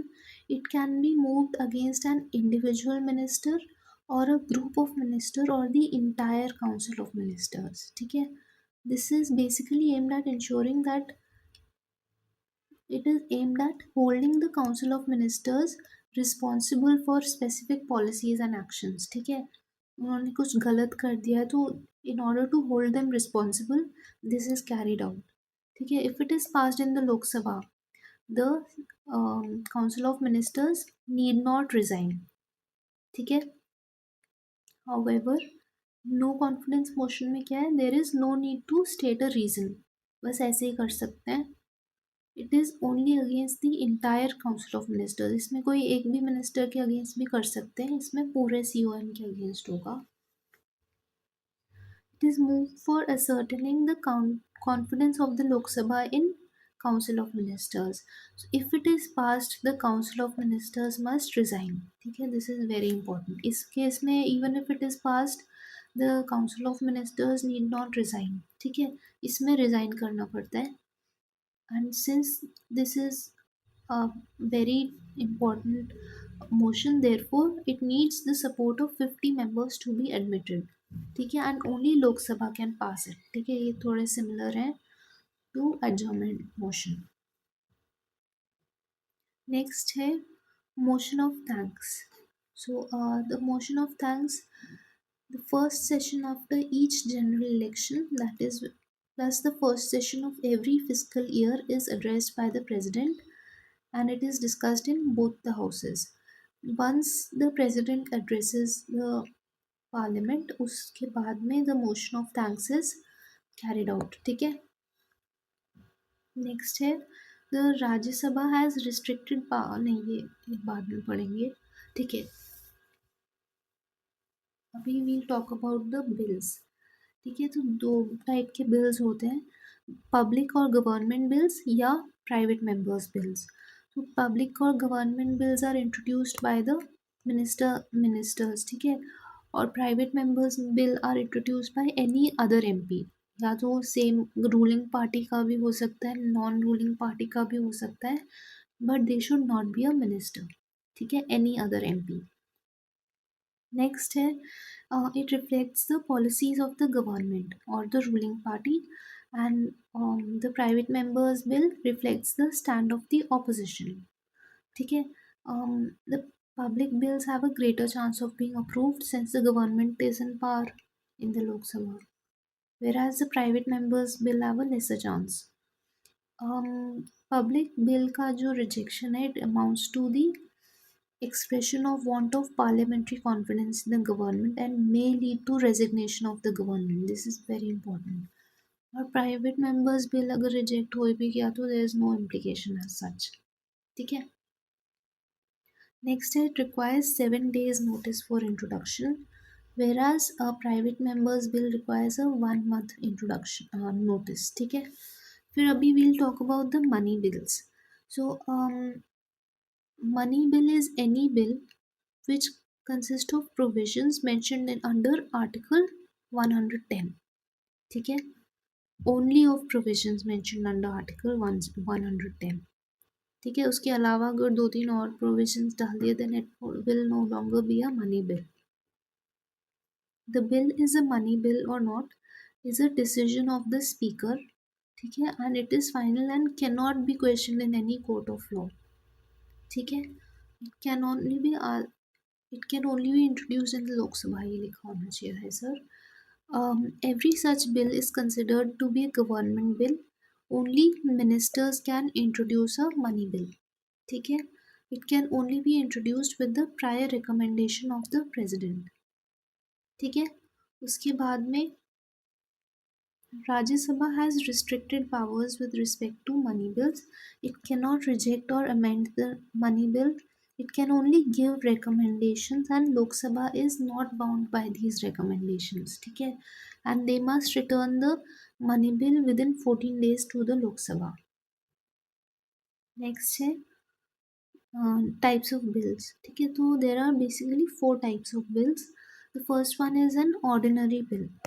ठीक है, second one is money bill, third है फाइनेंशियल बिल और लास्ट वन है कॉन्स्टिट्यूशनल अमेंडमेंट बिल. ठीक है, तो मनी बिल में फाइनेंशियल मैटर्स होता है, वेराज फाइनेंस बिल में क्या होता है, financial matters other any financial matter other than those mentioned in the money bill. ठीक है, नेक्स्ट है we'll talk about the financial bills. So, money bills are mentioned in Article 110, whereas the financial bills are also of two kinds. The first financial bill 1 is mentioned under Article 117, and the second type of financial bill is mentioned under Article 117 का clause 3. ठीक है, now we'll talk about the financial money bills and financial bills. We'll see it in detail. Money bills are simply a species of financial bills. ठीक है, so all the money bills are financial bills, but all financial bills are not money bills. ठीक है, because money bills exclusively deals with matter under Article 110. ठीक है, so financial bills के types, I'll just talk about those. So financial bill 1 क्या होता है, it is similar to the money bill in two aspects. See, it can only be introduced in the Lok Sabha. and it can only be introduced on prior recommendation of the president. ठीक है, in all the other aspects it has the same legislative procedure as that of an ordinary bill. ठीक है. Next financial bill to में क्या होता है, it is basically ordinary bill जैसा ही होता है बिल्कुल भी. It can not be pass by either house unless the president has recommended to the house the consideration of the bill. बस इसमें बस यही चीज़ स्पेशल होती है, बाकी पूरा ही ऑर्डनरी बिल होता है ये. ठीक है. बस स्पेशल चीज़ क्या है कि प्रेसिडेंट ने पहले रिकमेंड करा होना चाहिए इसका इंट्रोडक्शन या कंसिडरेशन, बाकी बिल्कुल ऑर्डनरी बिल है ये. नेक्स्ट वील लुक एट, ठीक है, बजट का जो इनैक्टमेंट होता है और उसके वेरियस मोशंस जो होते हैं ना, कट मोशंस वगैरह, वील टॉक अबाउट दोस. देखिए, बजट इनैक्टमेंट में there are the following stages. 6 stages होते हैं इनैक्टमेंट ऑफ अ बजट में. First is the presentation of the budget, annual financial statement भी बोलते हैं इसको, आर्टिकल 112. देन जनरल डिस्कशन होता है, then scrutiny by departmental committees. ठीक है. Then they go for voting on demands for grants. Then we have passing of the appropriation bill and the last one the financial bill is passed. ठीक है. Now the voting on demands for grants is an exclusive privilege of the Lok Sabha. ठीक है. The Rajya Sabha does not vote on the demand for grants. This is a very important fact. Next, cut motions के बारे में we'll just see. First of all, we have policy cut motion. ठीक है. So it involves the disapproval of a policy, और इसमें ऐसे token amount of ₹1 is reduced amount from the amount which is um, kept aside for that particular policy. ठीक है. Next we have is the economy cut motion. There is a significant amount of reduction in the budget allocated to a particular policy. फिर token cut में क्या होगा, specific grievance रहता है, तो कोई grievance है किसी policy से, so the amount is reduced by ₹100. ठीक है. Next है passing of the appropriation bill. The Constitution says that no money shall be withdrawn from the Consolidated Fund of India except under appropriation made by law. ठीक है. Therefore, the Appropriation Act basically authorizes payment from the Consolidated Fund of India. ठीक है. तो अगर Consolidated Fund of India से पैसे use करने हैं गवर्नमेंट को, so they'll have to pass the Appropriation Act. Next है joint sitting and budget history. So, joint sitting is not available in case of money bills or constitutional amendment bills. ठीक है, this is very important. Next, constitution specifies that in joint sittings, new amendments cannot be proposed, except in the following two cases. It becomes necessary if it becomes necessary due to the delay, or those amendments cause final disagreement between the houses. ठीक है. नहीं, अगर ये दोनों cases नहीं है तो उसमें अमेंडमेंट नहीं कर सकते हम लोग जॉइंट सिटिंग के टाइम. फिर बजट का थोड़ा सा हिस्ट्री बैकग्राउंड देख लेते हैं. Budget is a part of article 112. It is also known as the annual financial statement. ठीक है. The word budget is not mentioned in the constitution. ठीक है, this is very important. Till 2017 there were two budgets, general and railway budget. After that they were both combined. 2014 आना चाहिए यहाँ पे. ठीक है, कुछ गलत है, 2014 है. The railway budget was separated from the general budget in 1924 on the recommendation of the Ackworth Committee report. ठीक है, this is very important. Next, privileges and special powers of the Rajya Sabha. So, parliamentary privileges do not extend to the president. ठीक है. Constitution extends parliamentary privileges to Attorney General and ministers, but not to the president. ठीक है, because उनके पास पहले ही इतने privileges हैं, he does not require any other parliamentary privileges. Next, special powers of राज्य सभा क्या क्या है? First of all, Article 249 के अंडर the राज्य सभा can authorize the parliament to make laws on state list subjects. ठीक है. Then the Rajya Sabha can authorize the Parliament to create new All India services as well, which are common to both center and the state. अभी क्या क्या all India services हैं? एक तो Indian administrative service है, Indian police service है and Indian forest service. Article 67 के under Rajya Sabha alone can initiate a move for removal of vice president. ठीक है.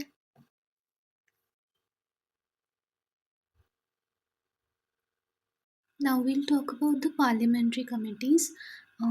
The constitution makes mention of these but without any specific provision regarding their composition or tenure. ठीक है, तो parliamentary committees are mentioned in the constitution of India पर उसमें details ज़्यादा नहीं दी गई हैं. So first of all we will talk about the financial committees. तो एक तो होता है public accounts committee, estimates committee होती हैं और कमिटी ऑन पब्लिक अंडरटेकिंग्स. ठीक है, तो पब्लिक अकाउंट्स कमेटी में क्या होता है? It was first set up in 1921 under the government of India act 1919. ठीक है, this is important.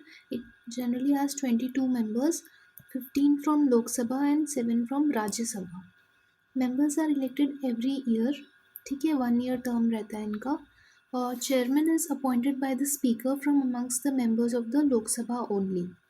It can not intervene in day to day administration. ठीक है, आप ये याद रखिएगा कि जो चेयरमैन है, chairman is generally from the Lok Sabha only.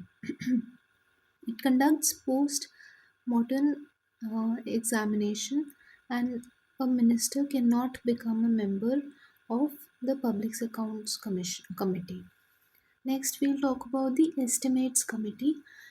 In 1951, on the recommendation of John Mathai committee this was formed. ठीक है, 1951 में. ये था 1921 में. It has 30 members and all belong to the Lok Sabha itself. ठीक है, and it examines the budgets only after they have been approved by the parliament. ठीक है, ministers can not become members of the estimates committee. फिर है committee on public undertakings.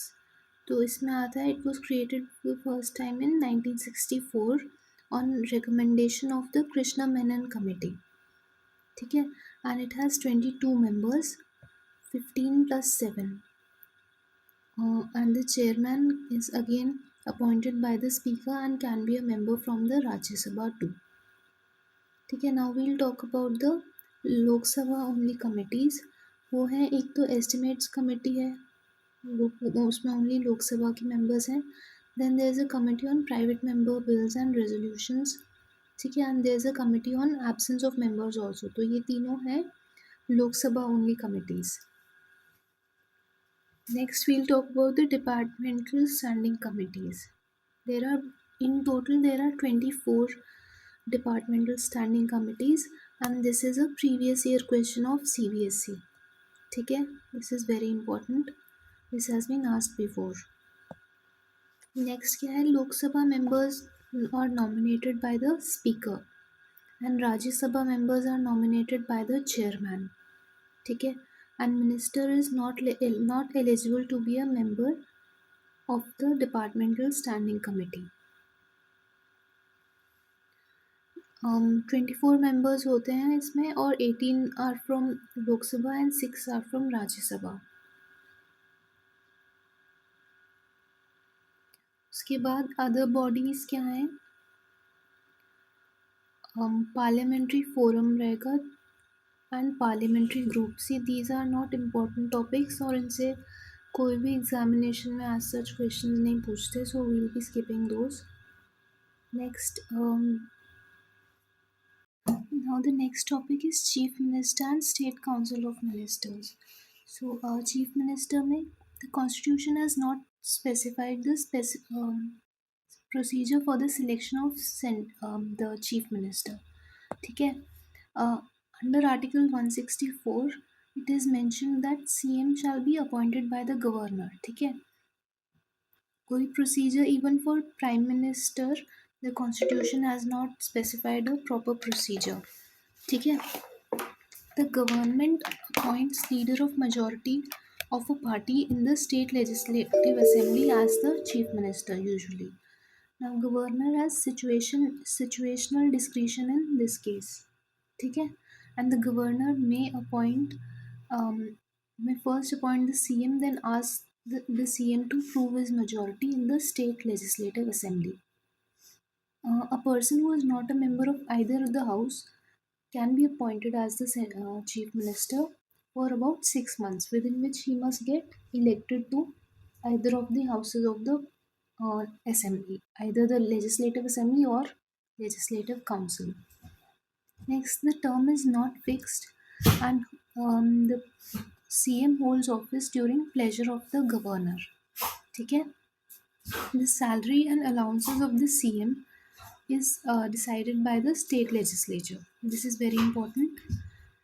Then the oath to the chief minister is given by the governor. Next is chief minister as head of state. As the head of state council of minister has a free hand in distribution of portfolios. मतलब he is the one who decides कि कौन सा ministry will be, कौन सा department will be headed by whom. He can reshuffle the ministers and even ask any minister to resign. ठीक है. Next है the Constitution of India lays down that proposal for legislation are to be communicated to the governor by the chief minister himself. ठीक है. The chief minister of state holds membership of the National Integration Council, National Development Council, Interstate Council, as well as the Zonal Council. This is important. Next, we'll talk about the State Council of Ministers. The strength is that the total ministers, including the chief minister, should not exceed 15% of the total strength of the state legislative assembly of that state. ठीक है. The governor cannot function without State Council of Ministers. There is a constitutional requirement to have a minister in charge of tribal welfare for the states of MP, Jharkhand, Chhattisgarh, as well as Odisha. This is very important. ठीक है. The salaries and allowances of the State Council of Ministers are paid from the consolidated fund of the state. Now, the constitutional provisions that deal with the relationship of the governor with the State's Council of Ministers are described in Articles 163, 164, and 167. Under Article 169, the principle of collective responsibility of the State Council of Ministers is highlighted. ठीक है. And ministers are appointed by the governor on the advice of the chief minister, on the recommendation of chief minister. When the legislative assembly passes a no confidence motion against the council of ministers, then all the ministers have to resign, including the ministers of the legislative council. ठीक है. Now we'll talk about the state legislature. Article 168 to 212 deal with the state legislature, and this is the part 6 of the constitution. ठीक है. तो bicameral system मतलब दो houses, Vidhan Sabha and Vidhan Parishad, that is legislative assembly and legislative council, ये only 6 states में present है अभी. ठीक है. The first one is Andhra Pradesh, फिर तेलंगाना, यूपी, बिहार, महाराष्ट्र एंड कर्नाटका. ठीक है. The state legislative council can be created or abolished by a resolution passed by the parliament. ठीक है. Moreover, if the concerned state legislative assembly passes a resolution by special majority, only then will the parliament go forth with the passing of a resolution for the establishment of the state legislative council. इसका मतलब ये है कि पहले state legislative assembly को एक resolution पास करना होगा, उसके बाद में parliament is the one who can abolish or create the state legislative council. ठीक है. and this is not deemed to be an amendment of the constitution. Next, duration of and the dissolution. See, the state legislative assembly is not a continuing chamber, just like Lok Sabha. ठीक है, and it automatically dissolves after 5 years. And the governor can dissolve it early also if he needs it. And during national emergency same जैसे लोकसभा का होता है ना, वैसे ही same same इसका भी प्रोसीजर है. Then duration of state legislative council, again this is like Rajya Sabha. This is a continuing chamber and 1/3 of the members retire every second year. और यहाँ का 6 years का टर्म होता है हर मेंबर का. ठीक है. Delimitation and reservations. According to the 87th Constitutional Amendment Act of 2003 and Delimitation Commission, देखिए 2001 के सेंसस के बेसिस पे हुआ है डिलिमिटेशन. ठीक है. And it can be done without altering the total seats in assembly of each state. तो total seats को कांस्टेंट रखा था हमने, बट 2001 के सेंसस के बेसिस पे डिलिमिटेशन वाज डन. फिर reservation of seats for SCs and STs is on the basis of population ratios. And for Anglo-Indians, the first nominated member, member is nominated by the governor. ठीक है, ये भी शायद 104th constitutional amendment के अंदर this was also removed. Next है the strength and composition of the houses. जो state legislative assembly है उसका minimum strength should be 60 and maximum should be 500. ठीक है. However there are some exceptions. Arunachal Pradesh, Sikkim and Goa have a fixed strength of 30. Mizoram has a strength of 40 and Nagaland has 46 members. ठीक है. Some members of the Sikkim and Nagaland Assembly are elected indirectly. The strength of state legislative council, minimum 40 and maximum 1/3 of the state legislative assembly का strength. ठीक है. And the size depends upon assembly का size and actual strength is fixed by the parliament. ठीक है. तो ये याद रखिएगा 60, 500 और 40 और 1/3. ठीक है. 60, 500, 40, 1/3. फिर है स्टेट लेजिस्लेटिव काउंसिल का कॉम्पोजिशन. तो हाँ, ये this is important. So 1/3 of the members are elected by the MLAs themselves. ठीक है. उसके बाद next 1/3 are elected by local bodies. ठीक है. फिर बचे हुए जो 1/3 है उनको ऐसे डिवाइड किया है. 1/12 are elected by graduates of 3 years standing.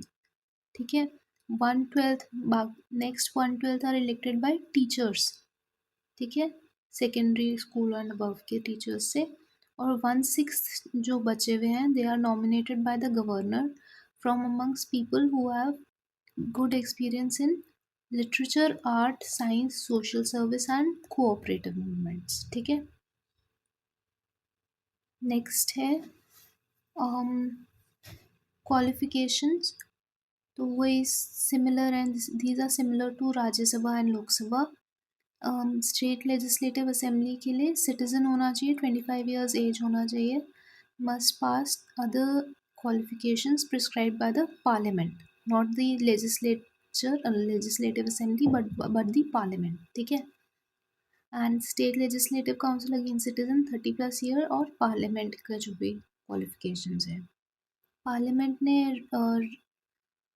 Representation of peoples act 1951 में they gave the following qualifications. The member should be an elector for an assembly constituency. ठीक है. लेजिस्लेटिव काउंसिल के लिए elector for an assembly in the state हो सकता है. ठीक है. Then the state legislative assembly must be an elector for an assembly. ये हो गया ना फिर से. And then he also the member should also be a member of the should belong to the SC/ST community if they contest seats reserved for them. ठीक है. Next है disqualifications for state legislative assembly and state legislative council. So according to the constitution, if the person is not a citizen, then they are disqualified. If they occupy office of profit, then they are prone to disqualification. Unsound mind के हैं तब, insolvent है, undischarged insolvent मतलब bankruptcy में है उनका, bankrupt हो गए, and then disqualified under parliament law, again they will be disqualified. ठीक है. According to the ROPA 1951, if they have been found guilty of certain election offences, then they'll be मतलब they can be disqualified. ठीक है. If they have been convicted for 2+ years of imprisonment, ठीक है, not preventive detention, then they can be disqualified. ठीक है. If they have failed to lodge election expenses account, फिर से disqualify हो सकते हैं. और देन नो ऑफिस ऑफ अगर ऑफिस ऑफ प्रॉफिट लिया है वो भी, and promoting enmity and bribery, ये भी even for this they can be disqualified. This is important because इसमें governor will decide whether the person gets disqualified or not with the help of Election Commission of India's opinion. Next है 10th schedule and the oath. So 10th schedule हमें पता है anti defection laws के ऊपर है. The defection is decided by the speaker or chairman and their decision is open to judicial review. ठीक है. और ओथ गवर्नर के सामने लेते हैं, जो हमें पता ही है. लेजिस्लेटिव पावर्स क्या है? Final power is for an ordinary bill lies with the state legislative assembly. ठीक है. स्टेट लेजिस्लेटिव काउंसिल जो होता है, it is weaker than the Rajya Sabha also, way weaker. ठीक है. So the state legislative assembly can only delay the bill for 4 months maximum. It can not remove the council of ministers either. ठीक है. इसको state legislative council को कई बार secondary chamber या white elephant भी बोलते हैं. Next, official language and rights. Hindi or English are allowed for conducting the business of the house. Mother tongue is also allowed. Then a minister or an advocate general has the right to participate in the proceedings of any house. ठीक है. However, they can vote only if they are a member of that house. ठीक है. Provisions with respect to the bills. देखिए money bill है ना, it is same as the लोक सभा राज्य सभा वाला, everything is same. And ordinary bill का बस वही है कि the state legislative council can only delay the bill for maximum 4 months. ठीक है. The state legislative assembly can override the state legislative council even in case of an ordinary bill.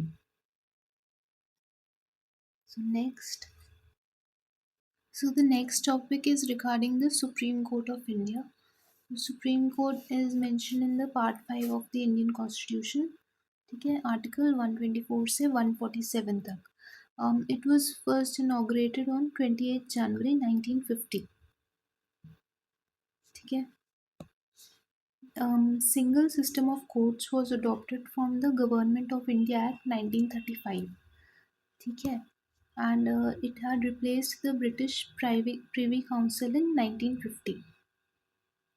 Constitution declared Delhi as a seat. However, the Chief Justice of India can appoint other places as the seat of the Supreme Court also. ठीक है. Composition and appointment of the members. In 2013, the Centre had notified to increase in the number of Supreme Court judges from 31 to 34, including the Chief Justice of India. ठीक है. The President appointed the Chief Justice of India after consulting with the Supreme Court and other High Court judges as needed. Other judges are appointed by the President after consultation with the Chief Justice of India and such other judges of Supreme Court and High Court. Consultation with the Chief Justice is obligatory in case of appointment of a judge other than the Chief Justice. ठीक है. आपने third जजेस case के बारे में सुना होगा. According to that, consultation with the plurality of जजेस इज मस्ट. ठीक है, कोलिजियम सिस्टम बोलते हैं इसको हम लोग, collegium. Now we'll talk about the qualification of the judges. Judge should be a citizen of India. He should have been a judge of the High Court for 5 years, and or they could have been an advocate of a High Court for 10 years. ठीक है, the person should can also be a distinguished jurist in the opinion of the president. ठीक है, and the constitution has not prescribed the minimum age for appointment as a judge. ठीक है, minimum age कोई भी नहीं है. Then tenure है, constitution has not fixed the tenure of a supreme court जज. This is important. He holds office until he as attains the age of 65 years. Next, regarding age, it is questions regarding age are determined by the parliament. The judge can resign his office by writing to the president. This is also important. Next है removal. The Supreme Court judge can be removed from his office by the President on recommendation of the Parliament on grounds of misbehavior and incapacity. इसको हम लोग MI बोलते हैं. ठीक है, try to remember this. Misbehaviour and incapacity के basis पे they can be removed. ठीक है, द जजेस inquiry act of 1968 had regulated the procedure of removal. ठीक है, the motion of removal is signed by 100 MP of Lok Sabha और 50 MPs of Rajya Sabha. ठीक है, this is very important. The speaker or chairman may admit or refuse to admit the motion. ठीक है, उसके बाद में after the motion is passed by each house by a special majority, an address is presented to the president for removal of the judge. No judge of Supreme Court has been impeached so far. अभी 3-4-5 साल पहले try किया था chief justice of India को impeach करने का. However the speaker नहीं, chairman थे उस टाइम पे, वाइस प्रेसिडेंट थे ना, he had refused to admit the motion. ठीक है, तो 50 MPs ने साइन करके दे दिया था, 50 राज्यसभा MPs ने दे दिया था उनको मोशन साइन करके. However, he refused to admit the motion. Next है special judges and jurisdictions. So the first one is acting chief justice. The president can appoint a judge of the Supreme Court as an active chief justice of India when the office is vacant, absent or unable to perform. ठीक है. Next, ad hoc judge. When there is a lack of permanent judges to hold or continue any session of Supreme Court, then the Chief Justice of India can appoint a judge of a High Court as an ad hoc judge of the Supreme Court for a temporary period. ठीक है, retired judge at any time the Chief Justice of India can request a retired judge of the Supreme Court or a High Court to act as a Supreme Court judge for a temporary period again. Jurisdiction and powers of the Supreme Court. एक तो jurisdiction है उनके पास, वही habeas corpus, mandamus, वो सब है ना, certiorari, prohibition और quo warranto. ठीक है, वो और बाकी के ये वही लिखा हुआ है, it is covered under fundamental rights chapter. Next उनके पास क्या क्या पावर्स हैं. ओरिजिनल ज्यूरिसडिक्शन है सुप्रीम कोर्ट के पास में. ओरिजिनल ज्यूरिसडिक्शन किस चीज़ के लिए? Under article 131, subject to the provisions of this constitution, the Supreme Court has original jurisdiction with respect to any dispute between the government of India and the state, government of India and any state or states on one side and one or more on the other side, and two or more states. ठीक है, interstate disputes और union और state के disputes में the supreme court of India has original jurisdiction. ठीक है, the supreme court has exclusive original jurisdiction in the above cases.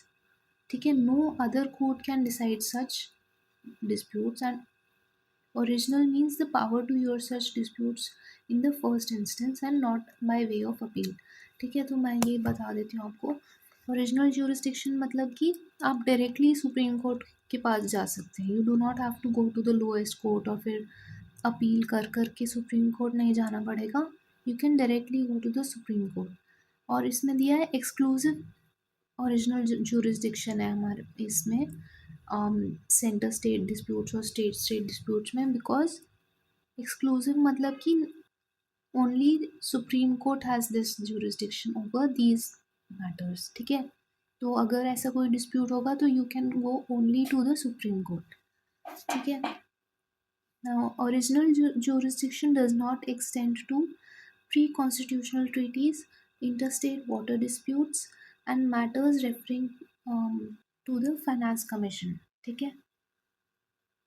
Next we'll talk about the appellate jurisdiction. वो भी है supreme court के पास में.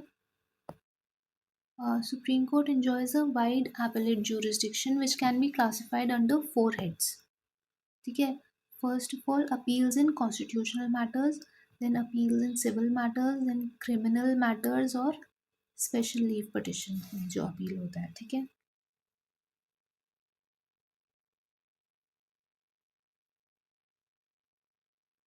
Next we'll go to the next. ठीक है, अब इसका मतलब क्या है वो मैं बता देती हूँ कि if you want to go by appeals from lower court to the higher court, then the supreme court will be accepting appeals in constitutional matters. Civil matter में भी करते हैं, क्रिमिनल में भी, और स्पेशल लीव पटिशन मतलब special leave petitions में भी दे एक्सेप्ट एपेलेट jurisdiction. ठीक है, तो बहुत वाइड स्कोप है एपेलेट jurisdiction का. नेक्स्ट है advisory jurisdiction. Under article 143 the president can seek the opinion of the supreme court in two categories. ठीक है, सो पहला वाला क्या है, on any question of law or fact of public importance which has arisen or which is likely to arise. ठीक है. So the Supreme Court may tender or may refuse to tender opinion to the President. This is important. Next क्या है, on any dispute arising out of a pre-constitutional treaty or agreement. ठीक है, इसमें इस case में the Supreme Court has to give its opinion. It is compulsory. ठीक है.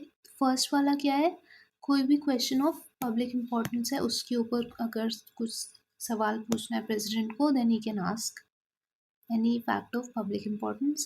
और नेक्स्ट वाला है कोई प्री कॉन्स्टिट्यूशनल ट्रीटी और अग्रीमेंट पे there is some dispute arising out of it, then the supreme court has to tender its opinion to the president. Next है other powers and key concept. So the power of judicial review, it is the power of the Supreme Court to examine the constitutionality of legislative enactments. कोई भी law है वो constitutional है कि नहीं, that can be determined by the power of judicial review. ठीक है. So therefore that is why the Supreme Court is considered to be the ultimate interpreter of the Constitution. Next, other powers of the Supreme Court, it decides disputes regarding elections of presidents and vice president as well. ठीक है. It inquires into the conduct and behavior of chairman and members of the UPSC. ठीक है. It has the power to review its own judgment or order. Next, it has the power of judicial superintendence and control over all the courts. Next, courts as well as tribunals functioning in the entire territory of the country. ठीक है. So the Supreme Court has, इसमें सबसे important point क्या है, it has the power to review its own judgment. ठीक है. So this is very important. Next क्या है, आर्टिकल 124A NJAC मतलब National Judicial Appointments Commission was struck down by the 99th Constitutional Amendment Act. ठीक है, तो इसकी जगह अभी कॉलेजियम सिस्टम ही चलता है. आर्टिकल 130 क्या है, सीट ऑफ सुप्रीम कोर्ट. ठीक है, तो दिल्ली में है अभी तो. However the chief justice of India can change the seat of the supreme court if he wants. Next है आर्टिकल 141 में law declared by supreme court to be binding on all courts. अच्छा. Then enforcement of decrees and orders of Supreme Court and orders as to discovery, etc. That is in Article 142. So the next topic is regarding the High Courts. We'll first study about the origin and structure of the High Courts. The institution of High Court originated in 1862 जब Calcutta, Bombay and Madras High Courts were formed. In 1866 the fourth High Court, that is the Allahabad High Court, was formed. ठीक है, तो ये याद रखना. 1857 में वो हुआ था, 18 रिवोल्ट ऑफ 1857 हुआ था. देन 1858 में गवर्नमेंट ऑफ इंडिया एक्ट आ गया था. देन 1861 में भी एक एक्ट आया था, काउंसिल ऑफ इंडिया एक्ट ऐसा कुछ था. एंड देन आफ्टर दैट 1862 में Calcutta, Bombay and Madras high courts were established. And 1866 में Allahabad high court was established. Next, Constitution of India provides for High Court for each state. But the 7th Constitutional Amendment Act of 1956 authorized the Parliament to establish a common High Court for 2 or more states. ठीक है. At present, there are 25 High Courts. Now, judges of the High Courts are appointed by the President. ठीक है. The Constitution does not specify the strength of the High Court and leaves it to the discretion of the President. Next, appointment and qualifications. The Chief Justice is appointed by the President after consultation with the Chief Justice of India and Governor of the state concerned. ठीक है. Qualification of High Court judges. First of all, they should be a citizen of the country and they should hold a judicial office in territory of India for 10 years. Or they should have been an advocate of High Court for 10 years at least. ठीक है. तो 10 साल दोनों में, whereas supreme court में 5 और 10 साल का था. ठीक है. Next, the note. The Constitution makes no provisions for appointment of a distinguished jurist as a judge in High Court, whereas Supreme Court में है कि distinguished jurist को बना सकते हैं judge. Next, tenure and removal. The oath is taken before the governor. The Constitution has no fixed tenure of the judges of High Court. ठीक है, कोई fixed tenure नहीं है. This is very important. They hold office until they attain the age of 62 years. 65 है Supreme Court के लिए. Then they'll tender their resignation to the President, not to the Governor. This is very important. ठीक है. Removal भी कैसे होगा, president से ही होगा. ओथ गवर्नर के सामने लेंगे, बट रेजिग्नेशन, रिमूवल एक्सेट्रा सब प्रेसिडेंट करेगा. ठीक है. Removal is by president on recommendation of the parliament. Next, grounds of removal क्या है, वही MI, proved misbehaviour and incapacity. ठीक है. प्रोसीजर टू इम्पीच अ जज of high court is same as that for the जज ऑफ अ सुप्रीम कोर्ट. ठीक है. Next, additional and acting जजेस के बारे में देखते हैं. Acting chief justice of high court कौन रहेगा, प्रेसिडेंट कैन अपॉइंट अ जज of supreme court as an acting chief justice of high court when the office is vacant, absent और अनएबल टू परफॉर्म. ठीक है. जज ऑफ सुप्रीम कोर्ट ही होना चाहिए who can be appointed as the chief justice of high court, whereas in this case we could have the president had appointed कौन, किसको, कोई भी अपॉइंट है जज ऑफ सुप्रीम कोर्ट. ठीक है. और इसमें जज ऑफ हाई कोर्ट को नहीं कर सकते अपॉइंट. द जज should be belonging to the supreme court who can be appointed as the acting judge of the high court. Next, president can appoint duly qualified persons as additional judges of high court as the temporary period not exceeding 2 years. मतलब 2 साल के लिए some qualified persons can be appointed as the additional judges of the High Court.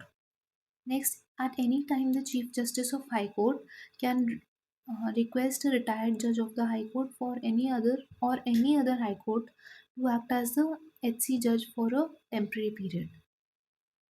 ठीक है. Next, jurisdiction and powers. Writ jurisdiction article 226 में है, ये पहले ही हमने बात कर ली है. ओरिजिनल ज्यूरिसडिक्शन है एडमिरलिटी और कंटेम्प्ट ऑफ कोर्ट के लिए. एपेलेट ज्यूरिसडिक्शन है both civil and criminal matters में. ठीक है, these form a part of the original jurisdiction of the High Court. Then supervisory jurisdiction है over all courts and tribunals functioning in its territorial jurisdiction except military court. This is very important. ठीक है, military court बिल्कुल independent होता है. They are not related to High Court, Supreme Court, etc. Next है judicial review. The power of the High Court to examine the constitutionality of legislative and executive enactments of both constitution plus the state government. Sorry, the center and the state government. ठीक है, तो ये power है, judicial review का power है high court के पास में. ठीक है, for both centre and state government की लेजिस्लेशंस पे. ठीक है, court of record. It records keeps records of judgments, proceedings, acts, and has evidentiary value. Therefore, they cannot be questioned or published before the subordinate courts. ठीक है, they have power to punish for contempt of court as well. Now, the president can transfer one judge from one high court to the another after consulting the Chief Justice of India. ठीक है. Now we'll talk about the subordinate courts. The appointment, posting, and promotion of district judges in states are made by the governor in consultation with the High Court. ठीक है. Appointment of persons other than the district judges to the judicial service of the state are made by the governor after consultation with the State Public Service Commission and the High Court. ठीक है. Next है national legal service authority. इसमें article 39A जो है ना DPSPs का, it talks about free legal add. ये 42nd constitutional amendment के अंडर आया था ये. ठीक है, free legal aid to the poor and weaker section of the society. और 1987 में the legal services authorities act was enacted. इसके under judicial help is given to every person. ठीक है, फ्री ऑफ कॉस्ट देते हैं. सो वही दिया है कि 14 और 22 में it has made obligatory for the state to ensure quality before equality before law and legal system which promotes justice on base of. ये ऐसे दिया हुआ है, हमें पता है ये सब.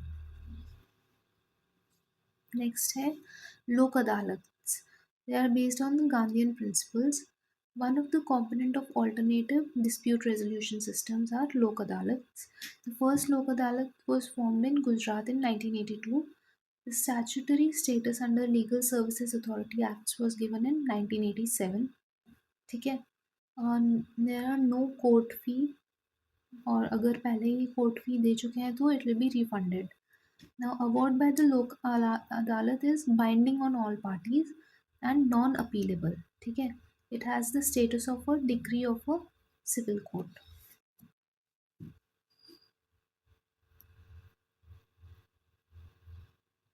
नेक्स्ट ग्राम न्यायालय के बारे में पढ़ लेते हैं. Now, ग्राम न्यायालय act had come up in 2008 and was enacted to provide for the establishment of gram nyayalayas at grassroots levels. ठीक है, the purpose was to give access to justice to citizens at their doorsteps. Now, gram nyayalayas shall be court of judicial magistrate of first class, and its presiding officers shall be appointed by the state government in consultation with the High Court. ठीक है, mobile courts क्या रहते हैं? They shall exercise powers of both criminal as well as the civil courts. This is important. They shall not be bound by rules of the Indian Evidence Act of 1872. This is a very important fact.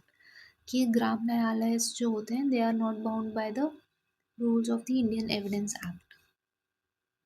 They shall be guided by principles of natural justice and subject to rules made by High Court.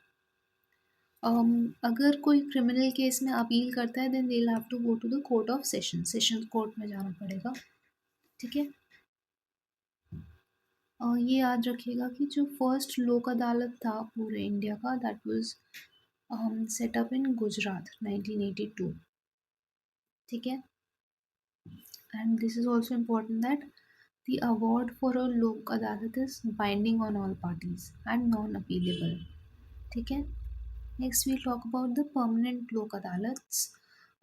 They are statutory in nature. They shall consist of a chairman who is or has been a district judge or additional district judge or has held judicial office higher in rank than a district judge. No jurisdiction और compoundable laws का case नहीं रहता है इनके पास. Award क्या है? Award is final and binding on all parties. Next the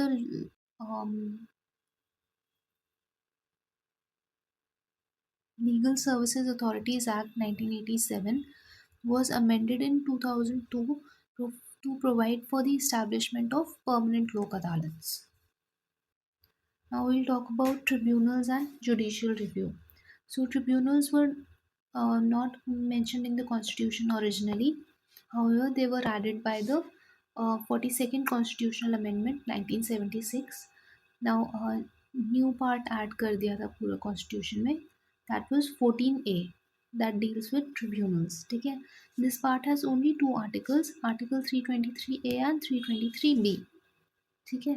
So it has established the 323A article establishes tribunals for public service matters only. ठीक है. It is established only by the parliament. Only one tribunal for center and one for each state or two or more. ठीक है. Next, no question of hierarchy of tribunals because उनका एक ही purpose है, that is public service matters को solve करना. Next, 323B क्या है? It established tribunals for certain other matters. ये public service matters के लिए और ये other matters के लिए है. It is established by both central and the state government. ये parliament ही establish करता है, whereas ये both central state government establish करते हैं for matters within their legislative competence. Now hierarchy of tribunals may be created. ठीक है. तो बहुत सारे टाइप के इलेक्शंस है, एग्जिम पे ट्रिब्यूनल, लैंड रिफॉर्म्स पे टैक्सेशन, बहुत सारे बना सकते हैं स्टेट्स और centre. Then we'll talk about the central administrative tribunals.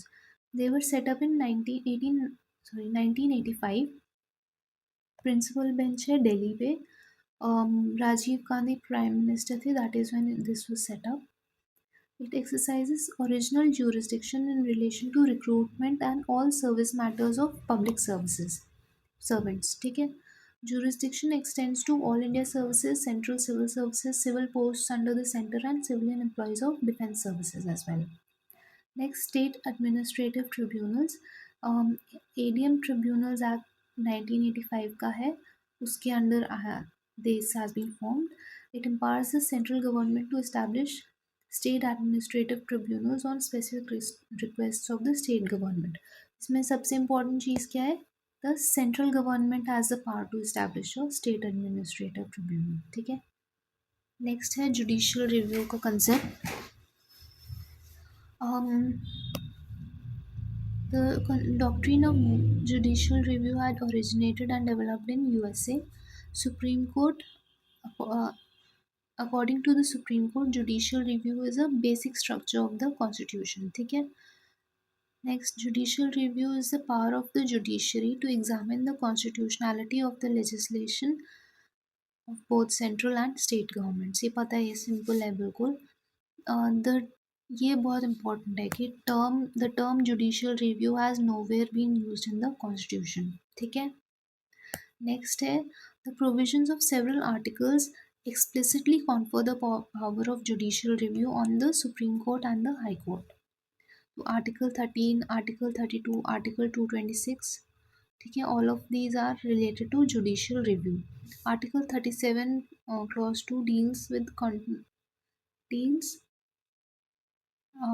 continuation of pre-constitutional laws. ठीक है. The scope of judicial review in India is narrower than what exists in USA, though the USA Constitution does not explicitly mention the concept of judicial review in any of its provisions. This is because the American Constitution provides for due process of law against that of procedure established by law. ठीक है. India में वैसे procedure established by law ही था, but फिर मनका Gandhi case में due process of law was also brought in. ठीक है. यूएसए में only due process of law चलता है, that is why they have a wider sense of scope of judicial review. Then judicial review of the ninth schedule of the constitution. Article 31B होता है हमारे constitution का. Under that, it saves the acts and regulations included in the ninth schedule from being challenged and invalidated on accounts of on the grounds of contravention of any fundamental rights. ठीक है. तो according to Article 31B, अगर कोई acts or regulations are included in the ninth schedule of the constitution, तो उनको they cannot be, मतलब they are not subject to judicial review. ठीक है. ये ninth schedule was added by the first constitutional amendment of 1951.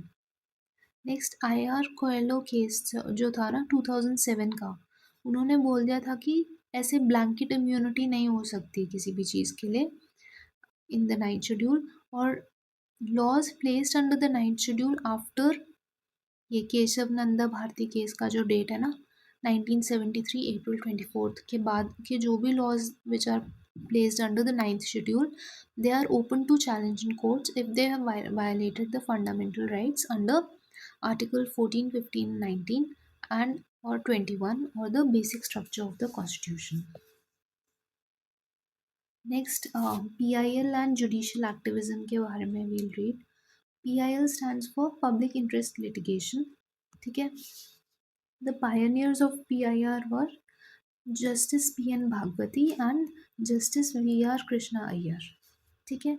It is variously known as the social action litigation or the social interest litigation as well. ठीक है. उसमें 1998 में some guidelines were given for the filing of PILs. So the Supreme Court had formulated a set of guidelines to be followed for entertaining PILs. ठीक है. Next, we'll talk about judicial activism. Judicial activism had originated in USA, developed and originated in USA, and it came to India in mid 1970s. ठीक है. The key figures who had brought this concept to India were Justice V.R. Krishna Iyer, Justice P.N. Bhagwati, Justice O. Chinnappa Reddy and D.A. Desai. ठीक है. So basically judicial activism क्या होता है? It refers to a proactive role played by the judiciary in the protection of rights of citizens and in the promotion of justice in the society. ठीक है. तो अगर जो जुडिशरी है, if they start playing a very proactive role और थोड़ा सा executive जो executive branch of the government है उसके functions पे अगर थोड़ा सा they start acting on those functions also, that is when judicial activism is said to be taking place. Judicial activism or judicial overreach ना, they are basically similar terms, however overreach, it depends upon the perspective of the person who's talking कि activism consider करेंगे कि overreach consider करेंगे किसी judiciary का कोई action को, या अगर पॉजिटिव माइंडसेट से देखें हम लोग तो then it will be called activism. But अगर नेगेटिव से देखें ना कि ऐसे फालतू में क्यों they are intervening, then it is called judicial overreach.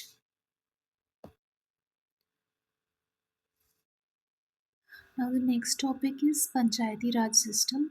The first thing which we will study in this is the committees and the history. ठीक है. Committees related to the Panchayati Raj system were, first one was the Balwant Rai Mehta Committee, which was formed in 1957. Then we had the Ashok Mehta Committee 1977, GVK Rao Committee 1985, LM Singhvi Committee 1986 and Thangon Committee 1988. ठीक है. ये पांचों these are important, very important. ठीक है. Rajiv Gandhi had tried to constitutionalize the Panchayati Raj institutions.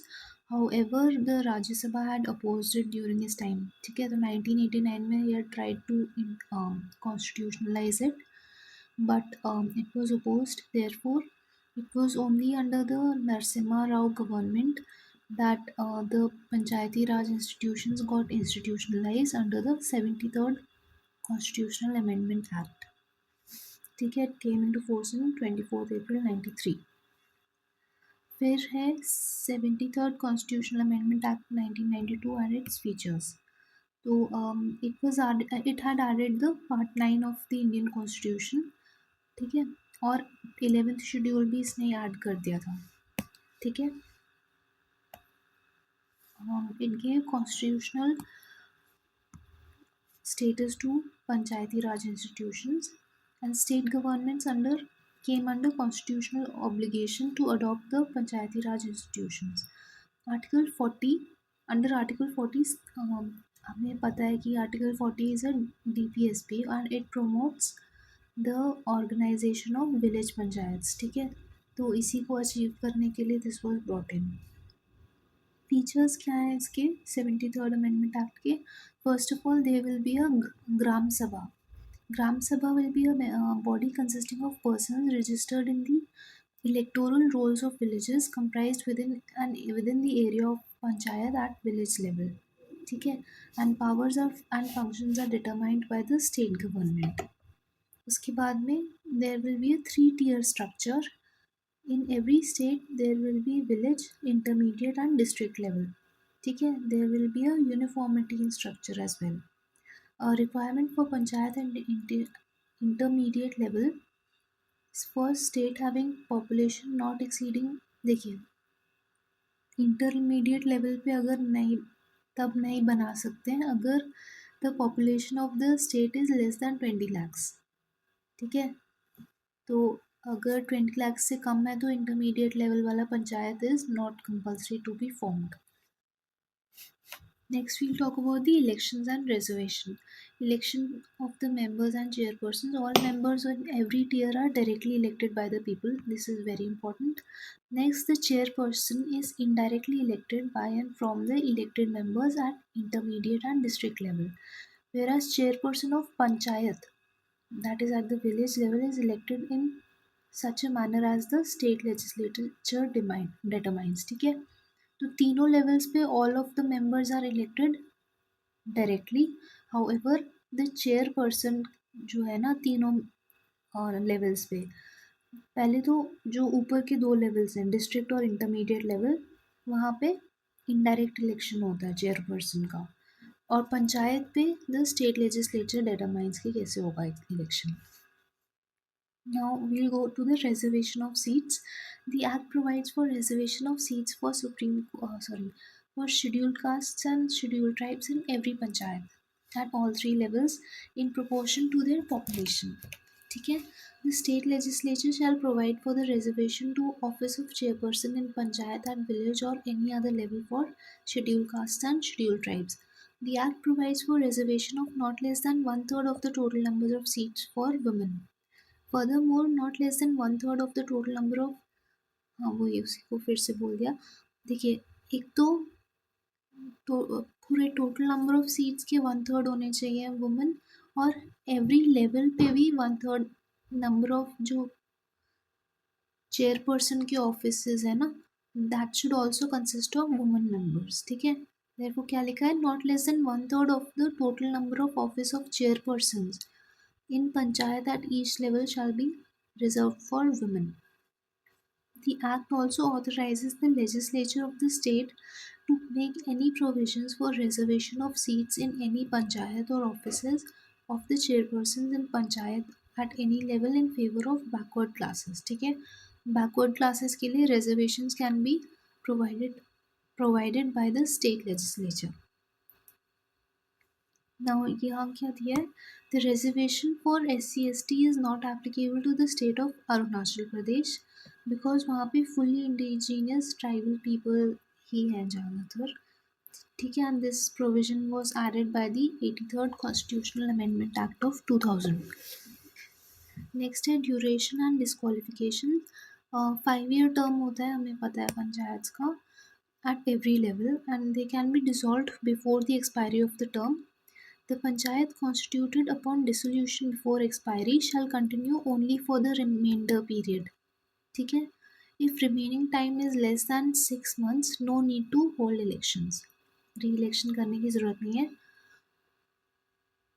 Next है disqualification. If a member is disqualified under any law for time being in force for the purpose of election to legislature of the state concern. ठीक है, अगर कोई member है पंचायत का, अगर if that person can not be elected to the state legislature of that state, then they'll also be disqualified from being a member of the any level panchayat. ठीक है, under any law made by the state legislature, ये भी सही है. However, no person shall be disqualified on the grounds that he is less than 25 years of age if he has attained the age of 21 years. All questions of disqualifications shall be referred to such authority as the state legislature determines. ठीक है, next है key commissions and audit. State Election Commission conducts superintendent's direct control preparation of electoral rolls with respect to election of to the panchayats. And conditions of service and tenure of office are determined by the governor. Appointment भी governor से ही होती है.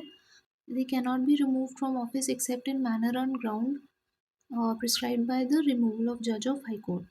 State Finance Commission के according by the governor every 5 year. देखिए, State Finance Commission is constituted by the governor every 5 years and they review the financial position of the panchayats. ठीक है, audit क्या है?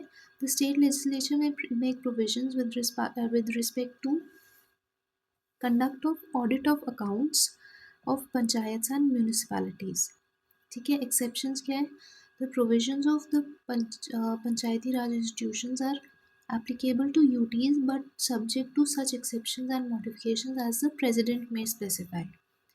Nagaland, Meghalaya, Mizoram plus certain areas are exempted from the 73rd Constitutional Amendment Act. ठीक है, NMM ये याद रखिएगा. Nagaland, Meghalaya and Mizoram में 73rd Constitutional Amendment Act is not applicable.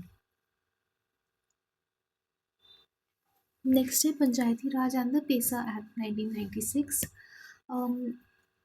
देखिए, बाकी जो एरियाज, जो ट्राइबल एरियाज और शेड्यूल्ड एरियाज हैं, वहाँ पे parliament has the power to extend the provisions of the Panchayati Raj act to the scheduled और ट्राइबल एरियाज. ठीक है, that is why they came up with the PESA act of 1996. PESA क्या है? Panchayat extension to scheduled areas act. ठीक है, इसमें क्या है? Judicial interference is barred, therefore courts cannot interfere in electoral matters in this case. Election petition is also required to question any election. ठीक है, इनमें जो इनके बहुत सारे फंक्शनल आइटम्स है विच कम अंडर देयर जुरिस्डिक्शन. ठीक है, और compulsory provisions of 73rd constitutional amendment क्या है? ग्राम सभा, 3-tier panchayat, direct and indirect elections, reservations for SC, ST and women, 5-year tenure, state election commission, state finance commission और minimum age of 21 years. ठीक है, this is important. Next है voluntary provisions and PESA act of 1996. Voluntary provisions क्या क्या है? ग्राम सभा के powers and election of chairperson, backward classes का representation, MP MLA का representation, devolution of powers, backward classes, devolution of कोई फाइनेंशियल पावर्स एट्सेट्रा. फिर पंचायत एक्सटेंशन टू शेड्यूल्ड एरियाज के बारे में इन्होंने क्या दिया है?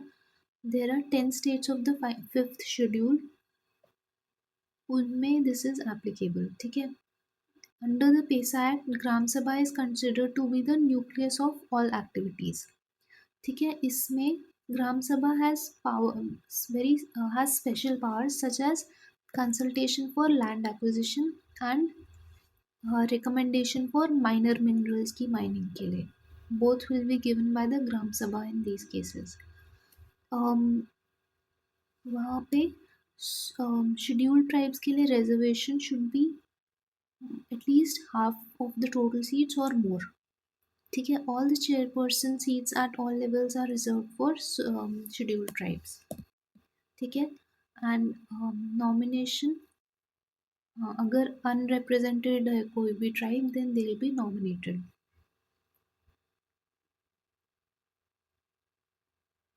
10th जो फिफ्थ शेड्यूल है उसके अंडर 10 स्टेट्स आ रहे हैं, 10 स्टेट्स के रीजन्स आ रहे हैं. The first one is Andhra, then Telangana, Chhattisgarh, Gujarat, Himachal, Jharkhand, MP, Maharashtra, Odisha and Rajasthan. ठीक है, तो यहाँ से हम शुरू करेंगे. गुजरात है, एमपी है, महाराष्ट्र है, छत्तीसगढ़ है, ओडिशा है, वेस्ट बंगाल है, आंध्र प्रदेश नहीं, वेस्ट बंगाल नहीं है, ओडिशा है, झारखंड है और आंध्र प्रदेश है, और ऊपर से एक है हिमाचल प्रदेश. ठीक है, तो ये सब आता है फिफ्थ शेड्यूल में. तेलंगाना भी है, Andhra Telangana also.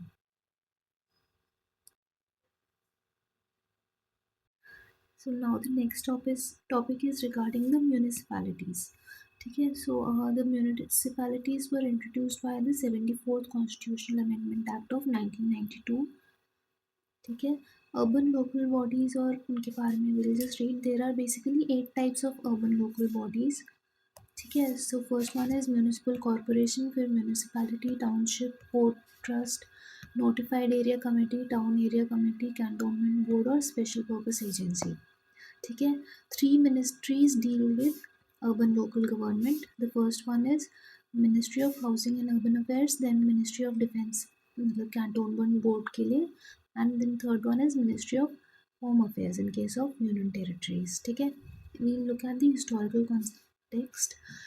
The first municipal corporation was established in Madras in 1688. ठीक है, in 1726 it was established at Bombay and Calcutta as well. Father of local self-government in India is considered to be Lord Ripon. ठीक है, very important. Then resolution of 1882 को Magna Carta of local self-government भी बोलते हैं. Again, this is very important.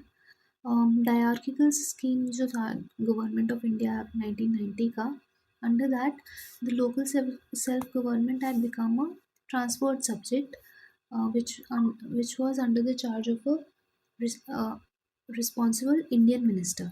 ठीक है, under the Provincial Autonomy Scheme of the Government of India Act 1935, local self-government became a provincial subject. Next, 74th Constitutional Amendment Act 1992 के details. It had added Part 9A to the Indian Constitution and 12th Schedule as well. ठीक है, there are 3 types of municipalities as per the Act: Nagar Panchayat, Municipal Council and Municipal Corporation. So a Nagar Panchayat is for a transitional area. ठीक है, rural to urban, अगर जहाँ पे भी town है ना कोई छोटा सा, उसको हम लोग वहाँ पे नगर पंचायत बोलेंगे, अर्बन लोकल गवर्नमेंट को. Next, municipal council is for smaller urban area, whereas municipal corporation is for a very large urban area. Now, if there is an urban area where municipal services are provided by an industrial establishment, आप अगर जमशेदपुर के बारे में सोचें, then this stands true. Then the governor may specify that area to be an industrial township. ठीक है. Next है structure and election. All the members are elected directly through territorial constituencies called wards. ठीक है.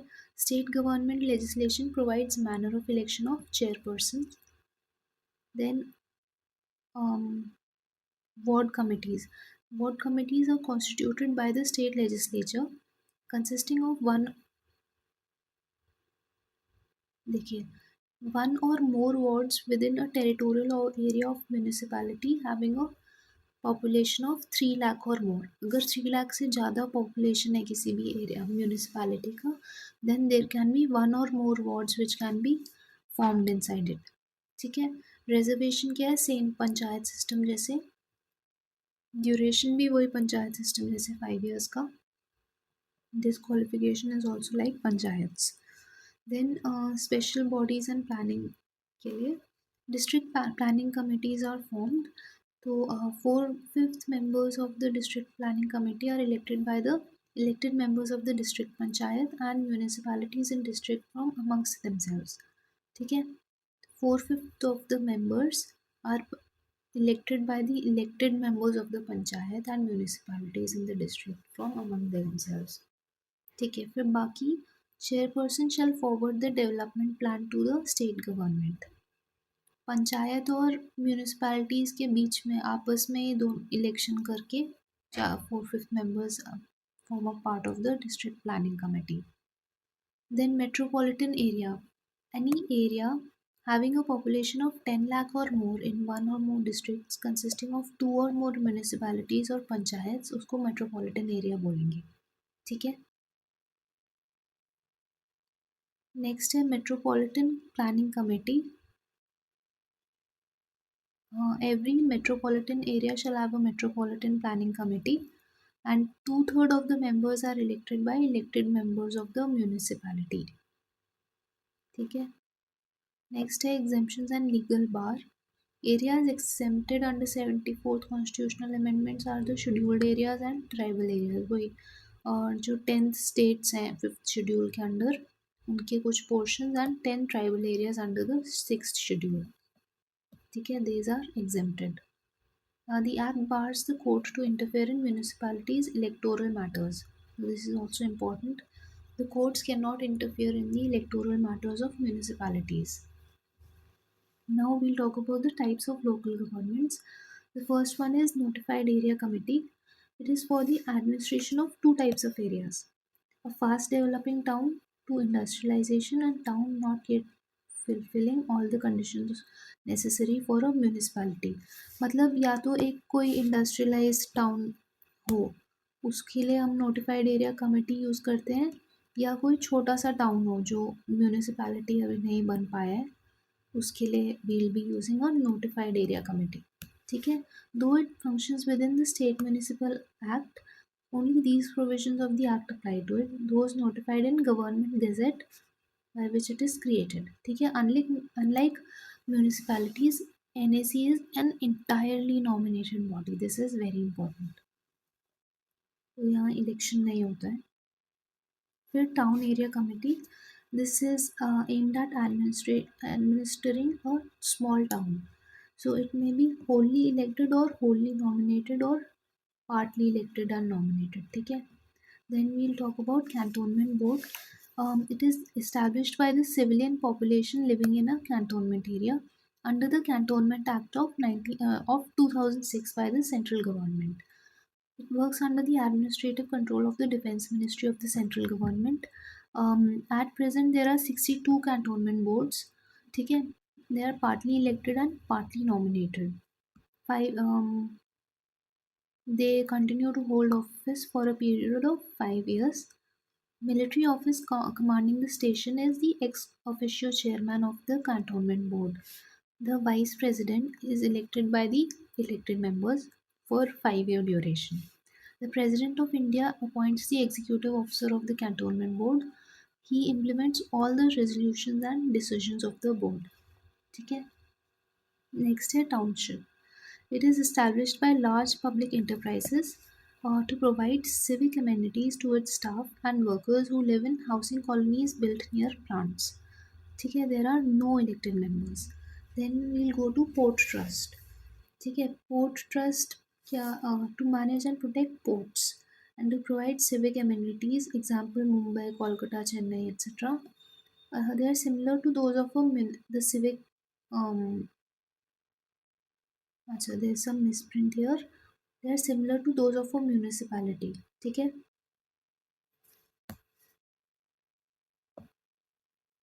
Then special purpose agency. Special purpose agency they are function based and not area based. ठीक है.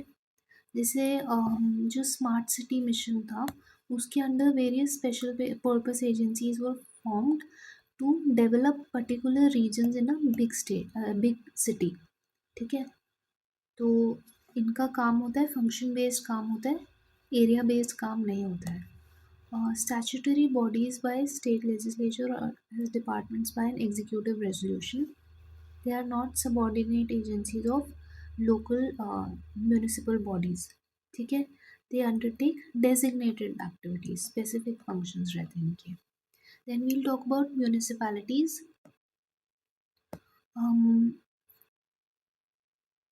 इनमें basically there is a council, standing committee रहती है, chief executive officer रहता है.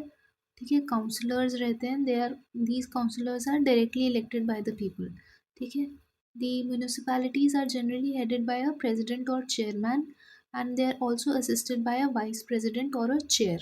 ठीक है, this chief executive officer is appointed by the state government, is responsible for the day-to-day general administration of the municipality. Next, we'll go to municipal corporation. It consists of basically three authorities. The first one is council, then we have the standing committee, and the third one is commissioner. ठीक है. The municipal commissioner is the chief head of the municipal organization appointed by the state government. He's a IAS officer रहते हैं कोई. ठीक है. The mayor is considered to be the head of the council और 1 year term रहता है उनका usually, and it is generally a renewable term. And the mayor is the one who presides over meetings of the council. ठीक है. So the next topic which we'll cover is scheduled and tribal areas. Okay, so these are a part of the part 10 of the Indian Constitution. That is Article 244. Okay, the Constitution envisages a special system of administration for certain areas designated as scheduled areas and tribal areas. ठीक है, यहाँ पे एक तो tribal population होता है, that is why they have a different system of administration. Fifth schedule में क्या क्या आता है? It deals with the administration and control of scheduled areas and scheduled tribes in any state except the four state of AMTM. ठीक है, तो tribal areas of all other states except Assam, Tripura, Meghalaya and Mizoram AMTM. इनके अलावा जो भी दूसरे states में tribal areas हैं उसके एडमिनिस्ट्रेशन को डील करता है fifth schedule. Then sixth schedule deals with the administration of the four northeast states of AMTM. अभी इसमें we'll read about the presidents and governor के powers. See, the president is empowered to declare an area as a scheduled area.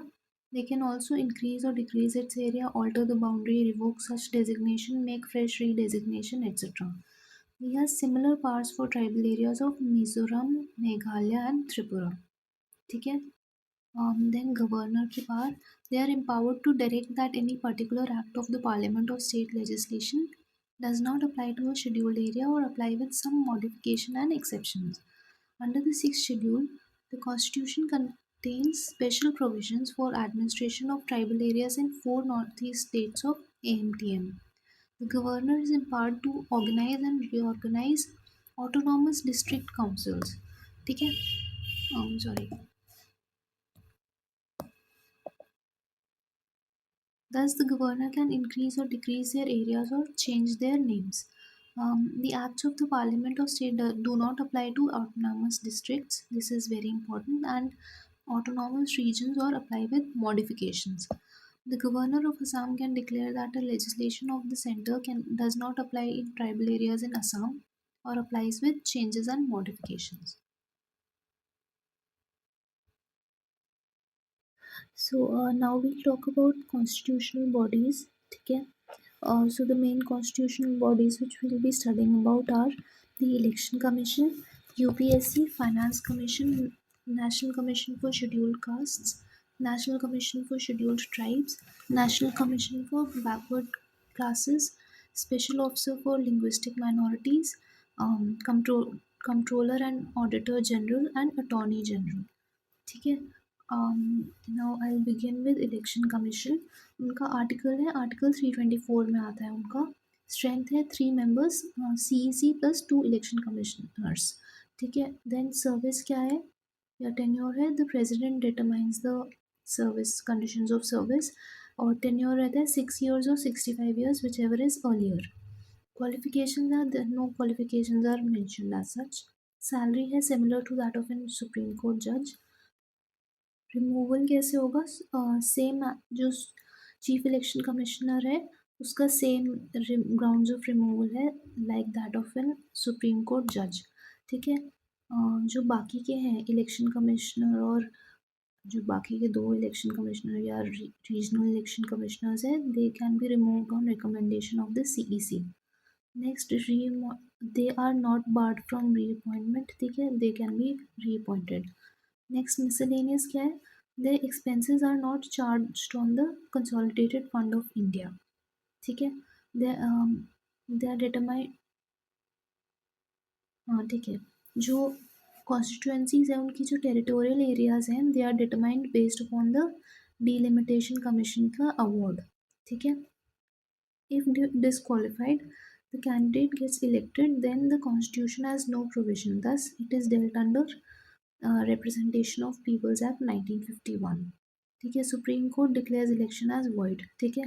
Not the election commission of India. This is very important. ठीक है। उसके बाद the state election commission can is removed as on grounds and procedures. जो state election commissioner है उसको high court जज के जैसे रिमूवल होता है। सीईसी का सुप्रीम कोर्ट जज जैसे होता है, स्टेट इलेक्शन कमिश्नर का हाई कोर्ट जज के जैसे होता है। Now advice for disqualification is binding on the president and the governor. ठीक है। The deputy election commissioners are appointed by the election commission of India, not the president. This is also very important. Next है the election commission of India can not deregister parties but can derecognise or delisted. ठीक है। The representation of peoples act के under there are no suo motu, मतलब disqualification suo motu नहीं कर सकते। Someone has to raise a problem, मतलब case against the other. ठीक है। नेक्स्ट यूपीएससी या एसपीएससी के बारे में देखते हैं। आर्टिकल है आर्टिकल 315 टू 323। ठीक है। नेक्स्ट स्ट्रेंथ क्या है? It is the discretion of the president or the governor. The strength of the UPSC or SPSC is a discretion of the president or the governor.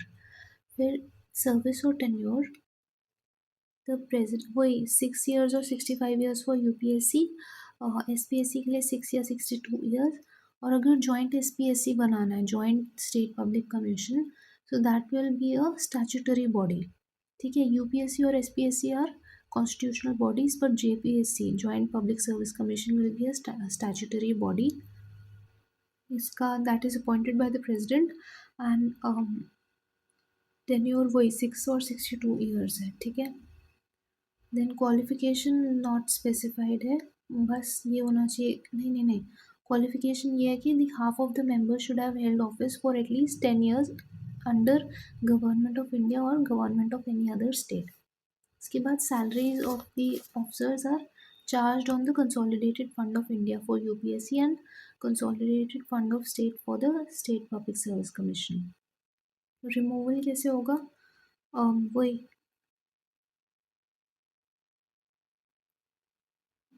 ये by president or by the governor in case of SPSC.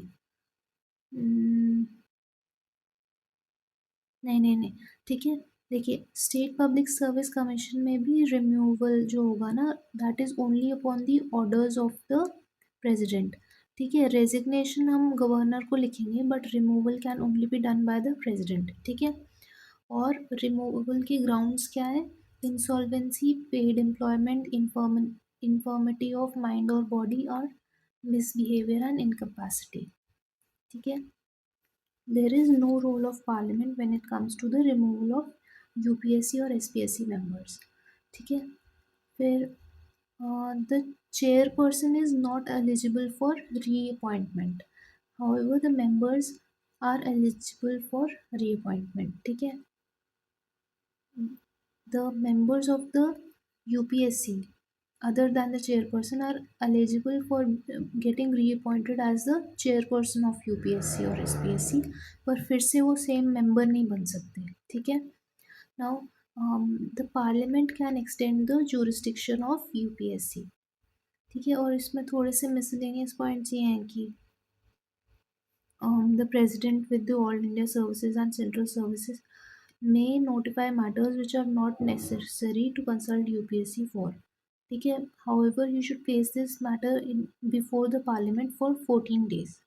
ठीक है। Government makes rules for regulating the scope of the advisory function of the UPSC। ठीक है। तो government will make the rules, not the parliament। Then president does not constitute the joint public service commission, it is a statutory body। Next है UPSC advises. हाँ ठीक है। And does not state, वो भी सही बात है कि उसका जो recommendations हैं those are advisory in nature and not binding in nature. ठीक है, बस इतना ही, that is all. Then we go to finance commission. This is a part of article 280 of the Indian constitution. There are 1 plus 4 members. The president orders, मतलब वही service or tenure is determined by the president. फिर qualification क्या है, they should be, the chairperson should have experience in public affairs, whereas जो 4 members हैं, one of them should be a judge of this high court, the other one should be an expert in financial systems, the third one should be an expert in financial matters and administration, and the fourth one should have knowledge of economics, special knowledge. ठीक है, और जो salary allowances and those are as per the provisions of the central government, वही Finance Commission Act of 1951. ठीक है, they can be removed by the president on the advice of both the houses. तो इसमें वही है, mentally unsound है, insolvent है, convicted और immoral offense किया है, वो सब चीज़ उनके अंडर. ठीक है, तो ये वाली जो चीज़ है, this is mention under in the finance commission act of 1951. ठीक है, नेक्स्ट है, they are eligible for reappointment as well. The finance commission is an autonomous body governed by laws. ठीक है, all powers of this, the finance commission has all powers of civil courts as per the criminal procedure, criminal CRPC होता है ना, उसके under जो civil courts के powers हैं, वो सारे they rest with the finance commission as well. ठीक है, नेक्स्ट है, it is dependent upon data provided by the states. ठीक है, उसका कोई ओन डेटा कलेक्शन मैकेनिज्म नहीं होता है फाइनेंस कमीशन का. नेक्स्ट है, national commission for scheduled castes. तो इसमें है आर्टिकल 338 में, it was added by the 89th constitutional amendment act.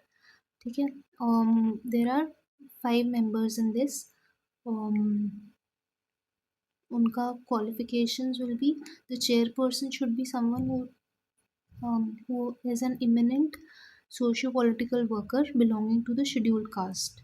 ठीक है, the other members जो रहेंगे उसमें से at least 2 scheduled caste members होने चाहिए and at least 1 should be a woman. Salary allowances will be same as the Secretary of Government of India. Next है, the removal. वो president with the approval of both the houses will be able to remove the NCSC का member. ठीक है, और इसके अलावा जो removal है, it will happen only after an inquiry by the Supreme Court. ठीक है, the chairperson can be removed by the president only, whereas the members, ठीक है, if they have been absentee without permission only, then can they be removed. ठीक है, मतलब that is one of the grounds for removal. Next, reappointment is not eligible for more than 2 terms. उसके बाद में central and state governments are required to consult it on all major policy matters affecting the scheduled castes.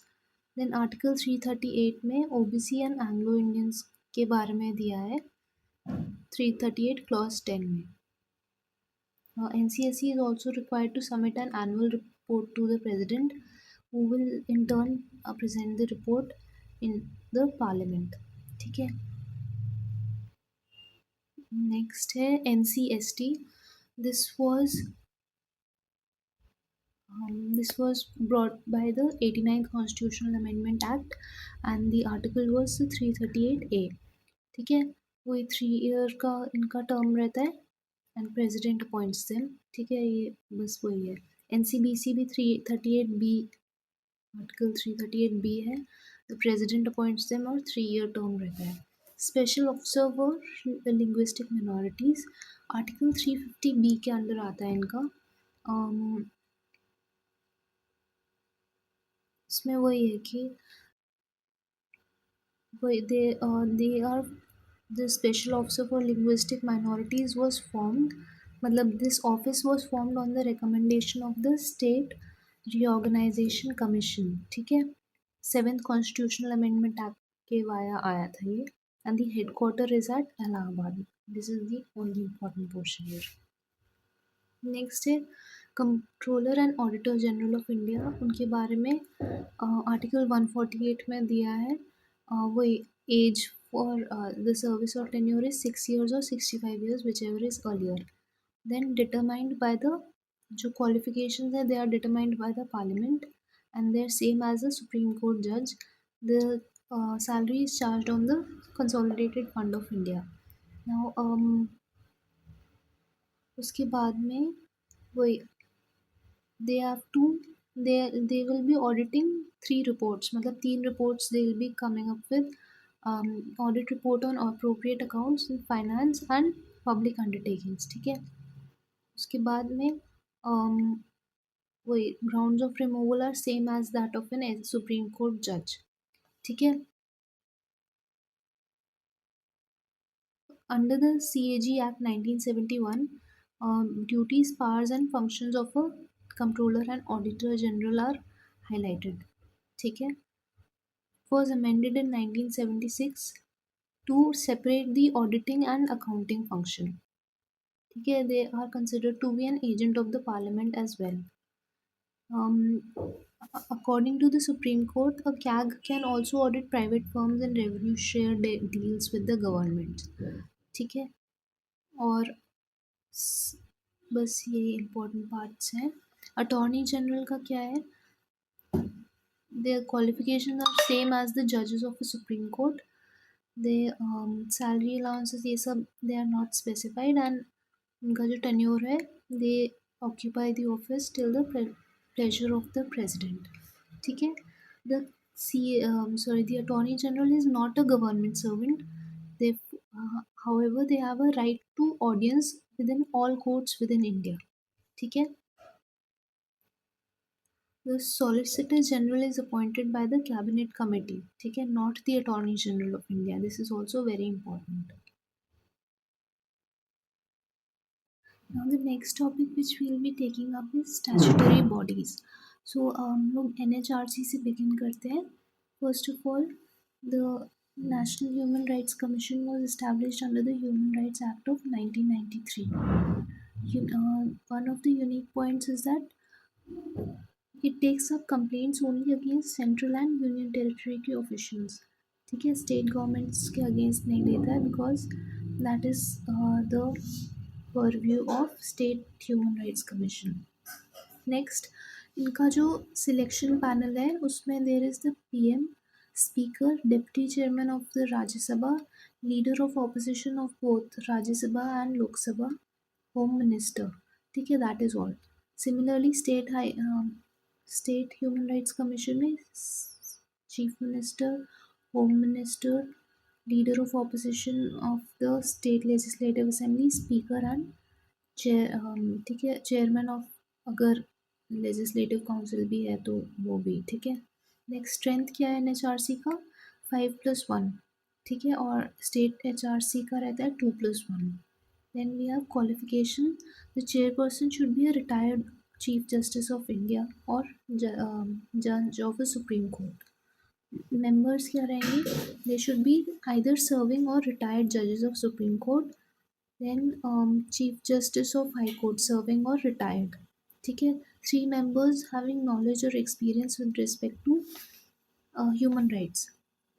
3 ex officio members will be NCSC, NCST, NCPC, ठीक है, इन सब के national commission for minorities, national commission for women, national commission for, ठीक है, इन सब लोगों के जो chairs and they will be the ex officio members.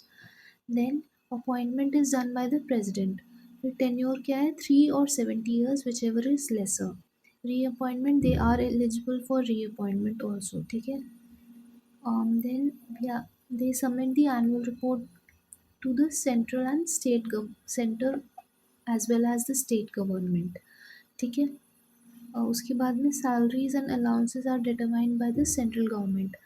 Removal क्या होता है? वही इंसॉल्वेंट, पेड एम्प्लॉयमेंट में अगर they are involved, infirmity of body or mind, if they are convicted or sentenced for any offense, if they are also, if they are also responsible for misbehavior or incapacity, etc. Then Supreme Court conducts an inquiry and they can be removed by the president. ठीक है. Miscellaneous क्या है, एक तो only 1 year window रहता है इनके पास कि if a crime is committed within an year only then can NHRC investigate it. ठीक है. सुओ मोटो इन्वेस्टिगेशन भी कर सकते हैं ये लोग. 2006 में इनके पास ये पावर्स आई थी. Then NHRC visits jails without intimation of the state government. Then human rights court. ठीक है. उसके बाद में the NHRC has powers to regulate its own procedures and has its own investigation staff as well. Next, Central Information Commission की बात कर लेते हैं. So this came into being after the RTI Act 2005 and it comes under the Ministry of Personnel. ठीक है. Unique point क्या है? It complaints only against central and union territory के officials are included in this. Then panel क्या है? Prime minister, leader of opposition, union cabinet minister, all of them are included in the CIC का selection panel. Strength क्या है? 1+10 members. Qualification है persons of eminence in public life with wide knowledge and experience in law, science and technology, social service, journalism, mass media, administration and governance, etc. Then no MPs or MLAs can be elected. Then they should not be connected to any political party and no business or pursuing any profession. ये सब भी नहीं होना चाहिए. Appointment is done by the president. Tenure is as prescribed by the central government or 65 years. Reappointment, they are not eligible for reappointment. फिर they submit the annual report to both the houses of the central government. अच्छा नहीं, parliament होना चाहिए इसमें. ठीक है. उसके बाद salary and allowances. The salary and allowances are similar to that of election commission के मेंबर्स. रिमूवल क्या है? वही president can remove them. Suo motu भी रिमूव कर सकते हैं if there are reasonable grounds. Otherwise बस वही मेन कॉज वही है. They can also impose a penalty on PIOs. ठीक है. Public information officers. ठीक है. They have powers of a civil court. फिर वही salaries are similar to that of election commission के मेंबर्स. ठीक है. वही सब दिया है. Then we go to the central vigilance commission. This was formed by an executive resolution of 1964. See उसके बाद में CBC एक्ट ऑफ 2003 के अंडर it became a statutory body. ठीक है. यूनिक पॉइंट क्या है? It is responsible only to the parliament and it is not an investigation agency. इनका सिलेक्शन पैनल में prime minister, leader of opposition and home minister होते हैं. Then strength क्या है? 1+2 members. Appointment is done by president. The tenure is 4 or 65 years, whichever is lesser. They are not eligible for reappointment. They submit the annual report to the president. ठीक है. Then salary and allowances are the same as UPSC members. Removal वही president से कर सकते हैं. No suo motu removal can be done. Nodal agency for CBC is वही prevention of corruption act 1988 के under. मतलब वही इनके इसमें they basically function on these two acts. Prevention of corruption act 1988 and prevention of money laundering act as well. ठीक है. They investigate cases referred by the central against authorities under Center in Prevention of Corruption Act. ठीक है. उसके बाद it is also consulted on various disciplinary matters of all India services or central services, etc. They have powers of a civil court. However, they have no suo motu powers. ठीक है. Next है, ये आप याद रखिएगा कि the NHRC और CAG है ना, they submit their reports to both central and the state government. However, the NCSC and NCST they submit the report to president. ठीक है. Next we'll talk about CBI and Lokpal. CBI has no statutory base. um, वो It was formed under the Delhi Special Police Establishment Act of 1946. However, it is not a statutory body. ठीक है. इसमें वो इनका जो selection panel में prime minister है, leader of opposition है, चीफ जस्टिस ऑफ इंडिया भी है. ठीक है. उसके बाद में the CBI is under the administrative control of the department of personal and training, ministry of personal. ठीक है. उसके बाद द सुप्रीम कोर्ट कैन, हाँ ठीक है, सिलेक्शन कमीशन के अकॉर्डिंगली ही the appointments are done and they can take up suo motu cases as well. And there is this concept of general consent. ठीक है.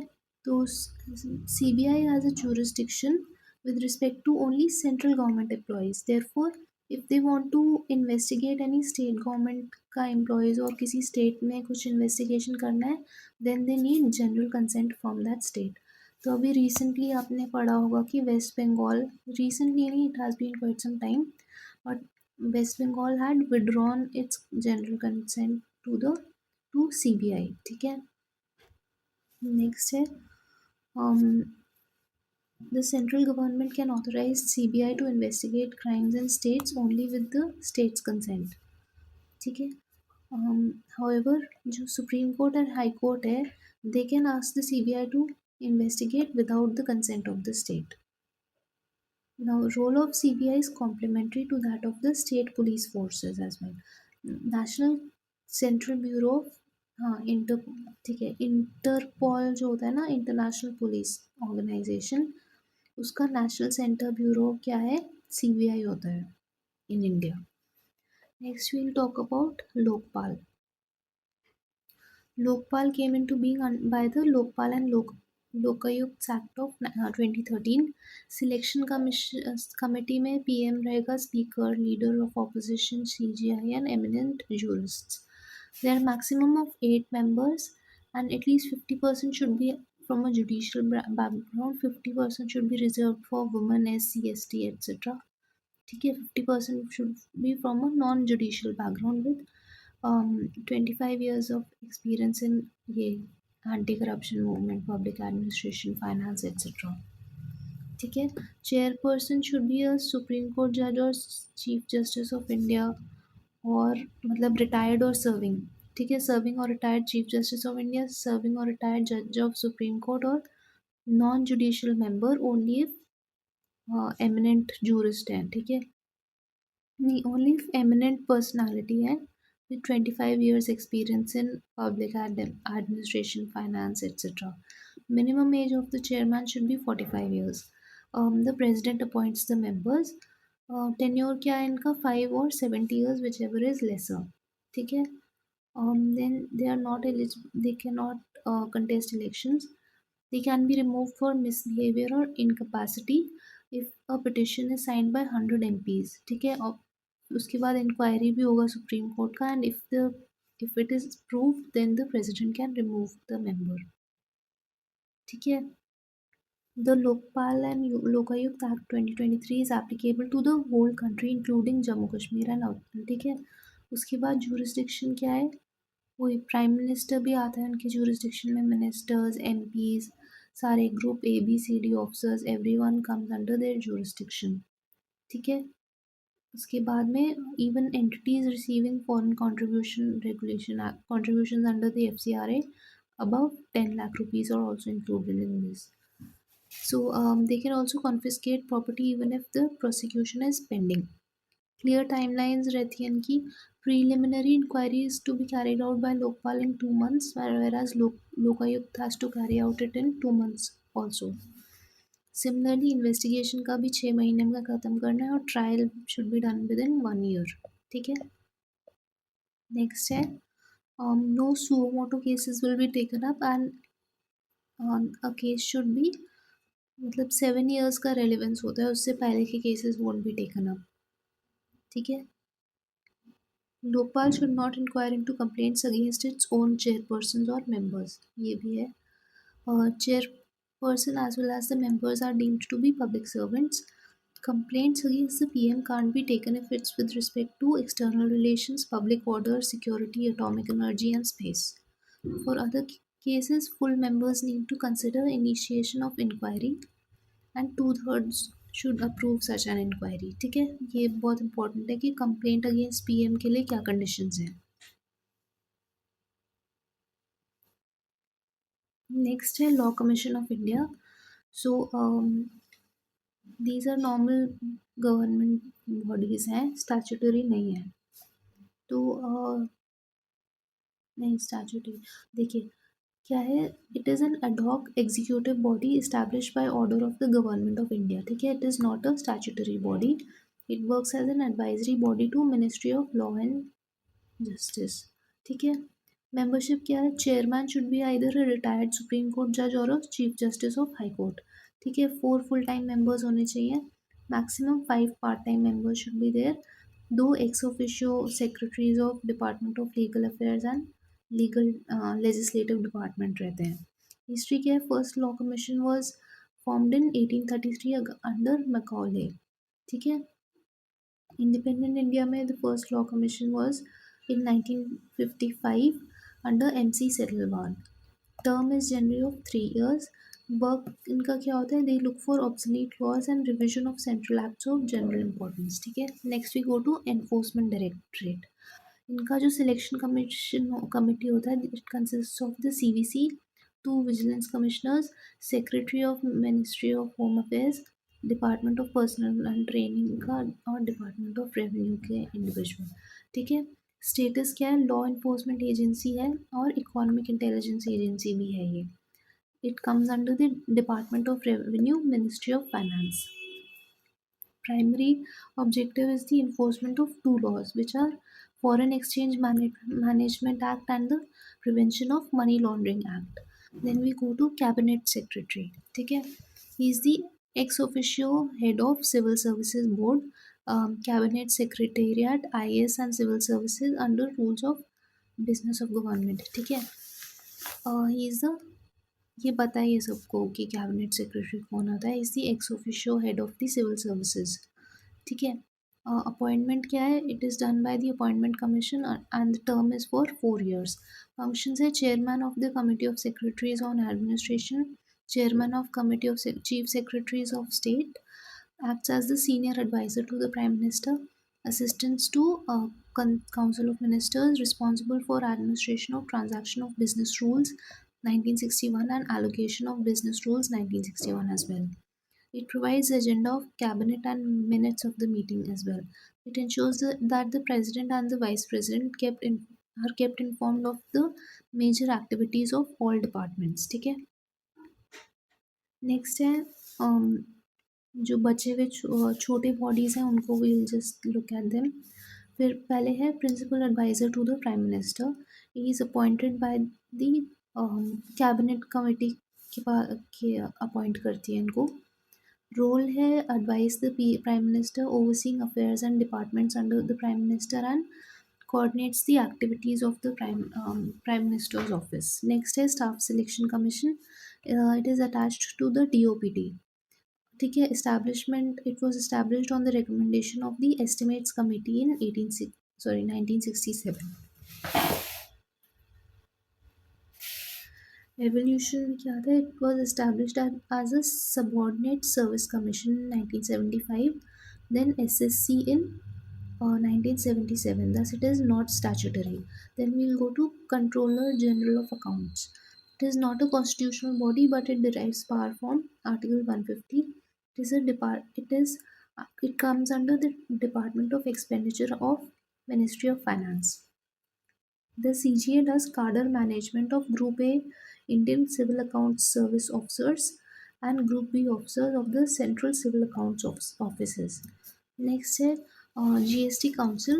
Constitutional basis है 101 Amendment Act of 2016, Article 279A. Establishment, President constitutes the Union Revenue Secretary and acts as the ex officio secretary to the council. Composition क्या है, council is a joint forum of the center and the states. तो इसमें union finance minister is the chairperson, union minister of state in charge of revenue or finance is also present, minister in charge of finance or taxation or any other minister nominated by each state government is also present. ठीक है. Members choose one among themselves to be the vice president of the council. Then permanent invitees कौन होते हैं इसमें? Chairman of the Central Board of Excise and Customs. फिर quorum is half of the total membership. Decision making, every decision is taken by majority of not less than 3/4 of the weighted votes of members present and voting in a meeting.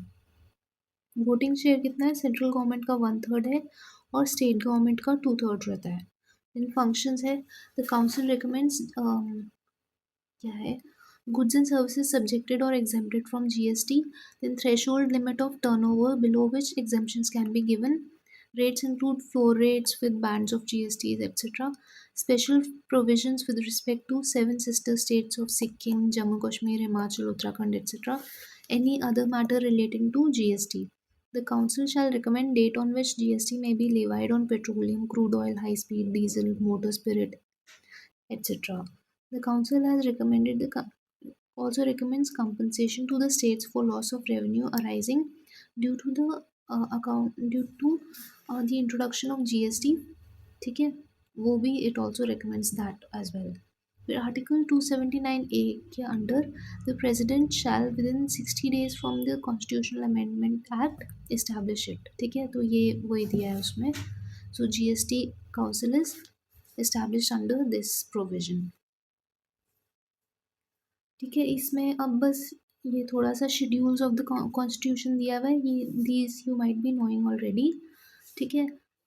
तो सबसे पहले क्या है?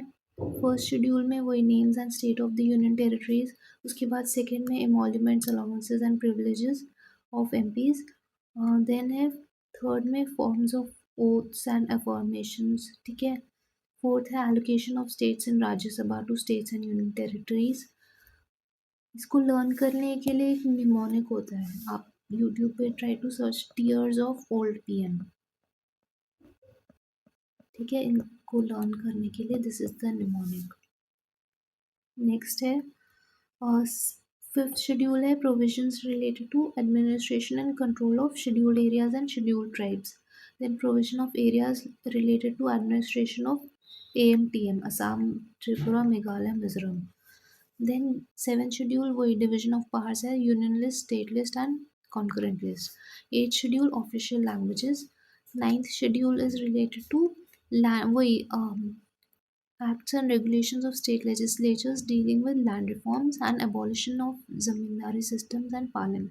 ठीक है, ये सब matters which were not subjected to judicial review. ठीक है, कि हो तो follow on केस के बाद ही this was brought under judicial review. Next है टेंथ शेड्यूल वही डिफेक्शन का है, anti defection law. 11th schedule panchayat, 12th schedule municipalities. ठीक है. So this is all for Indian polity. इसमें बस एक और चीज़ बची है. लक्ष्मीकांत में थोड़े से इंपॉर्टेंट टेबल्स हैं. Most of them I have covered in my video. However जो बचे हुए हैं आई have attached them in this document itself. ठीक है, उनको या तो मैंने थोड़ा सा ब्यूटिफाई किया या फिर ऐसे ही मैंने स्कैन कर करके नीचे अटैच कर दिए हैं. You can have a look see. मैं अभी थोड़ा सा दिखा देती हूँ. जैसे इसमें this table is regarding the various parts of the Indian constitution. तो ये आप लर्न कर लीजिएगा कि part of the constitution this you should know ideally. ठीक है. नेक्स्ट है शेड्यूल्स ऑफ द कॉन्स्टिट्यूशन, वो अभी किया हमने. उस नेक्स्ट है वही शेड्यूल्स को ही फिर से लिखा है. फिर मार्शल लॉ और नेशनल इमरजेंसी में डिफरेंस क्या होता है. ठीक है, मार्शल लॉ में basically the armed forces they start handling the administration और governance of a particular region. ठीक है, उसमें ओनली फंडामेंटल राइट्स अफेक्ट होते हैं. वेराज नेशनल इमरजेंसी में बहुत fundamental rights, centre state relation सब कुछ अफेक्ट हो जाता है. ठीक है. इसके बाद में it has no provision in the constitution, therefore it is implicit, whereas it has detailed provision 352 356 ये सब है ना. उसके बाद इसमें क्या दिया, it is imposed in some specific area, it is imposed in whole of the country. ठीक है. Then it is imposed to restore the breakdown of law and order. It can be imposed on 3 conditions, that is war, external aggression or armed rebellion. Next क्या है, it suspends the government and ordinary law courts, इसमें है it continues the government and ordinary law courts. ठीक है, ये important है बहुत ज़्यादा। मार्शल लॉ में this government as well as the ordinary law court is suspended, where as national emergency में ये नहीं होता है। नेक्स्ट, सोनल काउंसिल, ये हमने कर लिया था पढ़ने time he, I had shown you this table. Next है articles related to emergency provisions. We have done this in the theory itself. However, you can have a cursory glance on this. ठीक है, उसके बाद important articles of the Indian Constitutions at a glance. ठीक है, ये भी हमने सारे कर ही लिए हैं। Basically just have a look see, और जो सारे इंपॉर्टेंट आपको लग रहे हैं try to remember those articles. ठीक है, नेक्स्ट है पार्लियामेंट के articles at a glance. Again इनका जो मैटर है, main matter, we have completed all of it. Just look at the names of these articles. These इतना वैसे चांस नहीं है पूछेंगे इन पे सवाल, but still have a look सी। फिर है censure and non confidence motion में डिफरेंस। ठीक है, इसमें सेंश्योर मोशन में क्या होता है, it should state the reasons, ये भी कर लिया हमने, we had done this difference in the theory part itself. ठीक है, ये table I had also included there also, तो ये डबल दो बार इंक्लूड हुआ है गलती से। नेक्स्ट है distinction between council of ministers and cabinet. तो वही है, काउंसिल ऑफ मिनिस्टर्स में 60-70 मिनिस्टर्स कुछ रहते हैं, कितना था, 15% का था ना लिमिट, 15% ऑफ द लोकसभा। ठीक है, उसके बाद इसमें क्या है, 15 to 20 मेंबर्स, सॉरी मिनिस्टर्स रहते हैं कैबिनेट में। It includes all 3 categories of ministers, council of minister. Cabinet ministers में बस कैबिनेट मिनिस्टर्स रहते, कैबिनेट में कैबिनेट मिनिस्टर्स ही रहते हैं। Council of Ministers does not meet as a body and has no collective functions, whereas Cabinet meets frequently as a collective body. They are vested with all powers but in theory. ठीक है, whereas the Cabinet has powers in practice. The functions are determined by the Cabinet themselves, और इसमें the Cabinet directs the Council of Ministers. ठीक है, decisions are binding on all. The Council of Ministers implements the decisions taken by the Cabinet, whereas the Cabinet supervises the implementation of these decisions. Then Council of Minister में क्या है, constitutional body है, article 74 और 75 में दिया गया है, whereas Cabinet Minister was introduced by the 44th Constitutional Amendment Act, and it is mentioned in the article 352. ठीक है, नेशनल इमरजेंसी वाले आर्टिकल में it is mentioned. Then the Council of Ministers is collectively responsible to the lower house of the Parliament, whereas the Cabinet, it enforces collective responsibility to the lower house of the Parliament. Next है basic structure, इसके अब we had done this, आपको याद होगा हमने basic structure जब पढ़ रहे थे, then I had open these tables and completed these.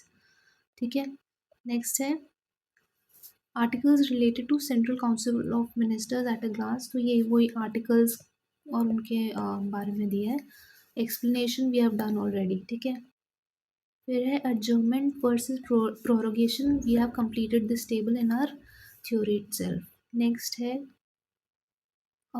Departmental standing committees and their jurisdictions. तो आप इसको एक बार देख सकते हैं, डिपार्टमेंटल स्टैंडिंग कमिटीज़ कित यहाँ पे सारी दी हुई हैं, 15 नहीं 24 होती हैं, आपको पता ही है ना, 15+7 कितना, 24 ना, 15+8 नहीं, 15+ देख लेना। ठीक है, तो इसमें कमिटीज़ अंडर रहा वही 15+8 रहेगा। कमिटीज़ अंडर राज्यसभा आर ये committee on commerce, committee on home affairs, committee on human resource development, industry, science and technology, environment and forest, tourism, transport, culture, health and family welfare, committee on personal, public grievances, law and justice. ठीक है, फिर बाकी बचे हुए कितने हैं, they are of the Lok Sabha, Committee on Agriculture, Information Technology, Defense, Energy, External Affairs, Finance, Food, Consumer Affairs and Public Distribution. ठीक है, देन क्या है, committee on labour, petroleum and natural gas, railways, urban development, water resources, chemical fertilizers, rural development, coal and steel and social justice and empowerment. ठीक है, next है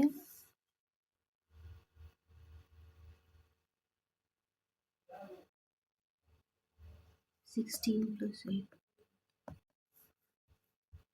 is 24। 24 departmental committees होती है ना, डिपार्टमेंटल स्टैंडिंग कमिटीज़। ठीक है, next है comparing the Indian and American supreme court. So this is not an important table, you can leave that. Next है articles related to the supreme court at a glance. ये भी ऐसे आपके reference के लिए, not very important, you can just have a just glance through it once. Next है the number of acts and regulations included in the ninth schedule. ये भी आपके बस रेफरेंस के लिए, you do not have to remember anything from this.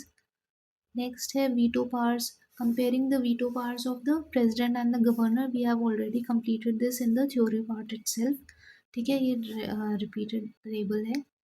फिर ये पूरा ही हमने कंप्लीट कर लिया है कि मनी बिल में प्रेसिडेंट और गवर्नर में difference, all of this has been covered in our theory itself. Next है articles related to governor at a glance, again this is for reference purposes. Next है article related to panchayat at a glance, again for reference purposes. Next क्या है, milestones in the evolution of Panchayati Raj. So this just go through its, ऐसे cursory glance दे दो इसको। 48-49 में constitution and assembly debates में पंचायती राज was demanded. ठीक है, इसके बाद में 1952 में community development programme had started on 2 October. 1957 में Balwant Rai Mehta committee had come into being. 58 to 60 में वही several governments had enacted new Panchayati Raj acts.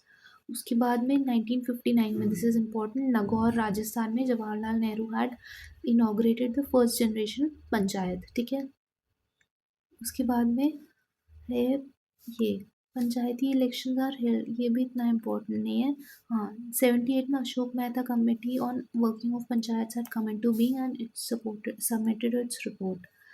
फिर आएगा 84 में Hanumanta Rao committee on district level planning was appointed. ठीक है, उसके बाद 85 में जीवी के Rao committee also came into being. फिर आएगा एल.एम. सिंघवी कमेटी, ये सब हमने कर लिया है पहले ही सारे कमिटीज़। ठीक है, 89 में 64th कॉन्स्टिट्यूशनल अमेंडमेंट लाने की कोशिश करी थी राजीव गांधी ने, but it was not successful. ठीक है, एक पी.के. थंगन कमेटी भी आई थी, वो भी हमें पता है। Then 74th constitutional amendment bill 9, ठीक है, ये भी आ गया था। फिर ये सब we have already completed all of this. ठीक है, ये पढ़ लेना, this is important. The 83rd constitutional amendment act of 2000 was had amended Article 243 to dispense with the reservations for scheduled castes in Arunachal Pradesh. हाँ, ये भी हमने कवर कर लिया अपने थ्योरी में। ठीक है, तो ये पता ही होगा आपको। Committees related to Panchayati Raj after constitutionalisation. So ये देख सकते हैं, this is not very important. ये है task force on devolution of powers and functions for Panchayati Raj institutions, it was led by Lalit Mathur ji. Except expert group on planning at the grassroots level was led by V. Ramachandran.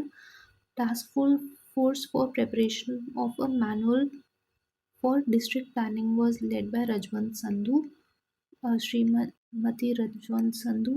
Committee on restructuring of DRDA, V. Ramachandran, and expert committee on leveraging panchayats for efficient delivery of public goods and services was led by Manishankar Iyer.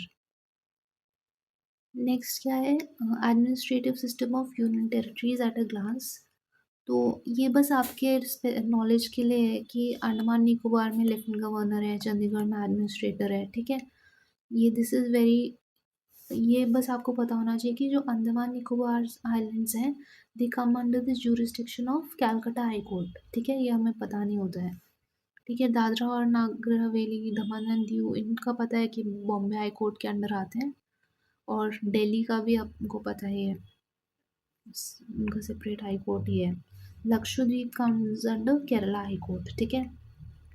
Puducherry Madras high court, बाकी तो पता ही है आपको। फिर comparing states and union territories, this is करा हुआ है, बहुत जेनरिक सा टॉपिक है। Articles related to union territories at a glance, this is again for your reference. Next है tribal areas at a glance, ठीक है। तो हाँ, ये देख सकते हैं हम लोग 369 दिए हैं। तो 10 होते हैं यूजुअली, ठीक है। तो आप just look at these. Assam में है नॉर्थ साचार हिल्स डिस्ट्रिक्ट, फिर है द करबी आंगलोंग डिस्ट्रिक्ट, फिर बोडोलैंड भी असम में है।